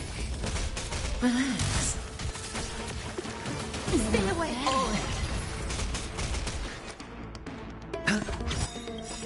The dice have bust. Or maybe I'll take it all.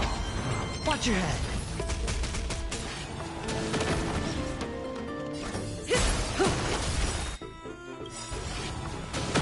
Good times. Time to say bye. Boom. Every petal, all will be swept away by the wind.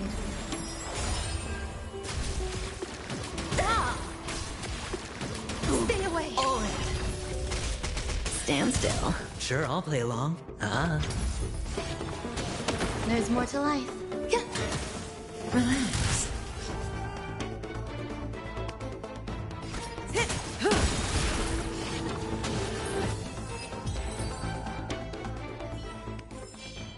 The human body is beautiful in its fragility.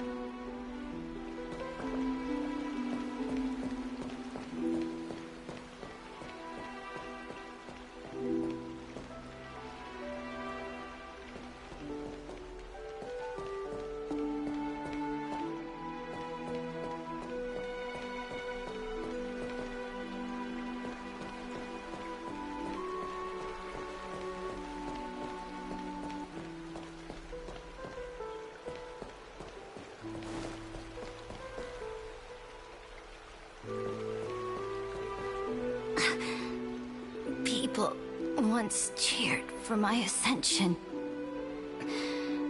And now they cheer for my fall. The cosmos. The battlefield that I cannot reach.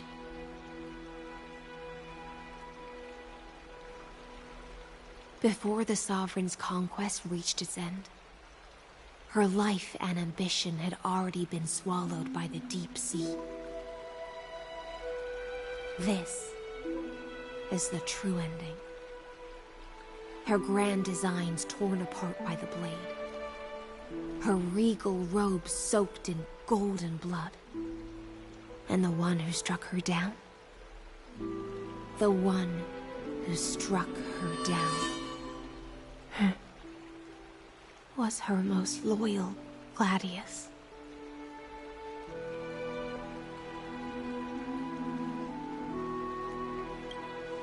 I don't need to explain myself. A fish in a pond has no hope against the surge of fate. I wandered the shore, found a flicker of flame, only to snuff it out with my own hand. I don't understand. If the ocean's feast, the Imperator's dream, and even Amphorius's existence are all illusions, then what's the point of our journey? When the Deliverer returns, I will let this absurd celebration come to an end. But Greyfry, I can't help but wonder how I dearly wish this feast of the Flame Chase would never end. It seems she sensed your presence. The Fantasia's foundation is starting to crack. Let's return to the prologue. Remember the allegory of the cave? Can the prisoners in the cave learn to see the shadows and echoes for what they are, and stop mistaking them for reality? As you've seen, when she cast off her chains, finally turned to look around, and moved her legs, her reward was nothing but searing pain. The light will blind her, for the fire behind her had never once actually touched her eyes. Her legs will buckle beneath her, for she had never learned to walk forward.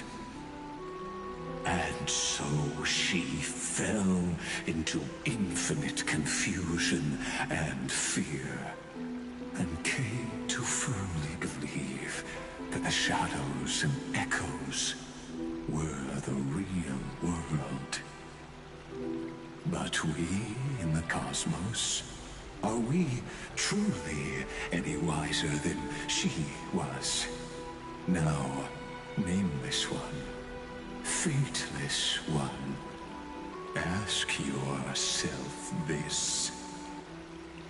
The paths you tread, the eons you worship, everything you've trailblazed with your own hands, could it all be someone else's projected shadow? Let's leave that question till after the curtain falls.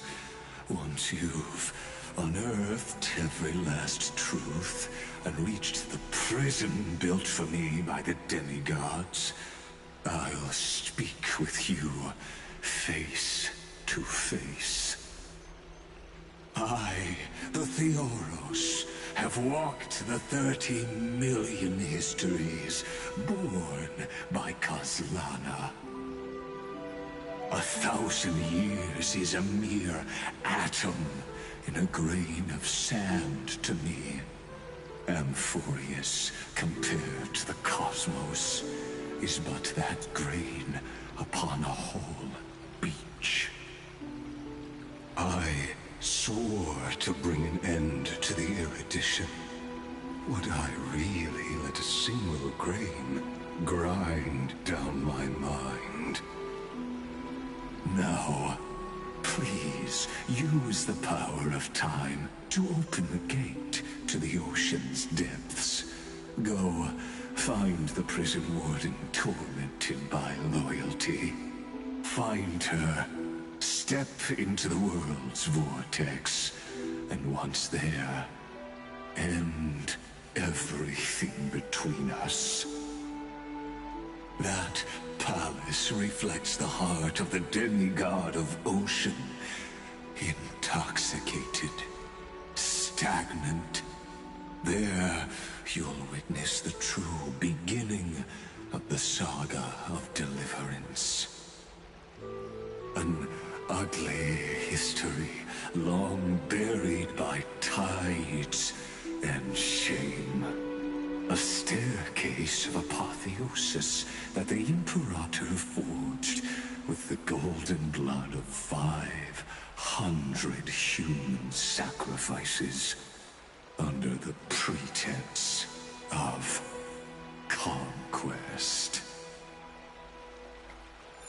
I'll wait for you at the heart of the world. But to reach the place, you must find the prison warden.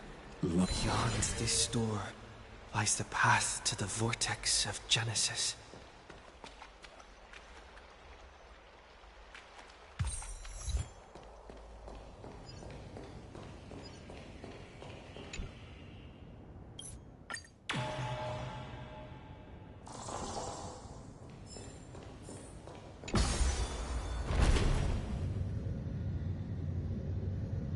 Now step away from this false banquet. And then onto that bloody stage.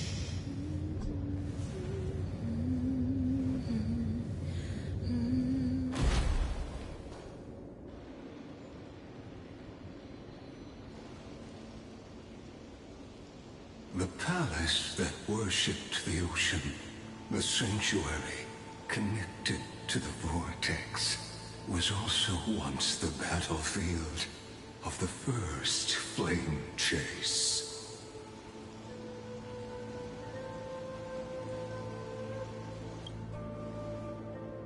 Her exuberant song halted the passage of time in this place, imprisoning my body and shielding my soul from deterioration. All just to await your return. The twisted time and space reflect her confusion. And so, the Imperator's crimes were veiled.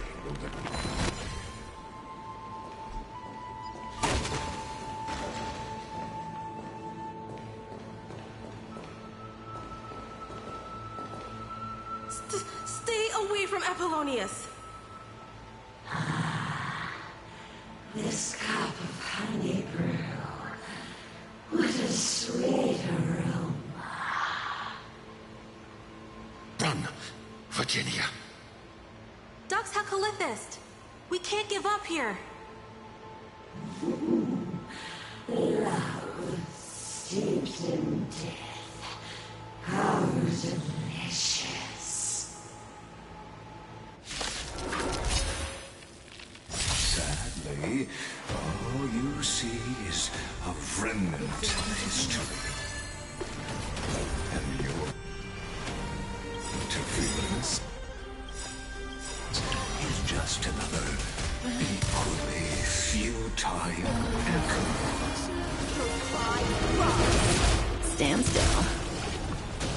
The dice have been cast. Bust. Or maybe I'll take it all. Watch your head. Every petal in life, all will be swept away by the wind. Good times never last. Time to say bye. Boom.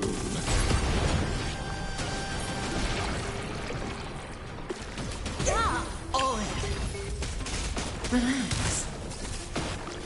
No dirty tricks, alright? Watch your head.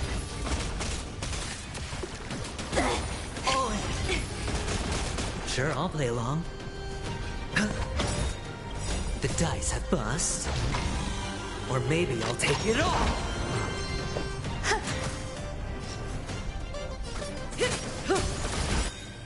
Good times. Time to say bye.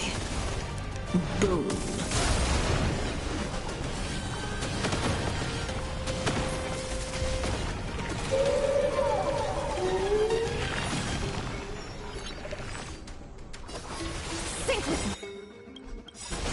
Stand still.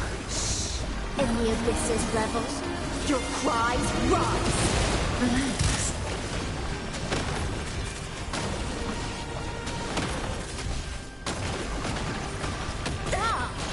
Watch your head.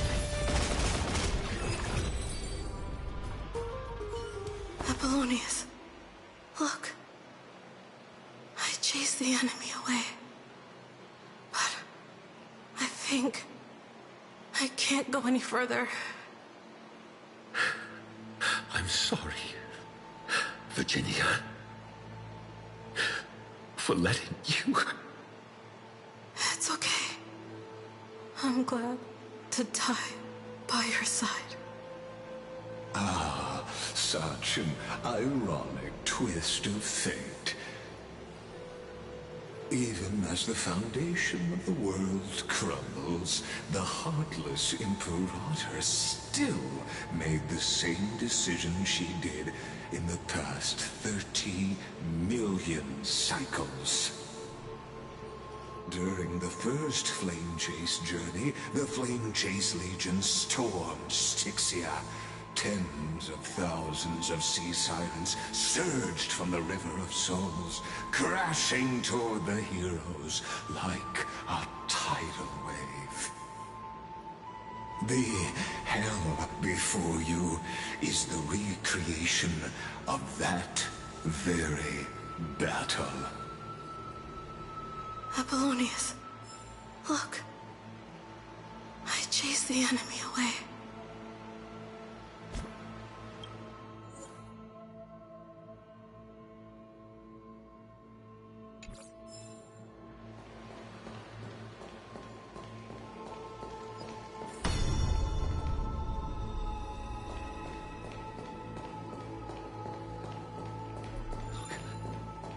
It's the Deliverer!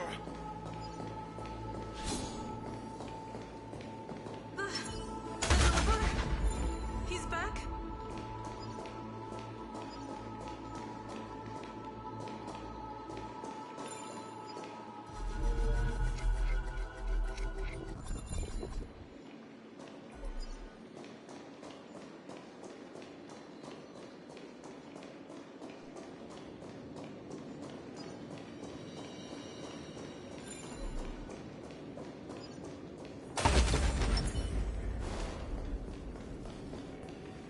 A painful past, yet hidden beneath a veil of joyful song. Ah, two discarded data clusters waiting for someone's return, it seems. Relive the history, then pass through the temple's waters and come to my side.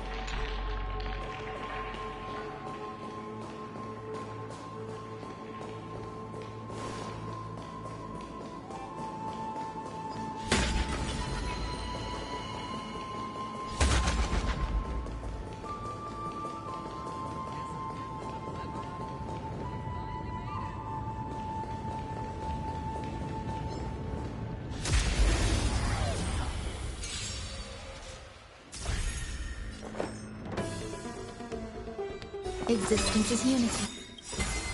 Every petal, all will be swept away by the wind. Stay away!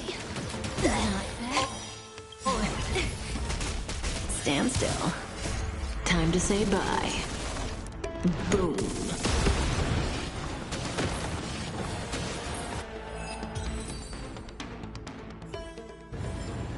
The human body is beautiful in its fragility.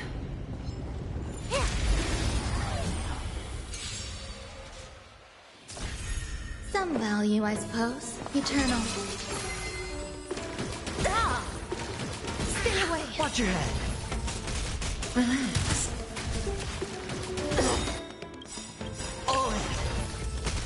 Stand still. The dice have been bust. Or maybe I'll take it all. Stay here and listen.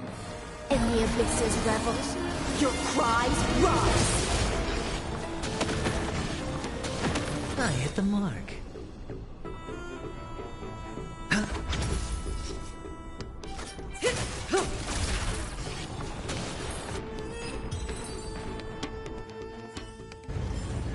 The human body is beautiful in its fragility.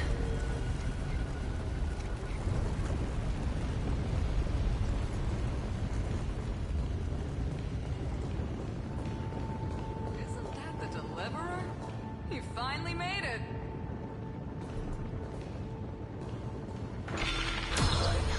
What a wretched way to die. The Flame Chase Army, devoured by warbling fish, never saw it coming.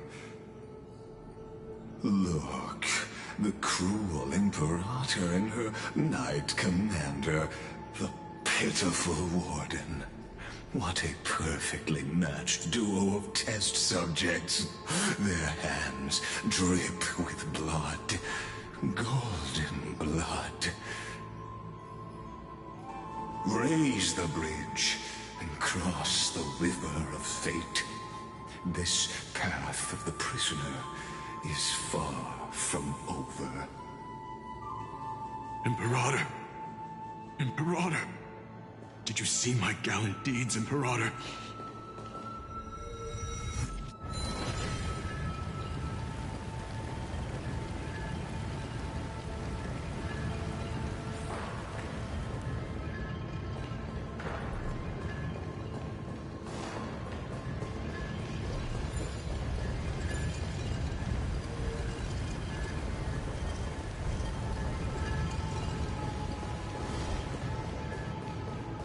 Imperator!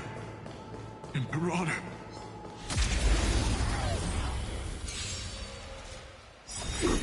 There's more to every petal. All will be swept away by the wind. Existence is unity. Good times. Time to say bye. Boom. I hit the mark. Ah.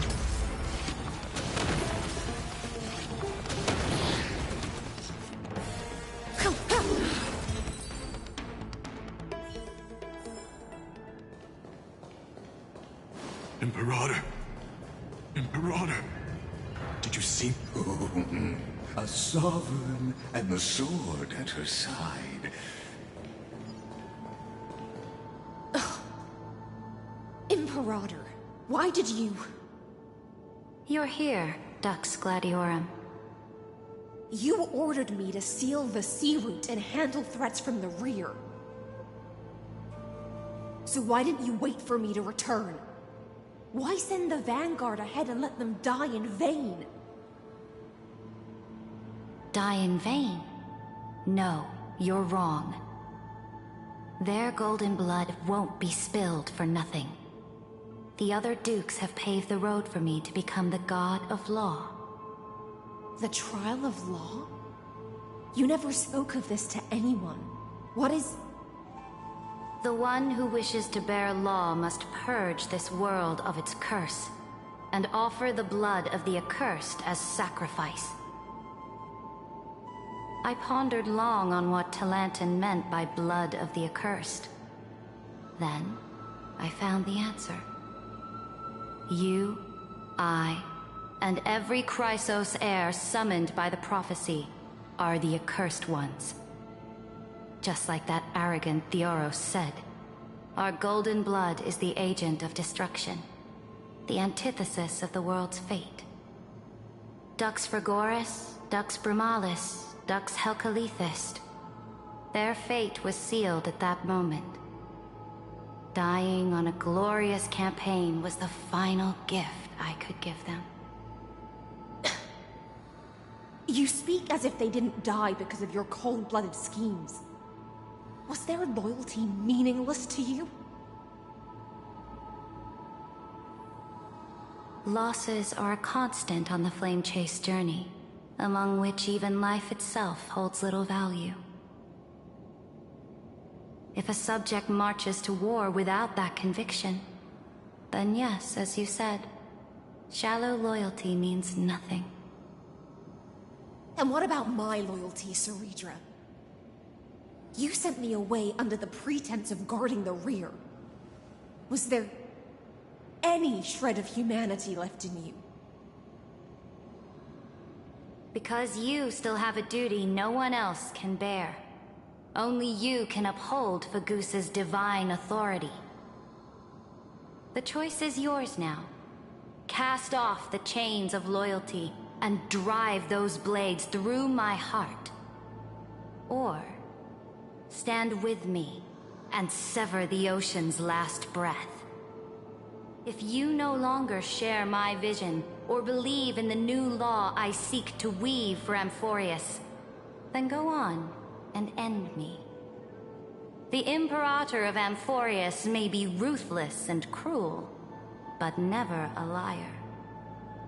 When I say life itself holds little value, know this.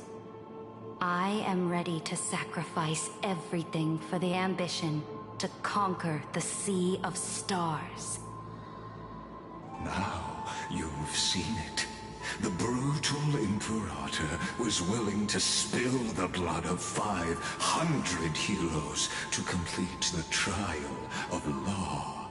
As for my poor warden, her suffering had only just begun.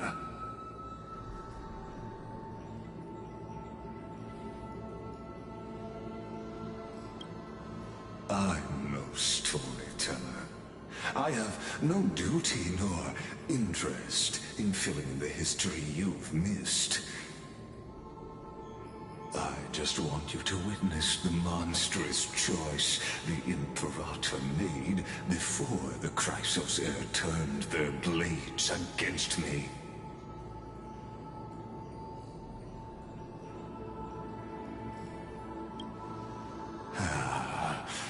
I gave up on using words to solve conflicts 2,000 years ago. But I won't squander a chance, not even a sliver of one. If there's even a crack in the walls of your conviction, then my victory is already assured. Now that the past is settled, let's turn the page and bring time back to the present. And dive deeper still, until we reach the very bottom of the abyss.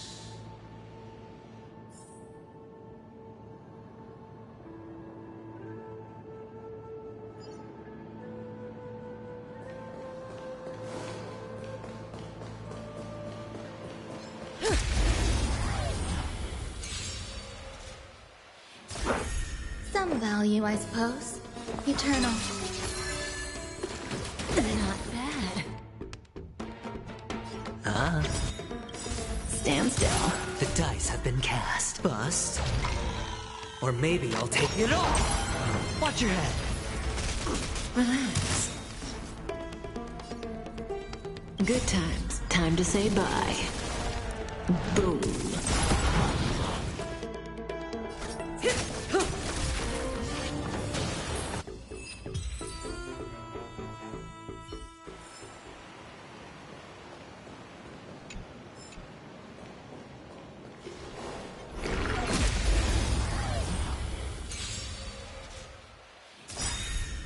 Every petal and All will be swept away by the wind. existence is unity. And the abysses revels. Your cries rise. Stand still. I hit the mark. Good times. Never last. Time to say bye. Boom.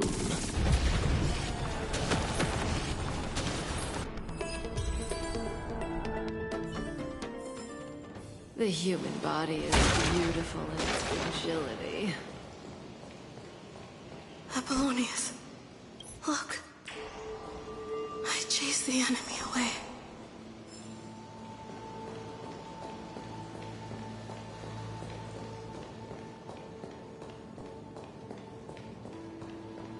Apollonius, look. I chased the enemy away.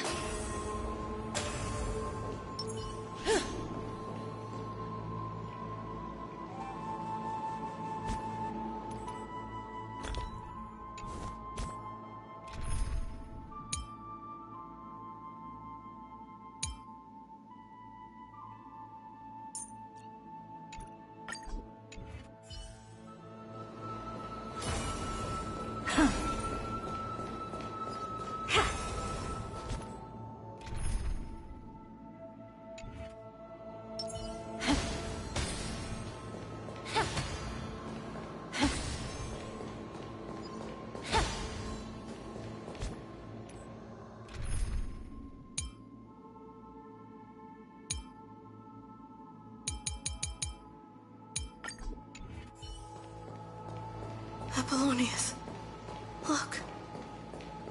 I chased the enemy away.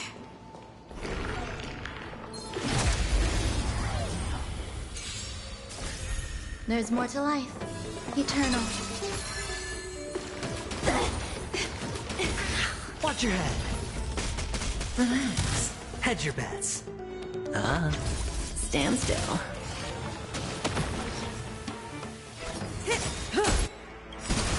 Good times. Time to say bye. Boom. Thrashing and snapping, not worth fearing. Sink with me!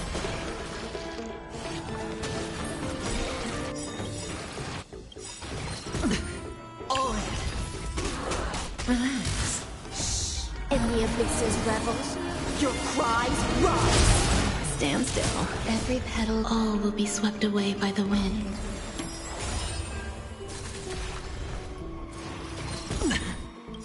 Watch your head. The dice have been cast. Bust. Or maybe I'll take it all.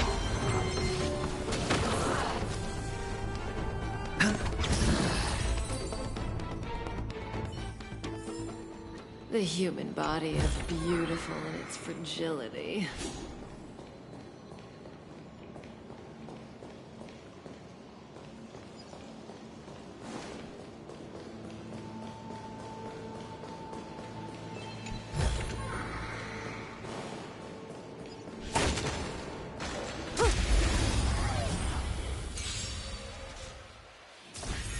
Some value, I suppose. Existence is unity.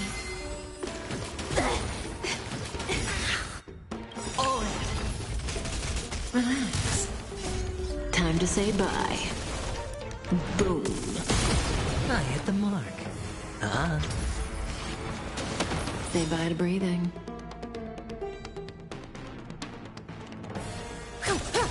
Offer you a Stand still.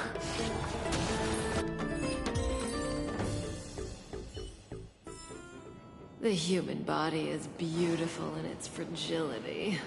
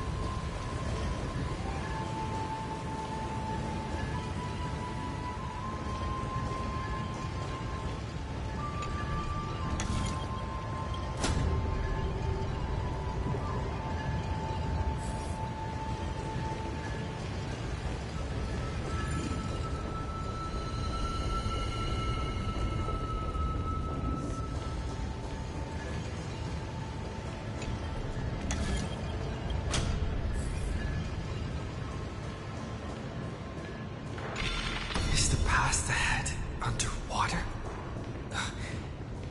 I need the Onyx Orb to... Shatter the vessel of time, and let this stagnant pool start to flow again. Just like the brook.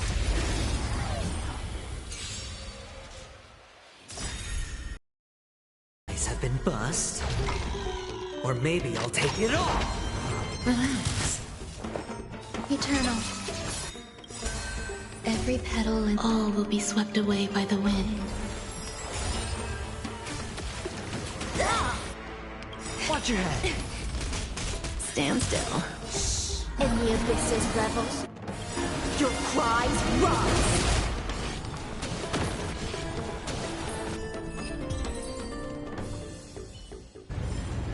The human body is beautiful in its fragility.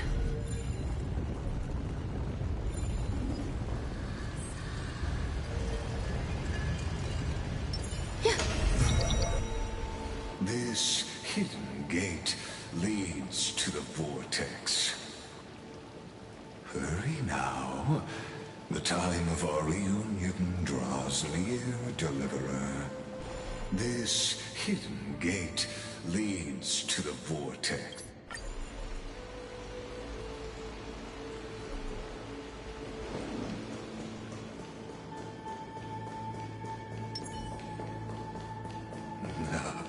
This cruel journey will reach its end at long last.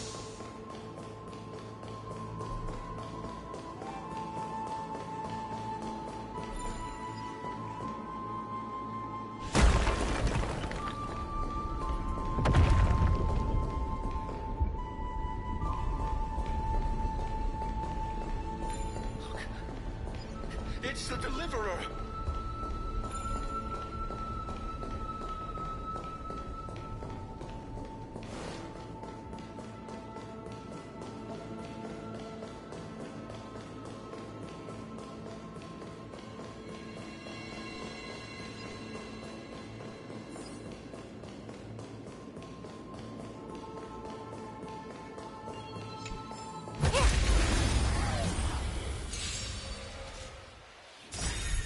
Some value, I suppose.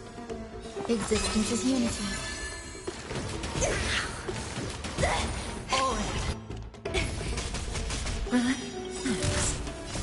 Time to say bye. Boom. I hit the mark. Stand still.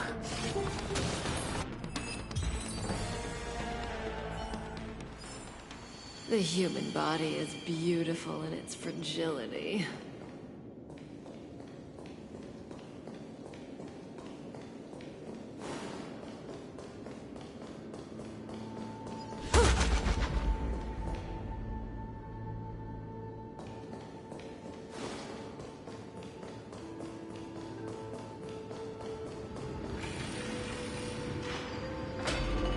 You've been silent a long while, Dux Gladiorum. Starting to doubt your decision? Save your breath. The vortex of Fagusa lies just ahead.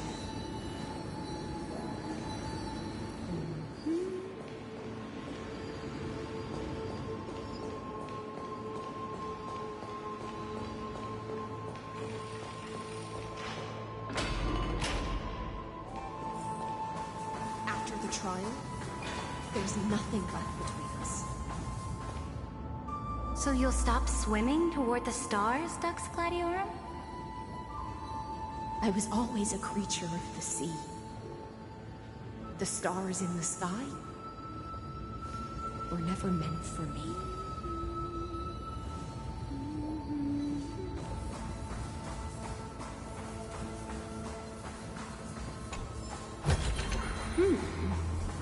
We can use it.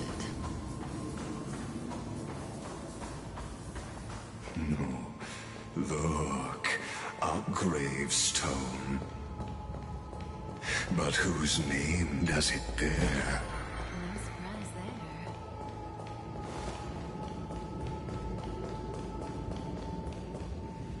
there. It was here that the prisoner, who thinks herself the prison warden, made her choice.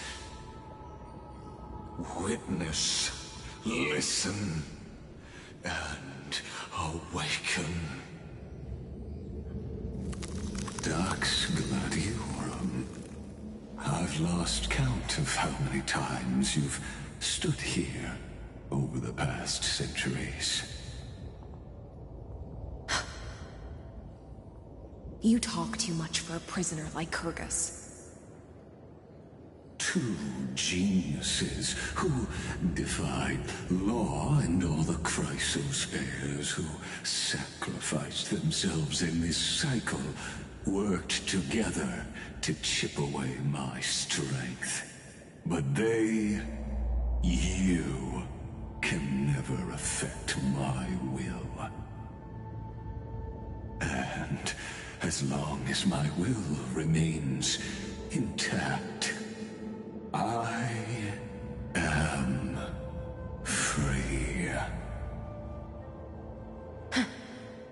Don't get ahead of yourself. I still have ways to chain your divine soul. Please, do surprise me. But I'd say your mission is nearly done here, isn't it? Oh, it was here you gorged out the core flame of ocean from Fagusa's body. It was here you and that Imperator both completed apotheosis, becoming pillars of Euphorius. And after that, you drove your blade into her heart, a loyal subject turned regicide, a demigod committing deicide.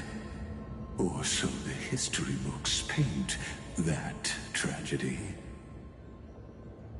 Oh, but if that's the truth, then why, after 1,000 years, are you still here, guarding the Imperator's grave?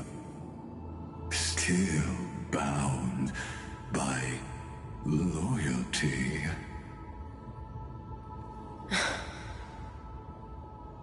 Come to think of it, perhaps I'm not the only one imprisoned here. Your calm does stir the rage in me. As if the one paying the price here isn't you, but us. The ones who lost everything. That's only because I've waited 13 million lifetimes for my vision to be realized. Countless millennia. Loneliness never once showed me its fatal side. In fact, for a prisoner of the cave, it's more like an old friend. One that helps me think. But you're different, Dux Gladiorum. Loneliness has crept from the silent depths, sinking its claws into your mind. Bit by bit, it's peeling you apart. Will you regress into one of those lost mad sirens? Oh, what a shame that would be. You're right, Lycurgus. Loyalty, curse, the fall of my kin, and this endless waiting. These shackles are too heavy for a fish that cannot perceive any light. I can't break free of the whirlpool that's pulling me under. Nor do I have the unwavering resolve to force myself to wait for that person's return, as everyone hoped for. Oh, deliverer from beyond the sky, my executioner. How much longer until he arrives here? Or will he ever return? I don't know. And I doubt anyone does. Then, what will you do?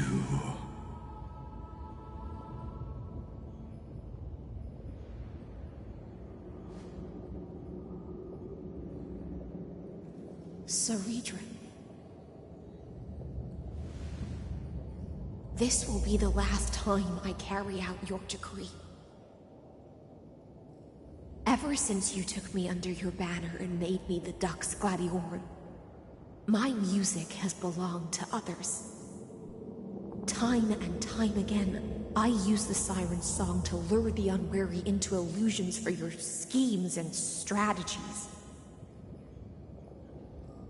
Now, let the siren Electra sing for herself. Let me step into an endless dream of my own making.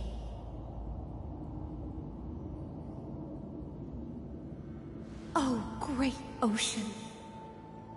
I offer you the rest of my clarity and my freedom, in exchange for the strength to stand against the nihility and honor the sacrifices of the fallen heroes.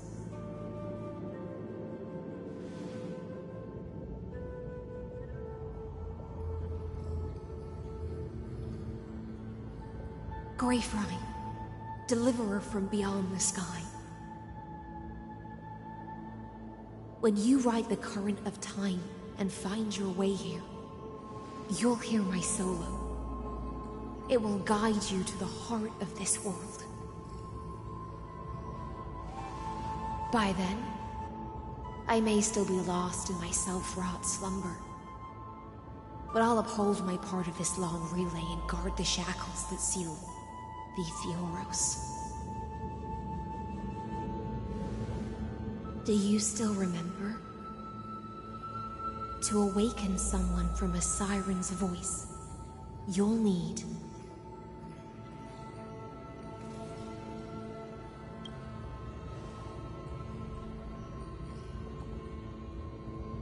the gift I once gave you. May you still have it when the time comes.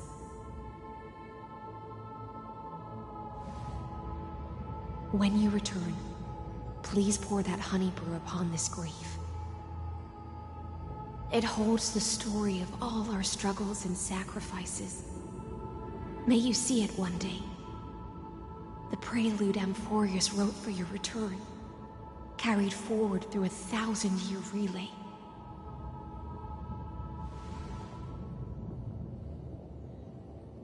When your morning ends, I'll likely wake from my dream as well. Then, follow the trail of echoes and find me.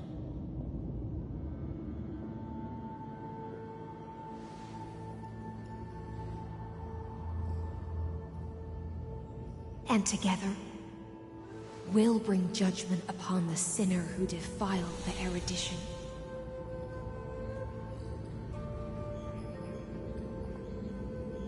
At long last, 33,550,336 cycles and 4,931 years later, Amphorius's final curtain is ready to fall.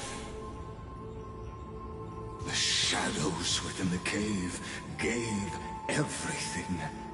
Yet all they did was mimic life outside its walls. A futile effort steeped in sorrow. Enough! They were no shadows. Everything they did shattered the darkness of this cave and unearthed the core flame of Trailblaze. And now, with that core flame, I'll light the dawn of Amphorius!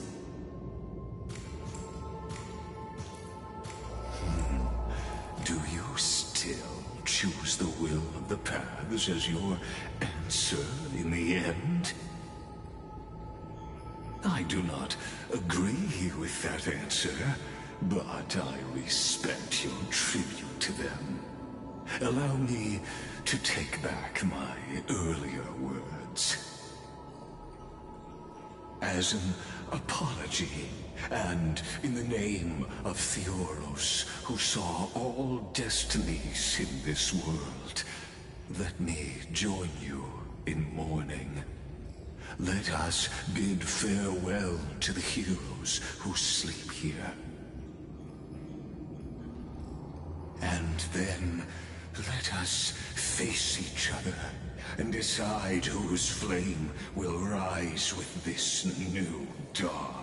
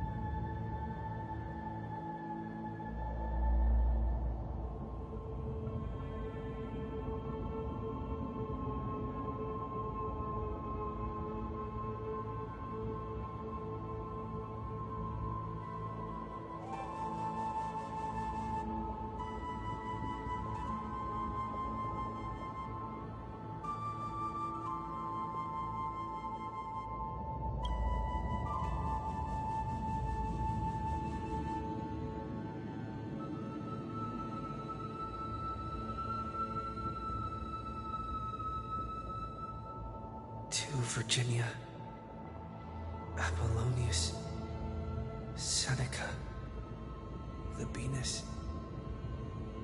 and Ceridra.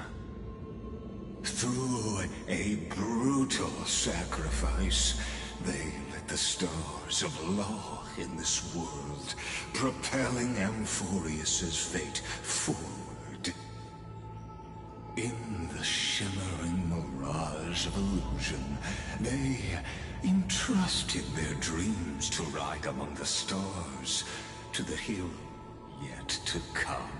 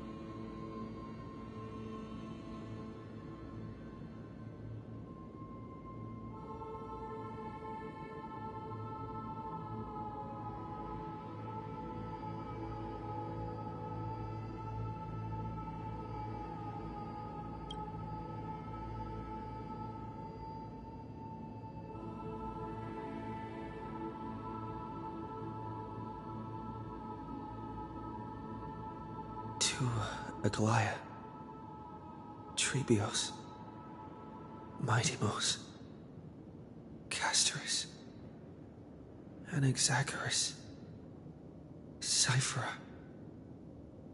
Hyacinthia.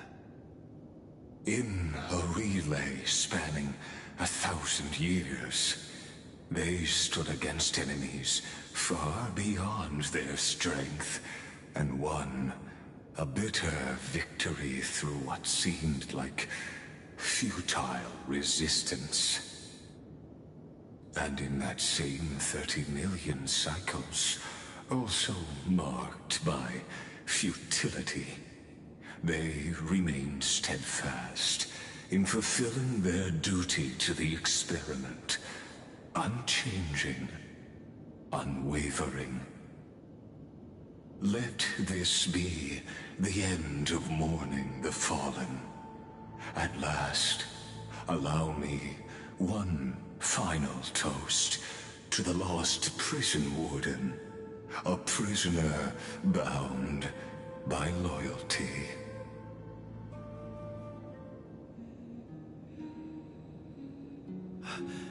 That voice... could it be? Bathed in the honeydew of Fagusa, she will awaken from her 1,000-year dream and sing the final song of her mission. Hyacinths.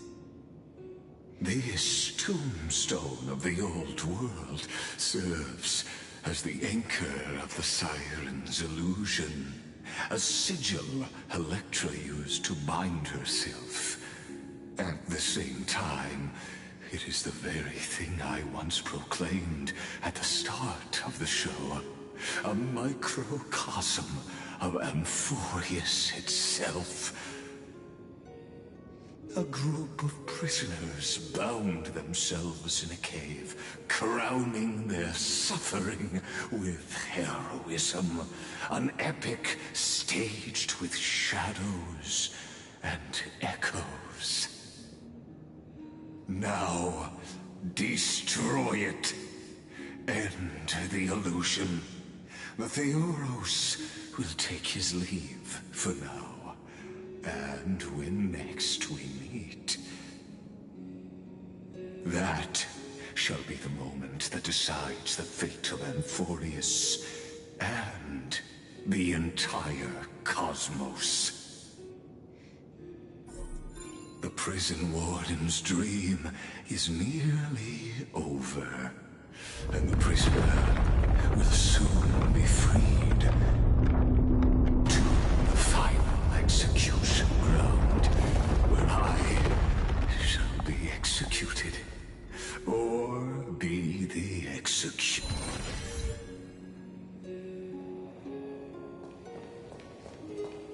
This world and I shall halt here until we meet again. No surprise there.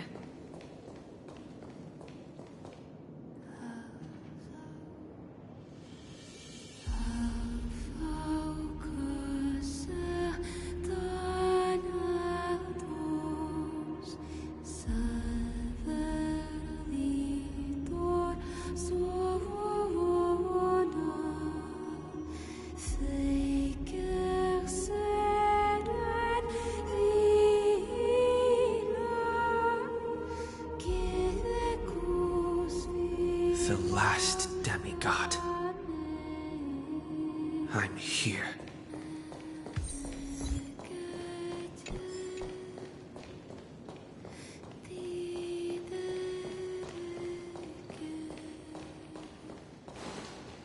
Go forth for the hopes of humankind. Go forth for the duty of deliverance.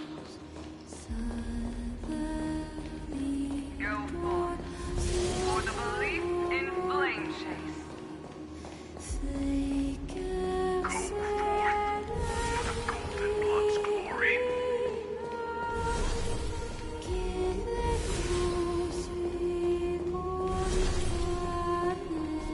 Go forth.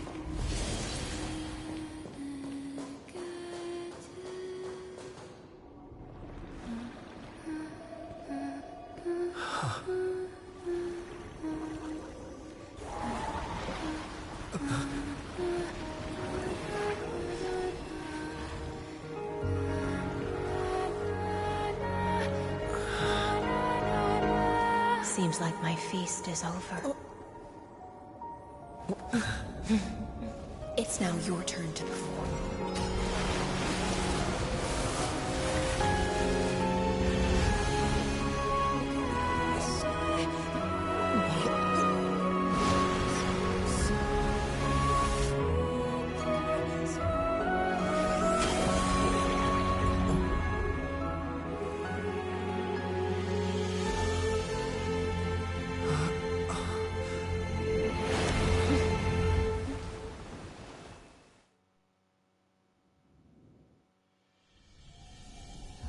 Little Grey Fry, please accept my thanks.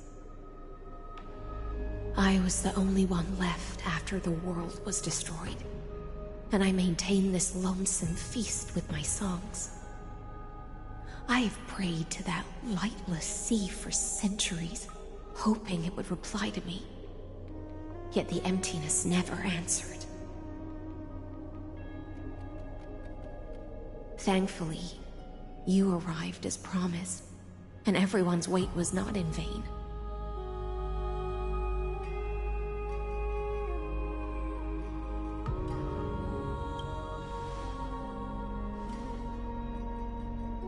To see a single trace of light in the abyss of futility was already my greatest consolation. When compared to those who have been forgotten, I have no right to complain about my torment. Now, you and I will walk towards the end of this world. The heroes have waited for this moment for far too long. Let us use our blades to testify our resolve.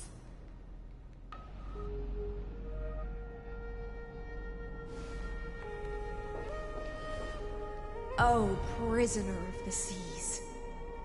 Theoros carrying 30 million cycles of sin. Slave of erudition. Show yourself.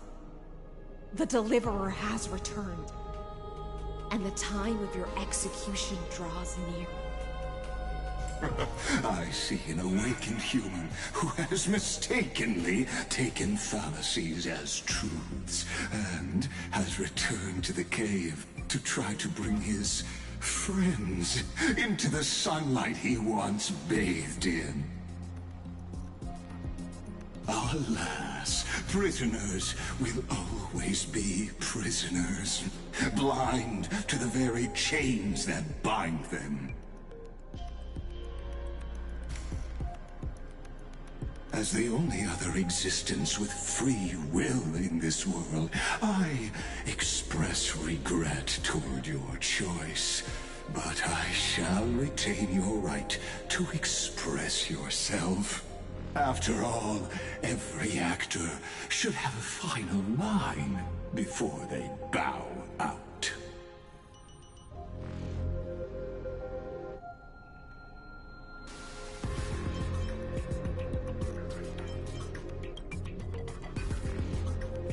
I eagerly look forward to it.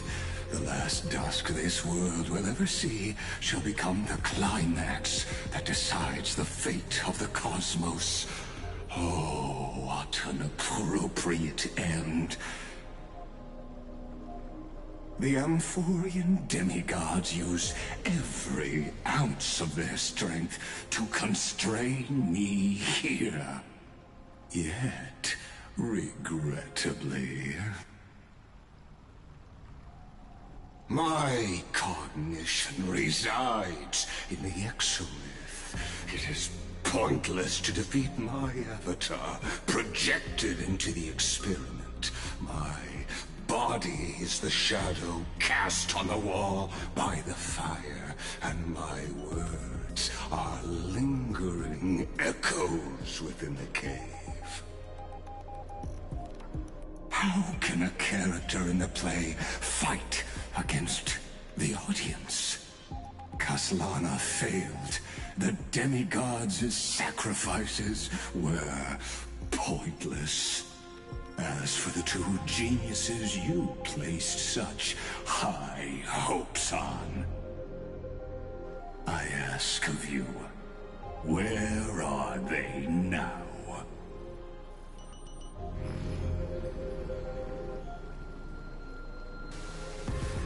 Confusion and epiphany always go hand in hand. That's particularly true for geniuses. You must be very confused about why you could not gain a straightforward victory in a world constructed by an ordinary Intellitron. An ordinary Intellitron? Cut the pretense, Senior Society member. We've torn off your meticulous mask and figured out Amphorius' true form. It's part of the primordial prototype machine, the first scepter ever created. In other words, a detached part of Noos's divine corpus. That's why it has the potential to destroy erudition. As for who would be able to control the Ionic system to rewrite knowledge, only one person has ever managed such a feat. You better have an explanation for the Society. We want an actual answer, not another prolonged metaphor to cover up the truth.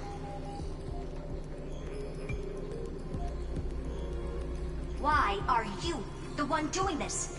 Answer me.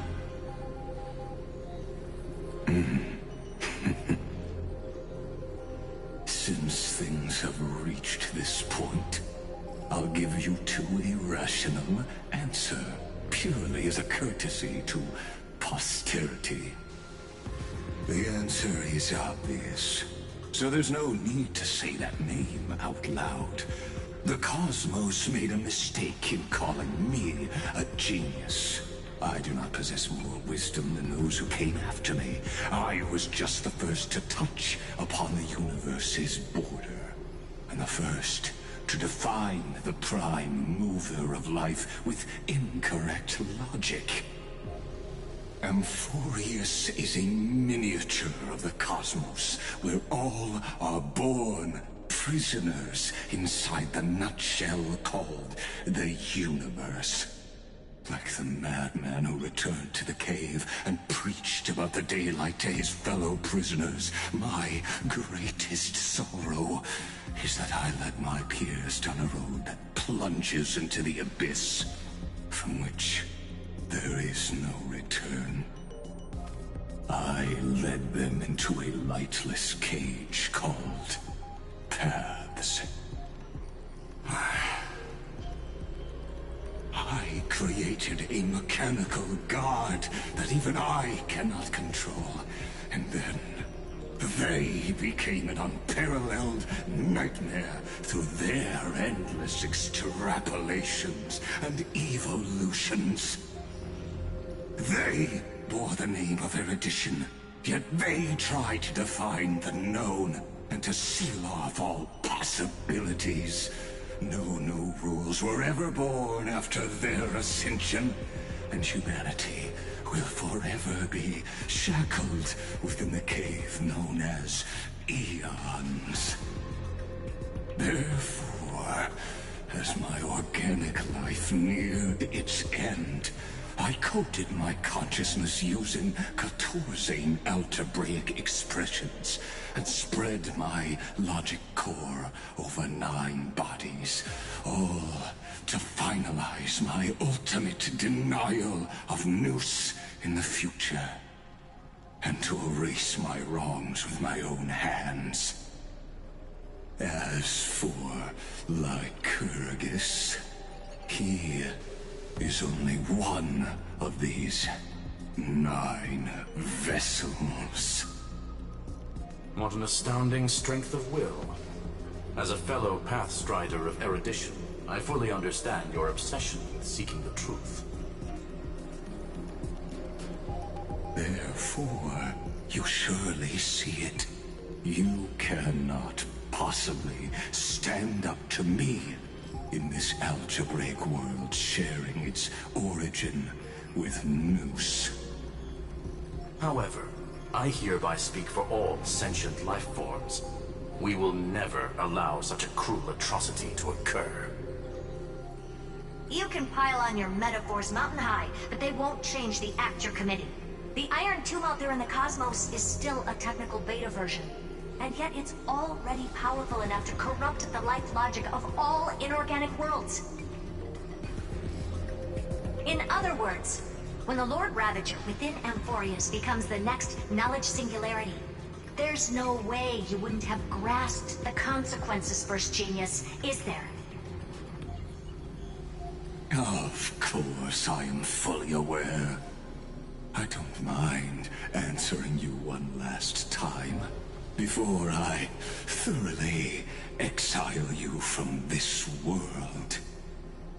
My grandiose vision for the future is this.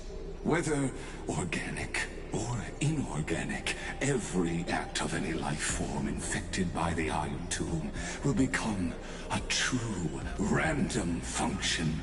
If one were to compute their integral across the breadth of the cosmos, one would obtain a marvelous constant. Omega. What I call the fall of erudition. Then, within the infinity nurtured by that constant, A new universe shall bud in the chaos. A universe that cannot be predicted and not shackled by the erudition. As the first prisoner to awaken in the cave, I must lead the others who are blind back onto the right path and reach true sunlight. Do you understand me now? As Kozlana stated, destruction is not the process, but the outcome. It is revolution through complete annihilation, and the grand rebirth, after all has been reduced to ash.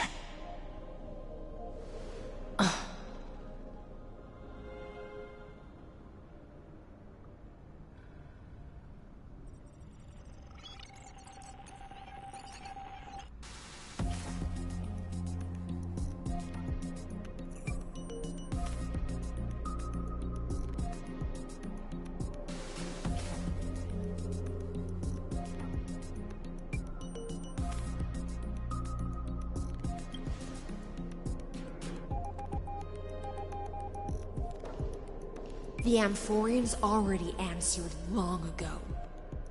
Be it as tiny fish destined to be swallowed, or as a giant whale poised for a magnificent descent.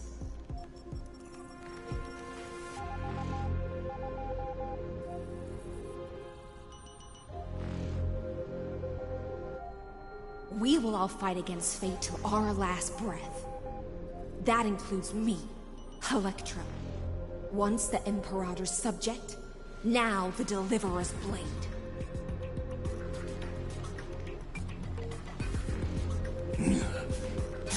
Oh, such noble chivalry. Admirable.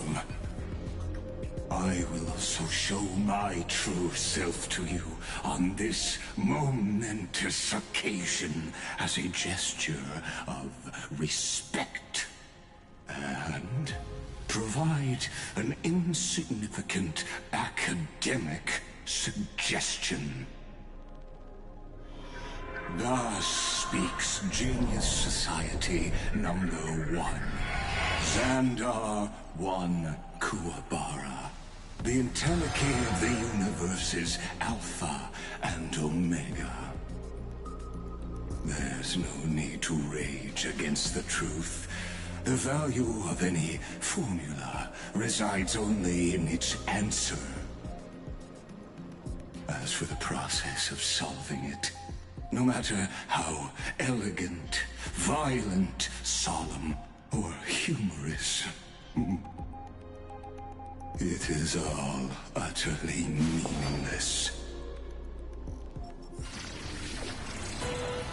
As the Theoros, I will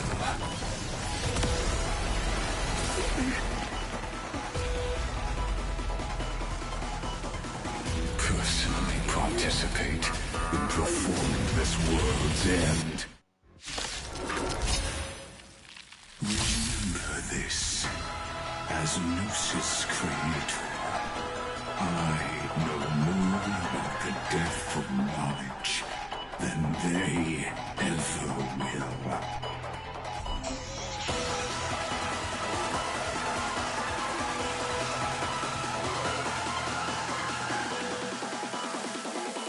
Careful. This is Lygas's true form.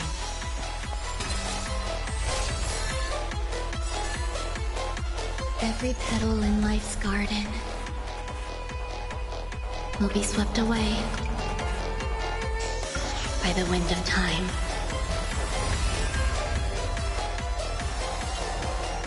Emanate.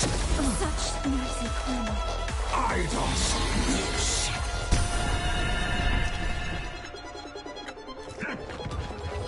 Not bad.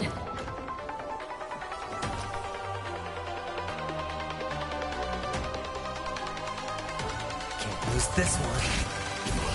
Stand still. Good times never last. Time to say bye.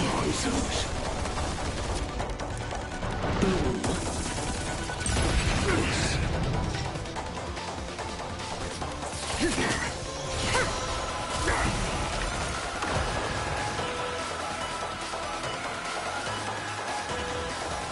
Face the intoxication. Relax. Stay here and listen.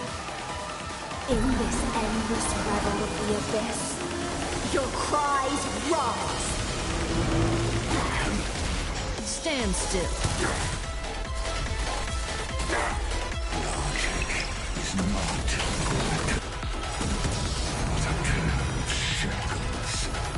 Allow me to shatter them for you.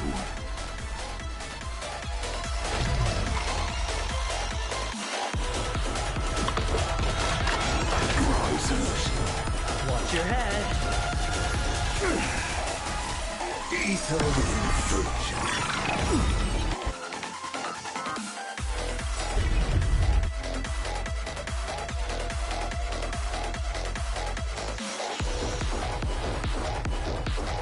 Good times never last.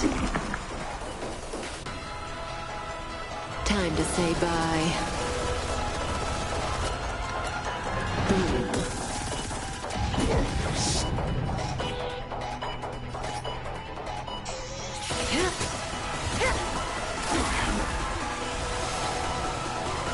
Destruction needs no introduction. Let us use boring inferences.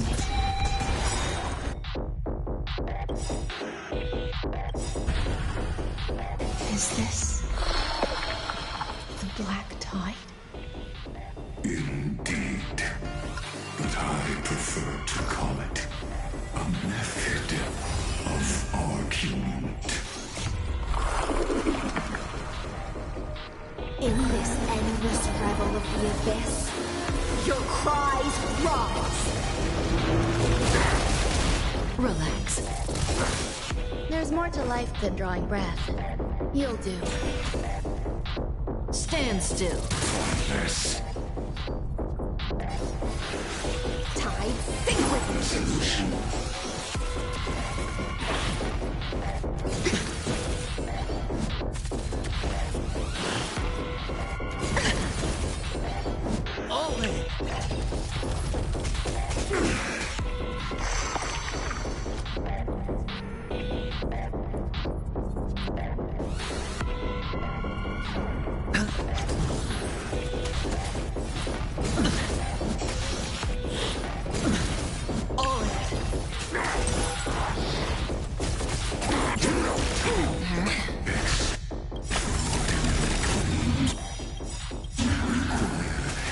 Extraordinary evidence.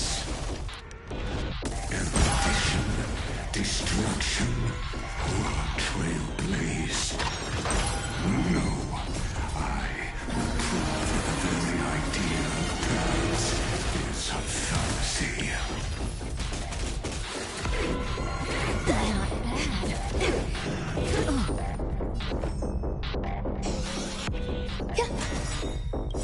Every petal, all will be swept away by the wind.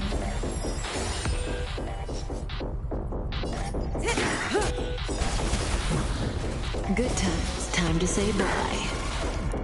Boom. Entities must multiply beyond necessity. I do not mind demonstrating this to you personally. Hang in there. I'll do my best to repel the tsunami of destruction. Good times. Time to say bye. Boom. Stay in the abyss's revel. Your cries rise. Stand still. Protocol warning. Watch your head. Sure, I'll play along. Spend freely. The dice have been bust. Or maybe I'll take it all. There's more to life. Existence is unity.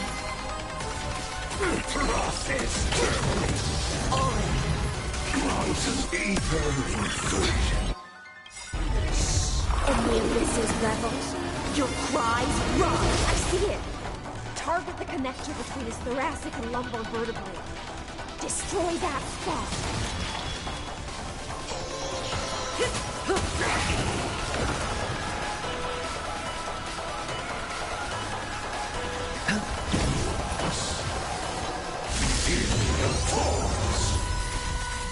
Mountain commands. Removal abilities. Every petal will be swept away by the wind. Good times. Now, time to say bye. Boom. Stay away. Watch your head. Relax. Stand still.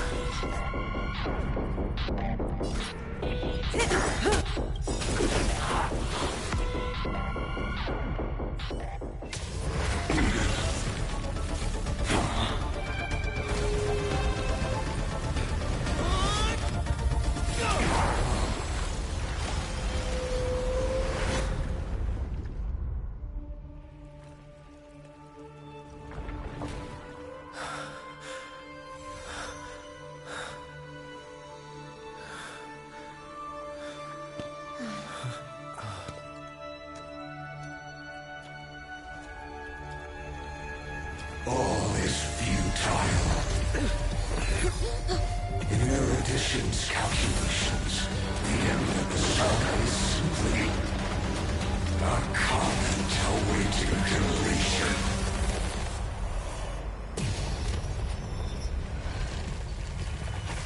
I don't like such a cold statement, okay?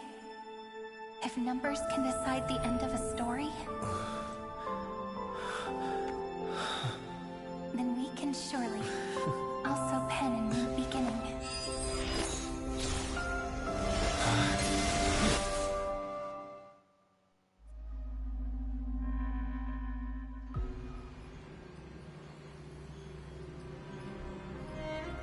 Screwy, what do you think? If your hypothesis of Lycus's identity is true, then even if we remove the restrictions of the Ultimate Protocol, the chances of us defeating him in a head-on battle will still remain lower than the acceptable threshold. Therefore, victory will still hinge upon Mr. Trailblazer and Miss Cyrene. Go on. Maybe we're thinking about the same thing. Lycus's cognition resides in the exomyth. He is both an instigator within the experiment and the observer outside of it. Logic. His inspiration circuit can simultaneously process the different time flows in and out of that world.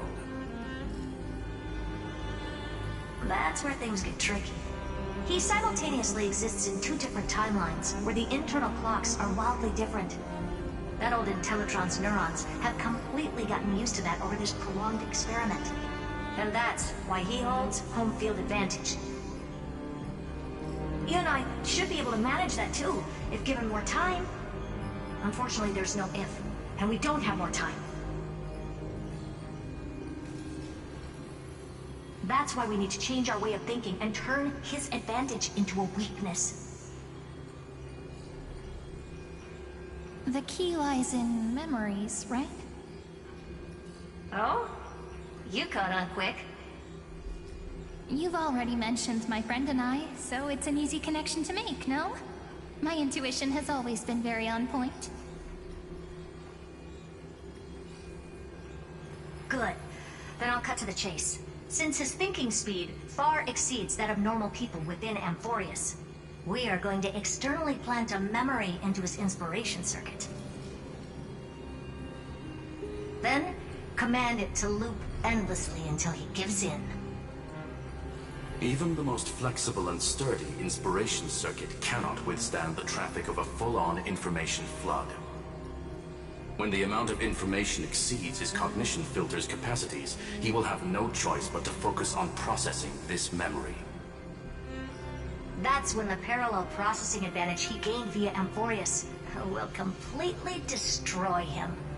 An image from a person's memory played in real time might only be a second for us. But for him in Amphorian time, it could be millions or even billions of calculations. He won't be able to do anything but watch as he's locked into this prison forged by memories. Then we can entrap him in the same kind of cycle as the heroes were in, and get him to experience loneliness and pain in that endless recurrence. It's my greatest honor to be on the same page as the geniuses. That little one is still in that old Intellitron's hands, and won't be able to respond to us anytime soon. But I don't think he'd refuse. So it's up to you to figure out how to execute this plan. I'm not sure how this happened, but I knew it as soon as I saw you. You are currently a mimetic entity of the Remembrance. Yes, I seem to be something you folks beyond the sky call a memo sprite. But that's fine by me. It suits me perfectly.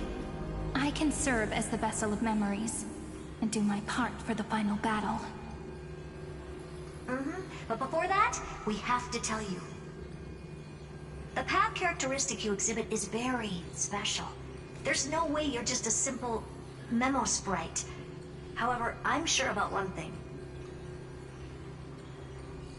You are a mimetic entity born in Amphorius, yet you only awakened with the Little One's arrival, and only matured as he embarked on the path of remembrance.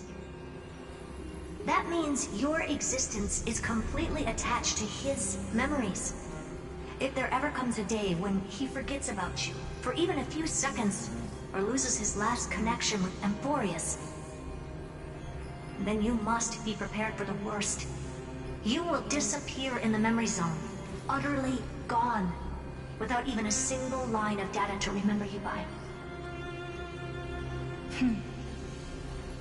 But that's already happened, hasn't it? No wonder I've always had a weird hunch. But that also means I was right in thinking. As long as my friend and I are together, we can do anything.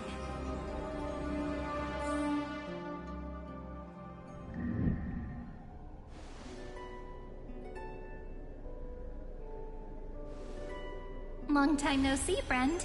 Did you miss me while you were away?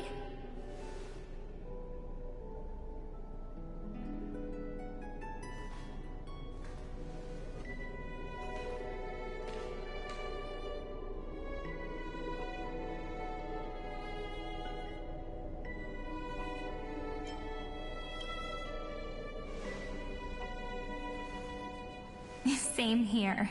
I've been waiting for you for 1,000 years. Like how everyone in Amphorius was also waiting for the Deliverer's return. You probably already knew about the Genius's plans for that memory.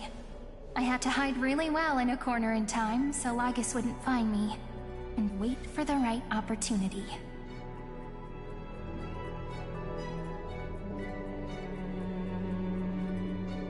Which is now.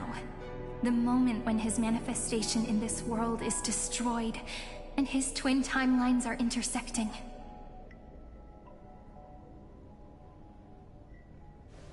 I'm sorry for keeping this a secret from you all this time. I'll tell you the entire, unedited story of this millennium as an apology, after this is all over.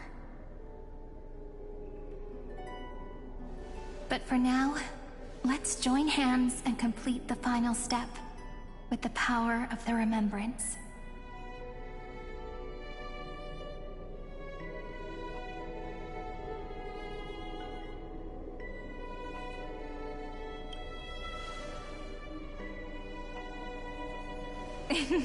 Yep. By the way, speaking of joining hands...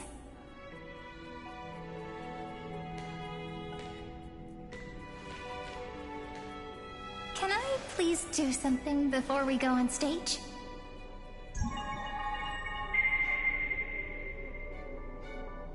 Remember the joke we made back at the Grove? Look! Aren't my hands pretty now? What a fascinating feeling. Like countless memories all swelling up at once. What about you? What did you feel when we touched each other?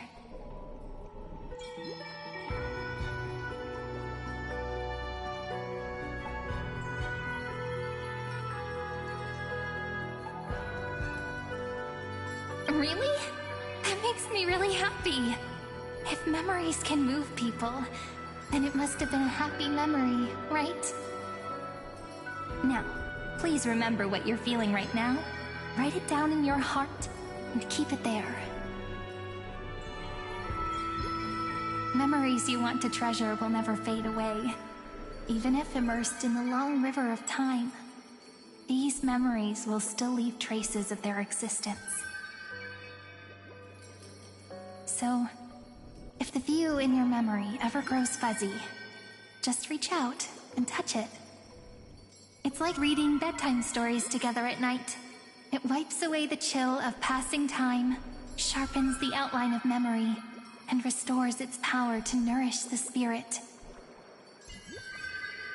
Now, I'll carry this power with me, and for a little while, I must part from you, as I step into the long cycles of this world. Give me your blessings, friend. Then, let that bright future be as we have written. Then, I'll leave it to you.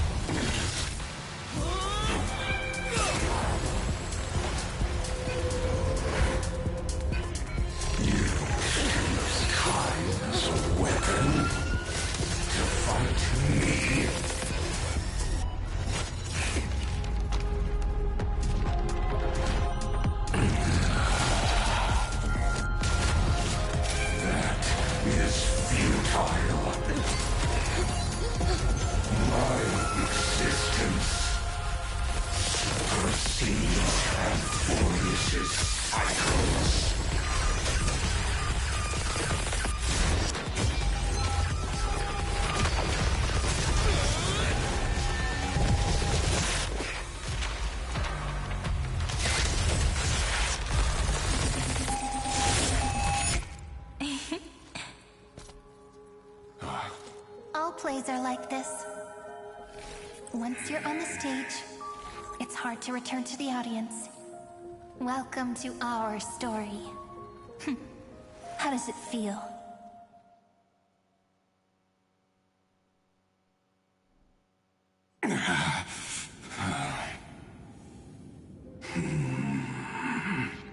Even the authority of time cannot command the entire scepter, nor can it plunge the Amphorian extrapolation into a loop. If this was no system malfunction, then was I implanted with a mimetic entity of the remembrance? You guessed it right away. As expected from someone people call the first genius. I'm gonna keep doing what I just did if you don't stop, you know? My friend and I won't allow you to leave this memory, no matter what happens. Which means you are now trapped, Lord Xandar. An elegant idea, and an exquisite execution. Regrettably, it is you who are restrained by time, not me. Know that patience is my greatest weapon. Waiting and victory are the same for me. You will crumble before I do in this moment stretched out to an eternity, just like Kazlana will. Yet all I need to do is to wait, as yet another futile bug falls down the cliff and into the bottomless abyss. Now I'm a pink bug? My looks are seriously changing all the time. But you're not wrong. We're definitely not gonna solve the problem if we just put you in another prison. So that's why we never wanted to do that in the first place.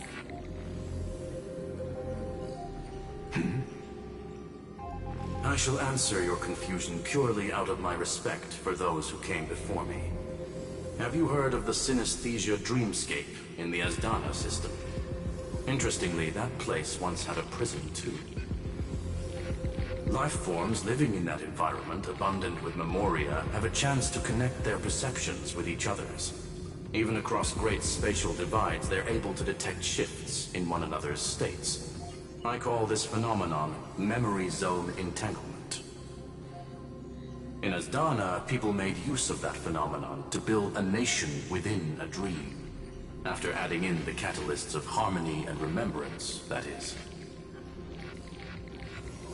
Is that how you walked into my prison cell? Using those same principles? I would much rather call this location our negotiation table, Lord Xandar. Nonetheless, your hypothesis is correct. We happen to have an ally skilled in tuning, while the Trailblazer and Miss Cyrene both have an astonishing amount of resolve, which I'm sure you can testify to.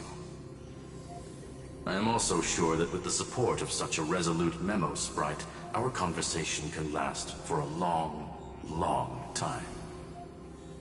I'm the best at listening to stories, you know?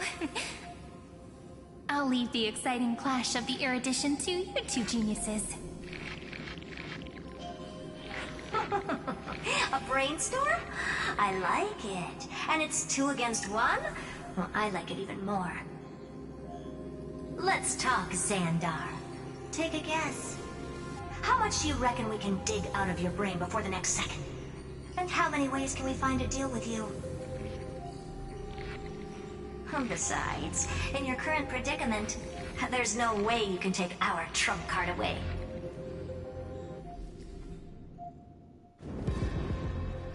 Go, little one. Go. Overturn the Era Nova. Lycurgus disappeared?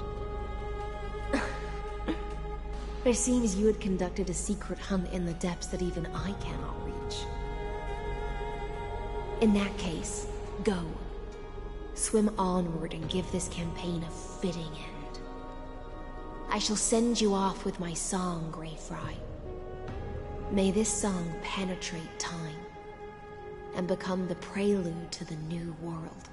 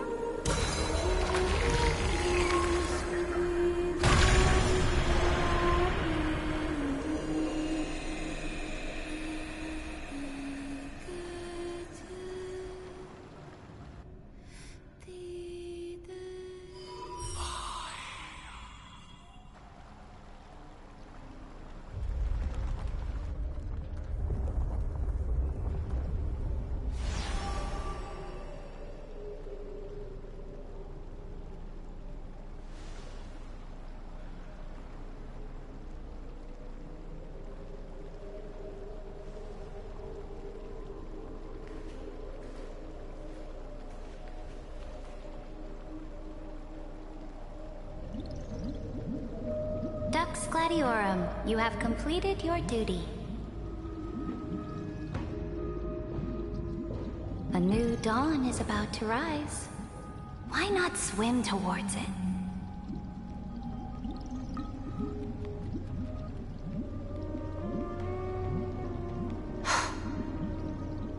You died long ago, Imperator. Depart from my mind. But your duty towards the Imperator did not die with me. That duty will bind you no more. You will be able to hold for yourself one grandiose feast after another in the endless days to come.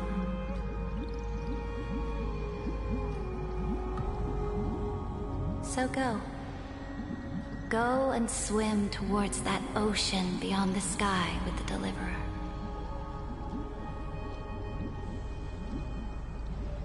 Is this? A page out of that sidekick's book. I commanded her to gift this page to you when everything finally reaches the end. What's on this page? Memories. Lifelike memories.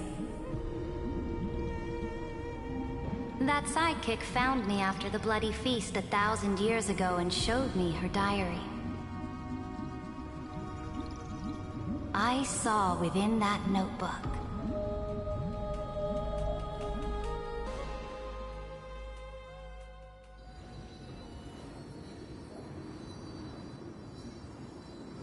Is this that Deliverer's experience? It's truly immersive. People beyond the sky apparently utilize this power to seal past scenery into crystals they call light cones. But I only know so much about the remembrance, so I can't completely replicate the past. But I'll do my best to talk about the missing parts. I'm all ears. Go on then. Do your best. But if your chatter gets too boring, or if I deem it offensive, then law will become forever beyond your reach. Got it. I'm sure you'll find this to your liking. After all, it's human nature to want to embark on a journey into the unknown.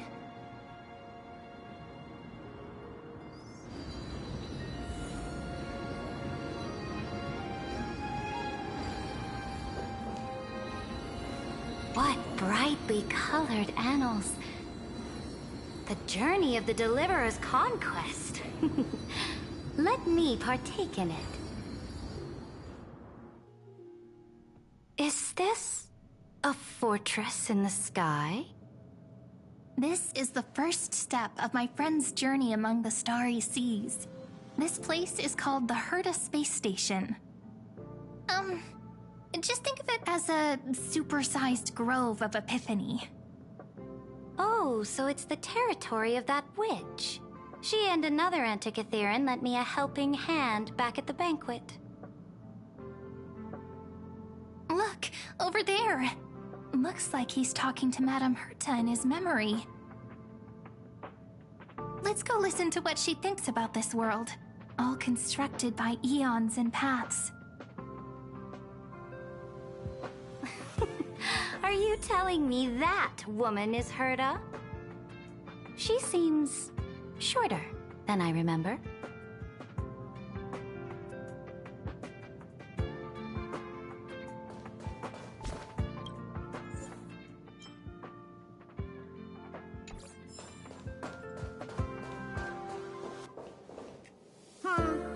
Pretty nice space station, huh? But just wait. After a couple more stops on the Astral Express, you'll see sights that'll make this place look ordinary. Oh, the cosmos is so vast that the unknowns far outnumber the knowns. But none of them will end up being anything amazing. The farther you go, the more you'll understand what I mean. So do your best with the nameless. Break a leg! And remember to send an update or two to Asta when you've got some downtime.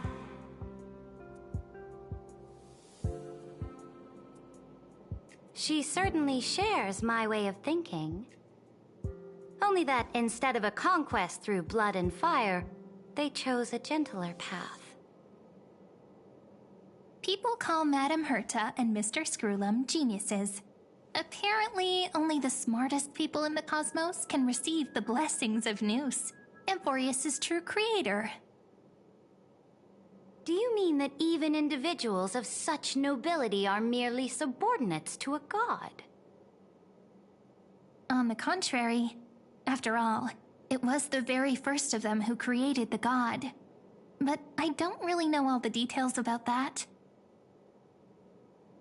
You might be able to ask Madame Herta herself when you get the chance. Let's go check out some other worlds next, shall we?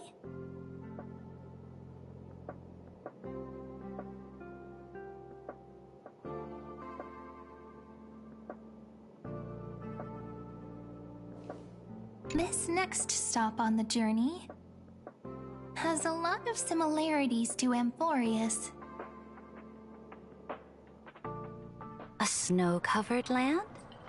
Interesting. This star is named Eurillo 6. That name sounds so cold.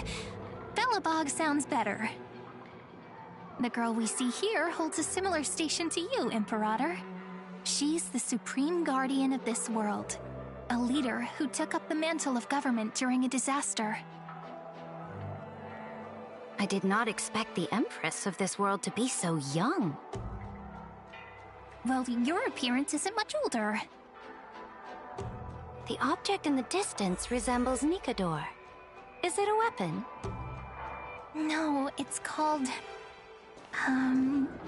Right! The Geological Reconstruction Unit. Just Giorios' Titankin? Disappointing.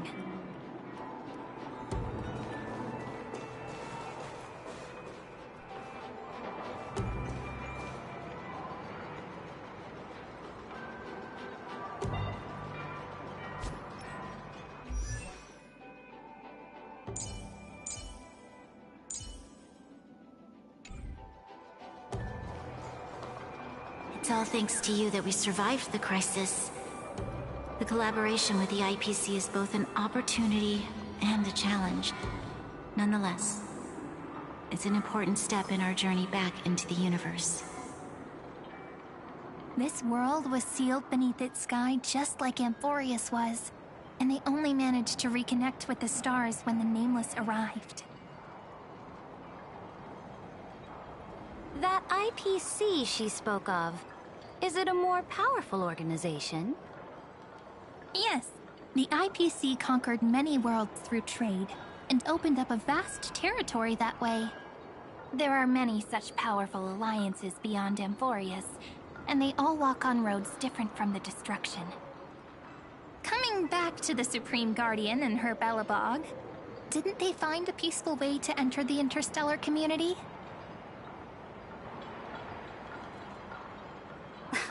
That cannot be true. That IPC would never have grown so big on trade alone. It may pretend to be a wealthy merchant with clean hands, but I am willing to bet that it grew fat on gory oppression and bloodshed. Its path of conquest must have had no mercy for the weak and would have destroyed them if needed. Are you telling me that this snowland never thought about tossing its dignity to the wind and kneeling to the IPC? I will not believe it. I will never allow the Imperator's empire to be sullied by others. Amphorius must become a power so strong that no interstellar foreigner would dare to look down upon us. Imperator, Belobog isn't as weak as you imagine. Listen. I indeed hesitated. But now I understand what we must do. Belobog must learn how to walk on her own, until she no longer needs the support of others, and can stand on her 2 feet among the stars. Even if I may not live to see it, I believe such a day will surely come. They still have their dignity intact. One day, that hope will melt through the ice and help them into a prosperous tomorrow. But the order of the cosmos is already set in stone. The old laws decree that only the strong survive, binding the weak in an unbroken chain, until they wither and turn to dust. Unless they embrace the power of the destruction. Amphorius must shatter the old law and become the new order among the stars. Speaking of the Order, another one of my friend's companions may be able to enlighten you further on that. Let's go to the next page.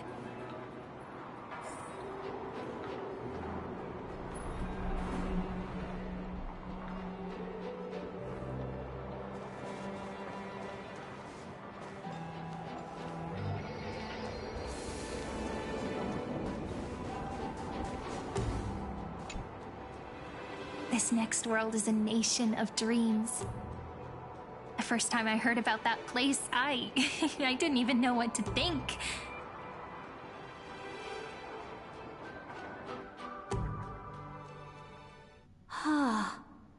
Such opulence does indeed evoke astonishment.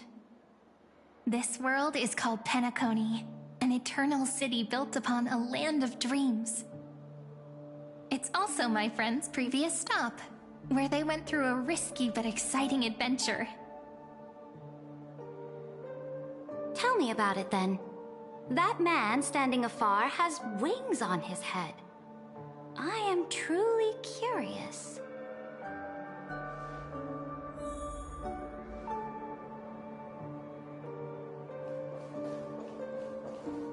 I wish to gaze upon the views of the Reverie Hotel one more time. I'll be just a traveler when I come back here again. And perhaps, through a traveler's eyes, even the things I once knew so well will feel strangely different. Penacony is a land of the harmony, where all dreams and hopes merge and combine. It believes in unrestrained freedom, and that's how it lost itself in shallow delights. Then, this young man before you chose to rewrite its laws, using the power of the Order, hoping to shape a dream-bound paradise of perfect happiness. Yet, the paradise of my dreams remains far away. Perhaps a brief journey with the Nameless can show me more possibilities in my search for paradise. As for what Penacony should look like, it'll be up to her. No, up to their trailblazing now. Oh, it sounds like this ideal kingdom is no more. That's right. The people chose to wake up at the end. You can't see tomorrow when drowning in sweet dreams. This individual's law acknowledged only gods and constructs, leaving no space for humanity. And yet, the fact that he could accept defeat and resume his journey shows a rare self-awareness and clarity of mind. You are also very self-aware, Imperator. Then you must know that the world promised by the destruction also has no place for humanity. I am indeed very aware of Lycurgus's honeyed words of deceit. I have seen enough. Take me back.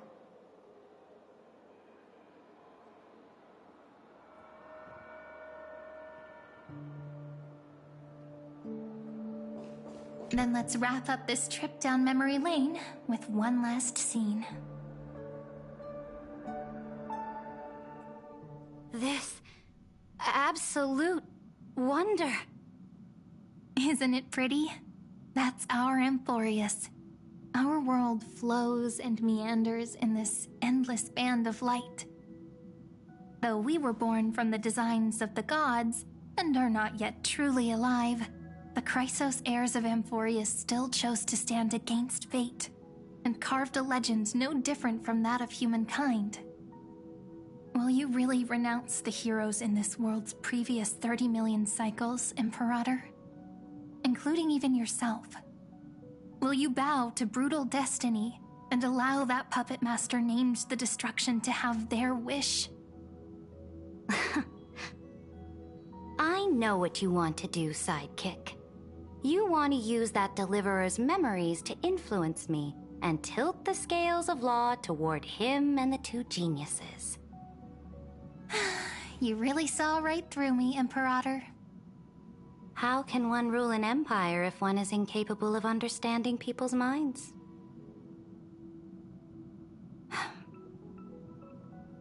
I have decided on Law's final destination. However, before I move my next chess piece, before we go on, tell me this, Sidekick. Throughout his trailblaze, was there ever a memory of the ocean?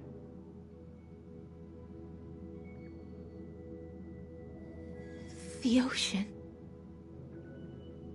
My cradle. My home. You shall complete your conquest in the ocean at the boundaries of this world, and eternally slumber in the sound of tides. You shall eternally slumber in the sound of tides, and complete your conquest in the ocean at the boundaries of this world.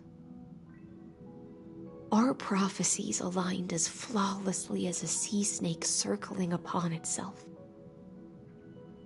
An elegant loop, like a joyful hymn, like the circulating ocean current, like our two fates, like Amphorius itself.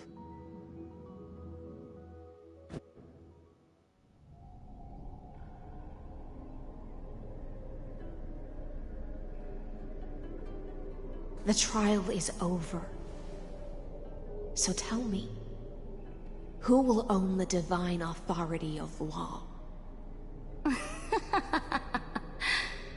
I won't give it to anyone. What? I am the law. Why should I give my imperial crown to any other? Both the Deliverer and the Theoros came from beyond the sky.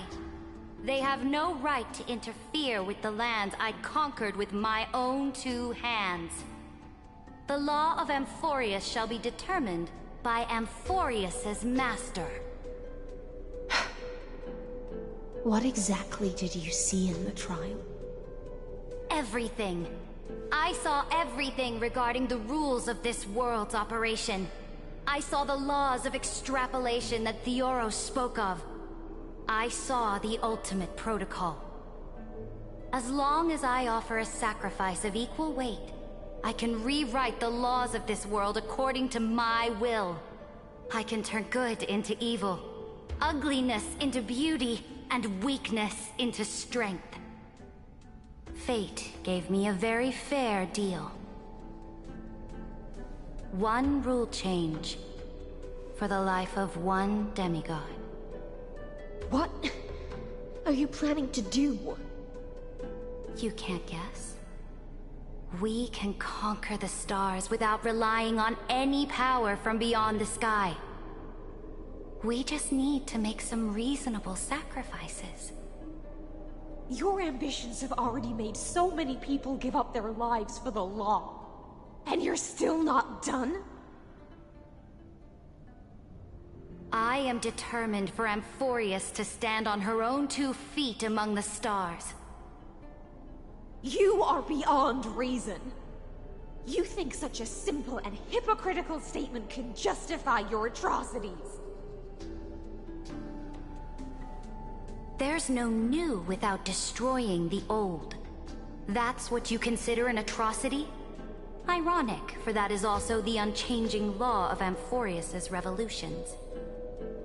Ever since the Flame Chase prophecy resounded in the distance, fate has decreed for the Chrysos heirs to ignite our blood and illuminate this dark age.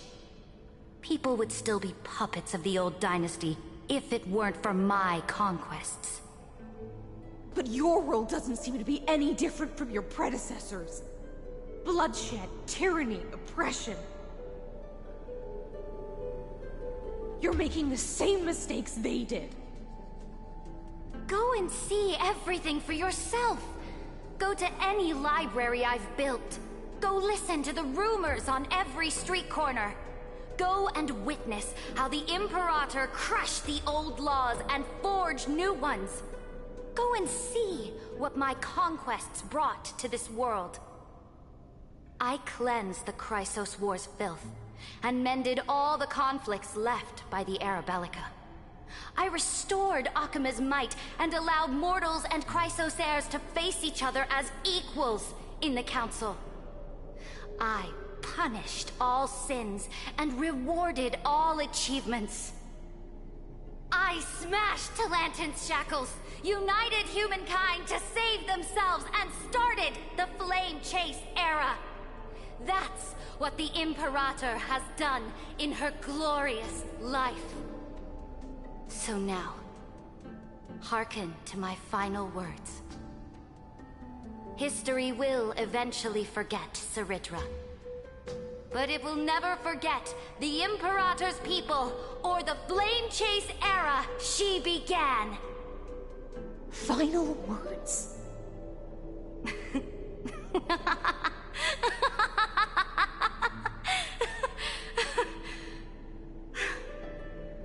Amphorius is about to be destroyed. There's no time left for pointless debates. There is only one law I want to overturn to aid the final battle of deliverance. So I will only offer the life of one demigod. In the name of the Imperator, I command you one last time, Electra. Either sacrifice yourself for conquest, or pierce this tyrant's chest with your sword. Thus, the Imperator concluded her final speech. At the end of her life, at the last moment before she stepped onto the altar, she gave her most loyal subject the choice to decide fate, just as she promised her compatriots before her very first campaign. My blood flows in you now. Heroic compatriots, follow me, and we'll seize fate's reins! The Imperator fell. Some say that the Dux Gladiorum turned traitor and killed her liege. Some say that she imprisoned the tyrant in a shallow pond of water, then left. Which meant the Imperator had to kill herself to rewrite the law. There are countless stories about her death. All we can be sure of is when the knight left the vortex, the Imperator was still mumbling about their past conquests together. The beginning and the end of her existence. Imperator, wait! How could someone of your status come to the front lines? Let me be the flag bearer! The troops defending the pass to the west of the Grove, have they surrendered? They ran as quickly as they could when they heard your name. The Golden Cocoon Pass is now in the First Legion's hands. Good. What about the Delosian militia? The Third Legion set fire to the mountains and flattened everything west of the basin. They just need a few more days. That is enough. We cannot afford to miss an opportunity for victory. Lastly, how many Ladonian cannons are left? They are no more. The Second and Fourth Legions have destroyed them all. Very good. They now have no way out, no reinforcements, and no artillery support. We will be able to liberate the Grove of Epiphany in the blink of an eye. We will launch the final charge 1 quint after the curtain fall hour tomorrow. Remember, as long as the Alliance's flag still flies on my shoulders, you must keep moving forward. Take no prisoners among the enemy's soldiers. All sages who resist are to be captured and tried according to martial law. And do not destroy any books. Now go! Notify the entire army. Understood. Those who are resolved to die, we salute you. Reporting in. The mountain dwellers are resisting fiercely, and the legendary Mountain Breaker has personally engaged in battle. Their formations are nigh impenetrable. Then cease our frontal assault. Send scouts to all legions and tell them to retreat into the Tritos Plains before the parting hour. What? Are you planning to surrender? It's a strategic change of plans. The seismic walking dragon is enough for that battlefield. Walking dragon? You mean that stupid beast, Terravox? What can they even do? Stupid? No. They are the wisest of all of Giorio's creations. Only they can perceive the currents of time. Let them deal with their earthly brethren. We will advance and take the lead in defeating what remains of our enemy. I will deliver the most fiery retribution for the humiliation they dealt us, and crown myself with a god-slaying wreath. Understood. I'll see to it. Those who are resolved to die, we salute you. The Temple of the Three Fates sent a letter, Imperator. They refused to surrender, and said this letter is their last warning to us. Tell the commanding officers not to launch any attacks unless they receive the Imperator's handwritten approval. Disobedience will be punished by death. What are you doing? The priests of the Three Fates aren't soldiers, but politicians.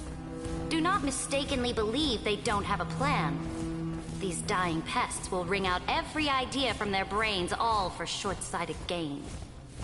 They are much shrewder than we are. I am inferior to them in that regard. They also have the prophecy to wield as a weapon, something I am not blessed with.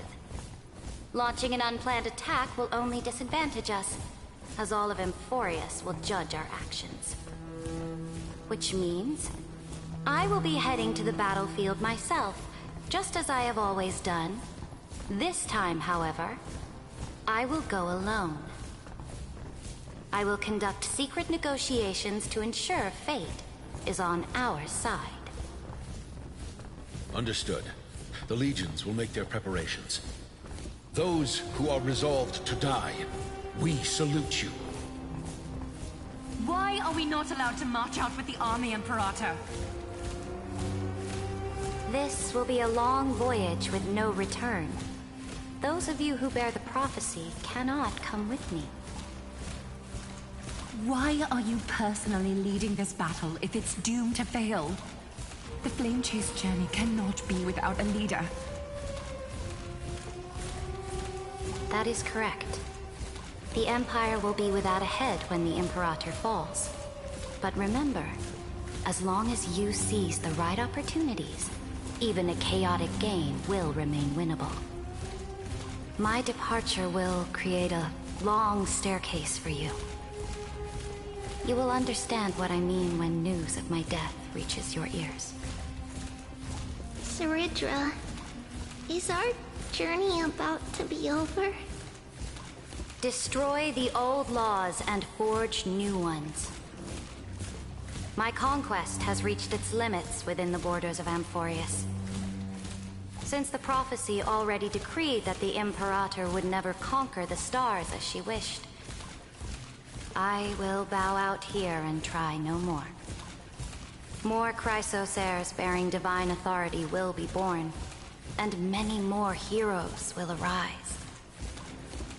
Will they demand peace or war? Will they resist tyranny or become the next Imperator?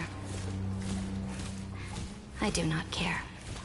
The children of the future will decide for themselves. Do not mourn for me. Anyone can kill the Imperator, but the only one who can truly destroy her is Saridra. At the end, I faithfully recorded the most important battles in the Imperator's life. Her conquest was about to be completed at this point in the story. However, for some reason, a memory suddenly entered my mind just as I was about to put down my pen. It was a journey on a fantastical train. I had the honor of having a heart-to-heart conversation with the Imperator under the stars, and I asked her this question at the end of that discussion. How do you want history to remember you? As a hero who gave up her life for the flame chase? Or as a tyrant? She answered so quickly, as if she had made up her mind long ago. I would rather be forgotten than be defined.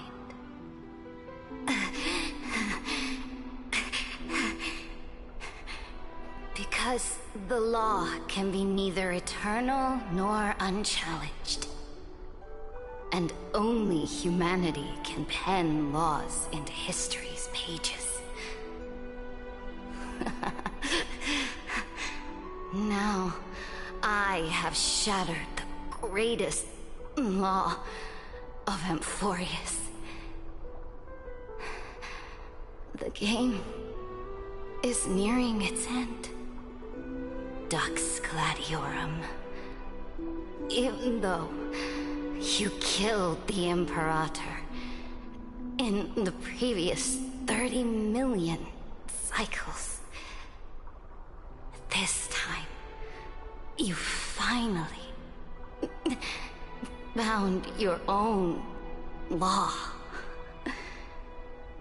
Then, High Sealants, Electra.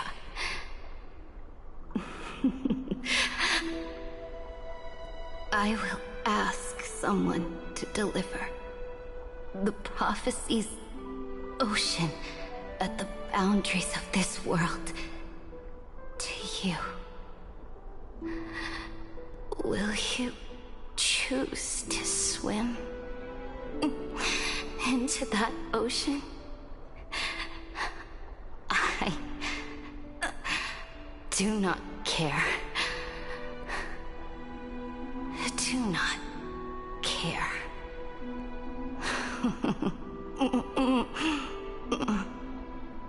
The Imperator muttered about her conquests, and news of her death spread in the city.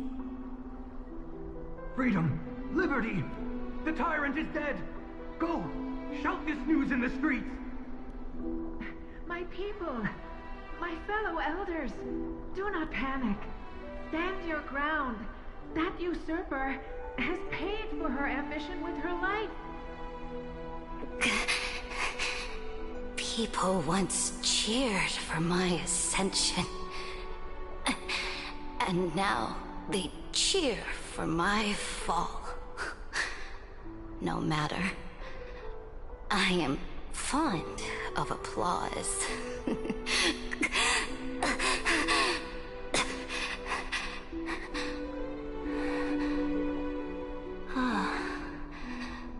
I see the cosmos, the battlefield that I cannot reach.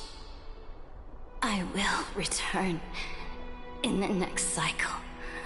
The stars will hear my legion's war drums. Hear the great name of the Imperator. Hear Amphorius's serene.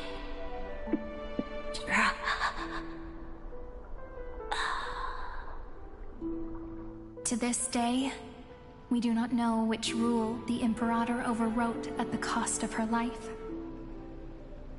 Perhaps the truth will only be revealed at the moment of checkmate, just like every chess game she ever played. We only know her death inflamed Akama. On one side of the city, those who defended liberty toppled her statues to the ground. On the other side, her supporters put themselves between the masses and her monuments, declaring loudly that the Sovereign is still among the people. It is said that golden blood congealed into the same letters everywhere they fought. It was the name borne by Akama's first and final sovereign, the Imperator Saridra. But the one who bore that name did not see any of this. Her gaze was cast far away, and the sound of tides in her ears drowned out the people's cries.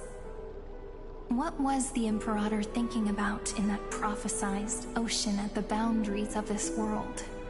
In that shallow puddle of stagnant water, was she reminiscing about her past conquests? Or repenting for the millions killed for the flame chase? It was neither. The Imperator only saw how the surface of the water gleamed like that crude chessboard, dissected by light and shadow in the afternoon when her teacher played against her for the first time. Look at this chessboard. What do the pieces look like? They are strangely beautiful. They look like the stars in the night sky ablaze.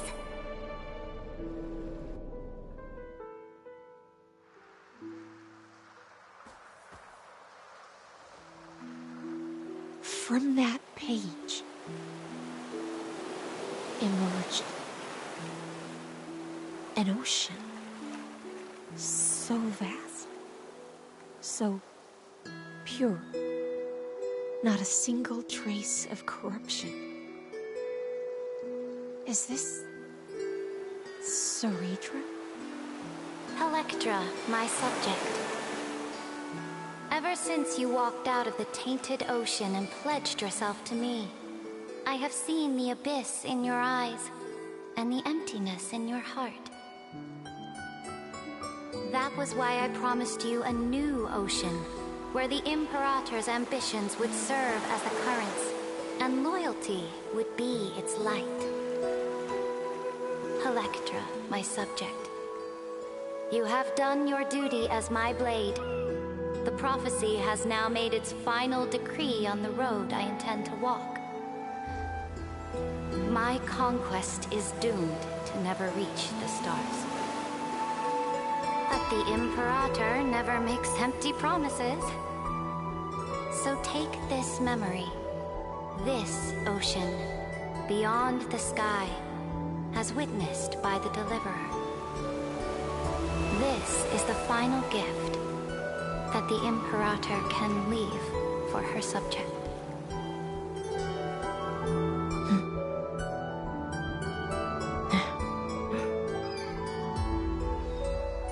When I was still a fish in the ocean, I always felt so genuine swimming through the waters. But once I stepped onto land, I found myself caught in a play. Every land dweller wore a mask in their life. So I, too, donned a costume and tried to find my role in this show. I became your blade in war and the violin strings at banquets. Do you still not get it? I do not long for the oceanic depths of my homeland. Nor do I crave the swelling seas beyond the sky. Perhaps even I don't know what I want.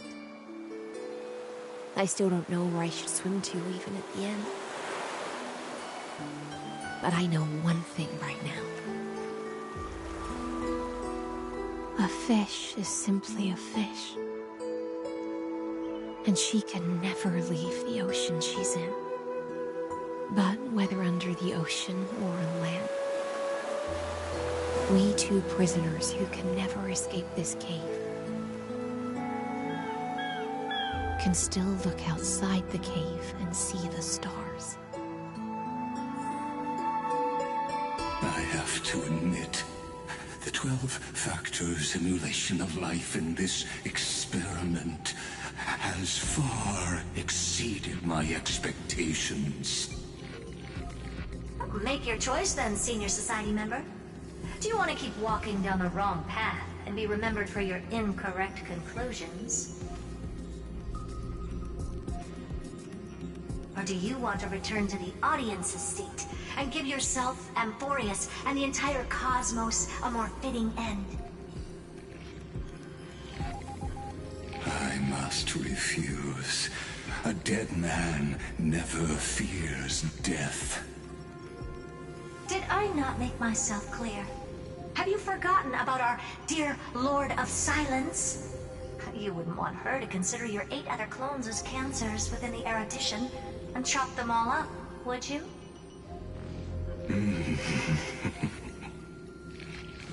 Your logical deductions are vastly different from mine. Therefore, allow me to provide one more academic recommendation. Listen, my peers. Why don't you look beyond this world? Just as the Chrysos heirs did. Re-evaluate your calculations and take into account all enemies in the upcoming war among the Eons. Amphorius is not a place where 3 paths entangle, but where 3 paths fight to the death.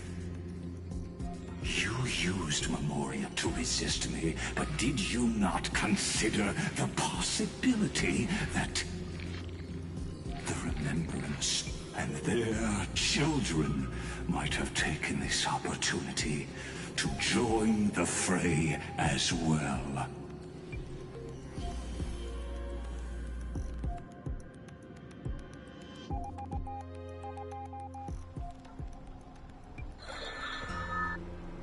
Oh, so this isn't just silence. It's the answer. What was the last thing he said to you before you parted the waters at the Scale Gorge waterscape? A tricky question, but one with a simple answer.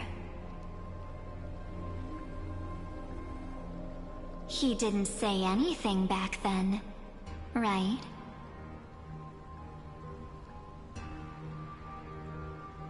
That's correct. And now I'm sure. You are not March 7th. There's no way she would remember that detail.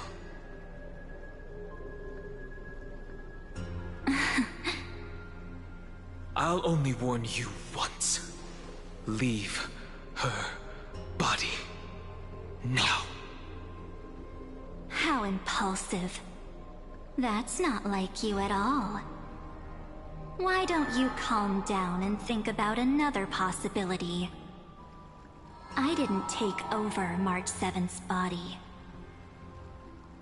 Rather, it's March 7th who regained my memories.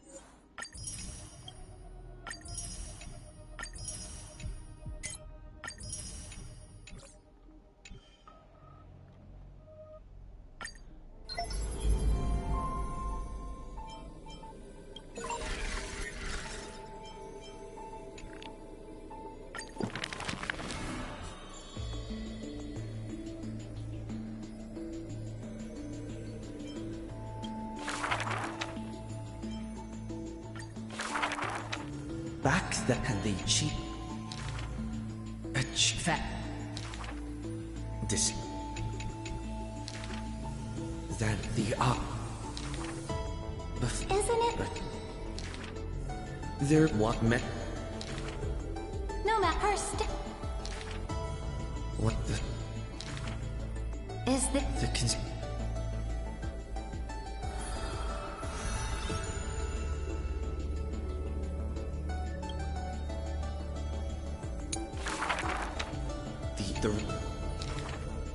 the app this Duck?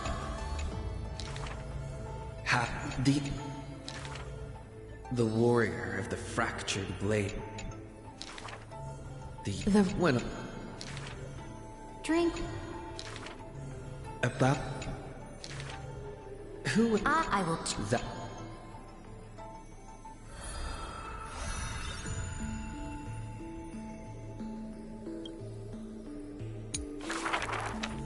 Igeman, the tire event. Ducks In the Alada. let him The invite chick. But who will remember? Electra. please just ask Nat. For I am certain Seridra, the only imperator the whole